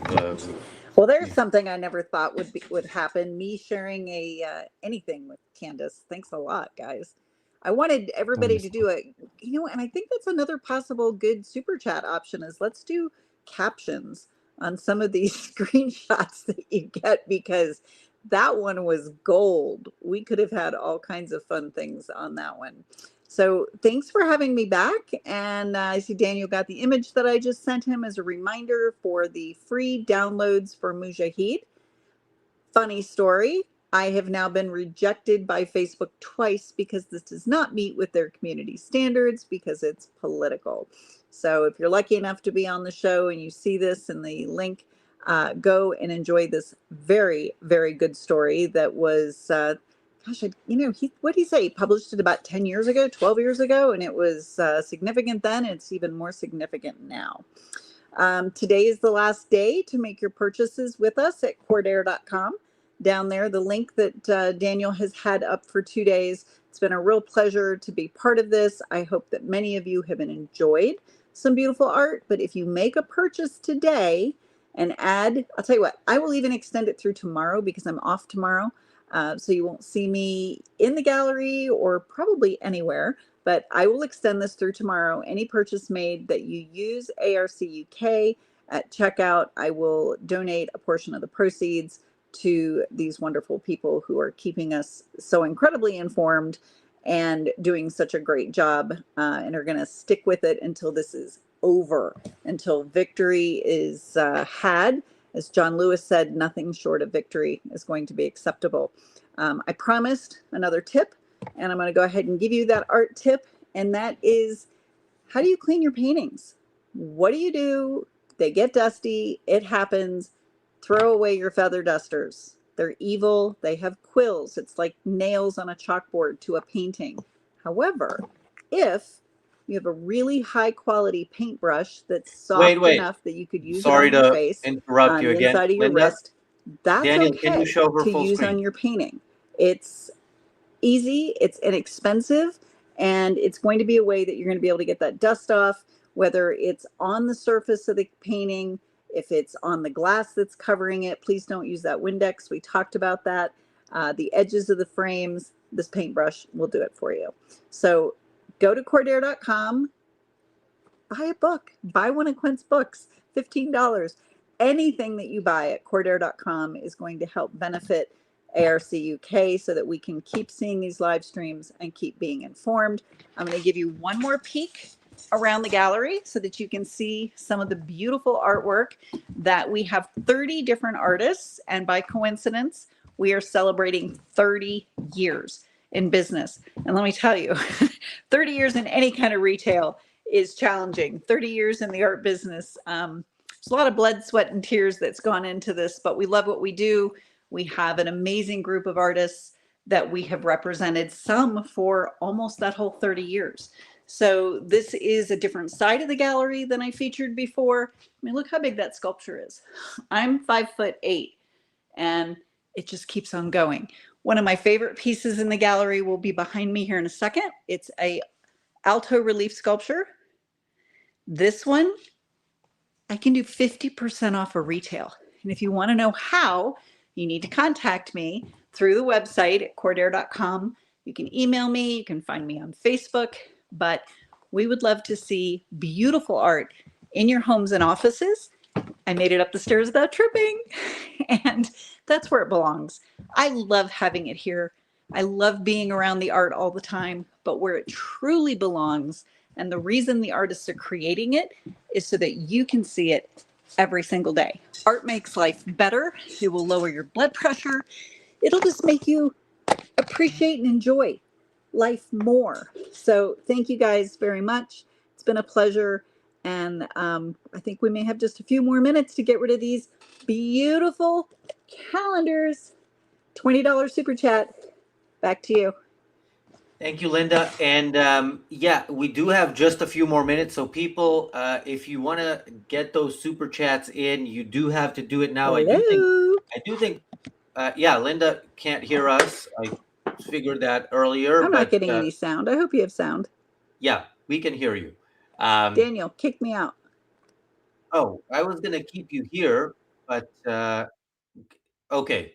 I was going to say the best way to wrap up is with art and not have something super depressing at the end. But Linda couldn't hear us. I noticed that when I asked Daniel to put her full screen. So yeah, I do want to give people a couple of minutes. First of all, also, if it's not to super chat, but to ask any questions that you have of Linda, who will be in the chat to answer them, and to super chat, and to buy the Nikos Guevara t-shirts at a $5 discount. All of those options are available to you at the moment. And maybe we'll wrap up with another Yochai Sponder clip, Daniel. Something, some of it is really great, and I don't think we've seen any of the really great stuff. Do you want to scroll down a little bit and then start something? And I will pause you if it's not super funny, so you can go to the next one.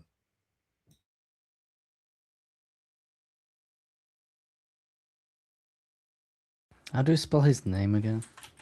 Yohai, and I'm pretty sure the last name is SPO, but Yochai, I don't think there's any Yochai that popular. Yeah, I did check the news. There is nothing important enough to bring in additional negativity right at the end between art and comedy and wrapping up. So let's hear some more from Yochai Sponder. they're from America, and they always tell me, Sonder, this is not Israel. You know, the subjects that you do, the racism, you can't do it here. In America, we have the PC, politically correct. You can't do it. I said, what's PC? Because in Israel, we do stand up like in the 90s, you know? You say what you say. You gay, you know, you enjoy it. You enjoyed the show. It's not like it. So I said, what's PC? He said, you can do jokes about what you are. If you're Jewish, do jokes about Judaism, how you can do it. So I open the show with who I am, and we'll go from there, okay? Whatever I am, I can do, okay? Okay. So, I'm half Moroccan and half Polish.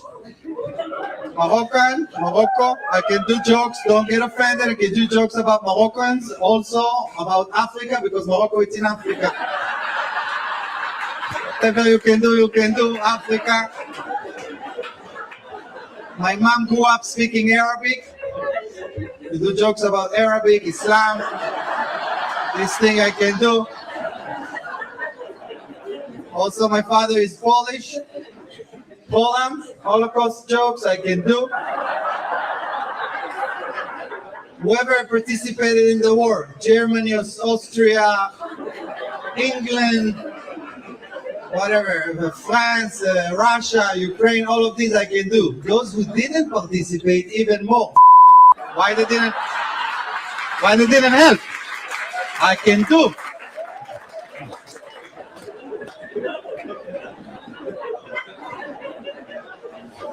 I was born in Israel, which is Asia, so I'm Asian. Totally Asian. If you're Asian, or family, these jokes I can do. I also got married to American lady 2 years ago, guys. American lady.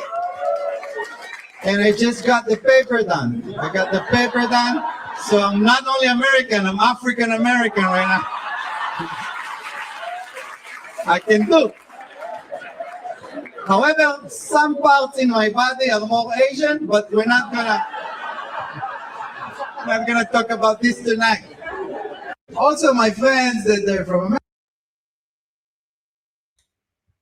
Wait, is that it? Yeah. Okay, that was funny. Yeah, Daniel, I know you don't like joking about PC because you think it's not a thing. I mean, But yeah, you know, it's the.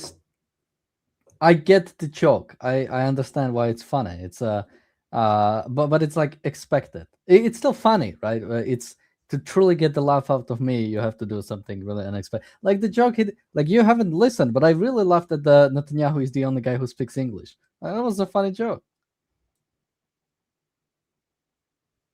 when was that? Where did I? miss When we played it, he was like Netanyahu has been a leader for 20 years because he's the only guy who speaks English. All right, it's not bad, but yeah, I am a fan. Love his stuff.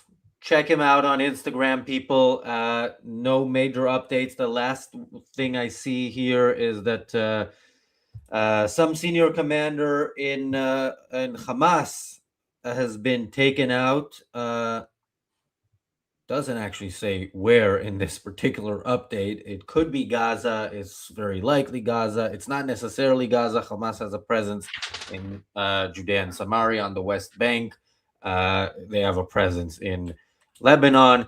I'm sure they have enough of a presence in Iran. I don't think this guy was taken out in Qatar, although one can hope. But yeah, ending on a comedic note. And yeah, I know we said we'll start earlier. We will start earlier tomorrow. I see that Linda, I don't 100% know that that's happening. That's part of why I want to wrap up so that I can see with Daniel if that is doable. But yeah, thanks again, Linda. Thanks to Quent Cordair Fine Art for sponsoring the last 3 streams. Go to Cordair.com. Go to Cordair.com today and buy something and check out with put ARCUK in the checkout, and then a portion of the proceeds will go towards supporting our work. Thanks again to Linda and Quent Cordair, who was on. If you didn't catch Quent early on, it was, I think, around 30 minutes into the stream, or no, more like an hour into the stream. We might make a separate clip of that. So check that out. And yeah, we will. And thanks to Linda, thanks to Eyal Reichel and the meetup in Tel Aviv in the discussion group on the ominous parallels for joining us, for giving us a shelter review. Yeah, Eyal, the Eyal's shelter reviews are now Eyal and friends doing shelter reviews. Hopefully, much more of that to come. Yeah, we will be back here tomorrow. And thanks, Daniel. And thanks, everybody, for watching. Thanks to the super chatters. We'll see you tomorrow.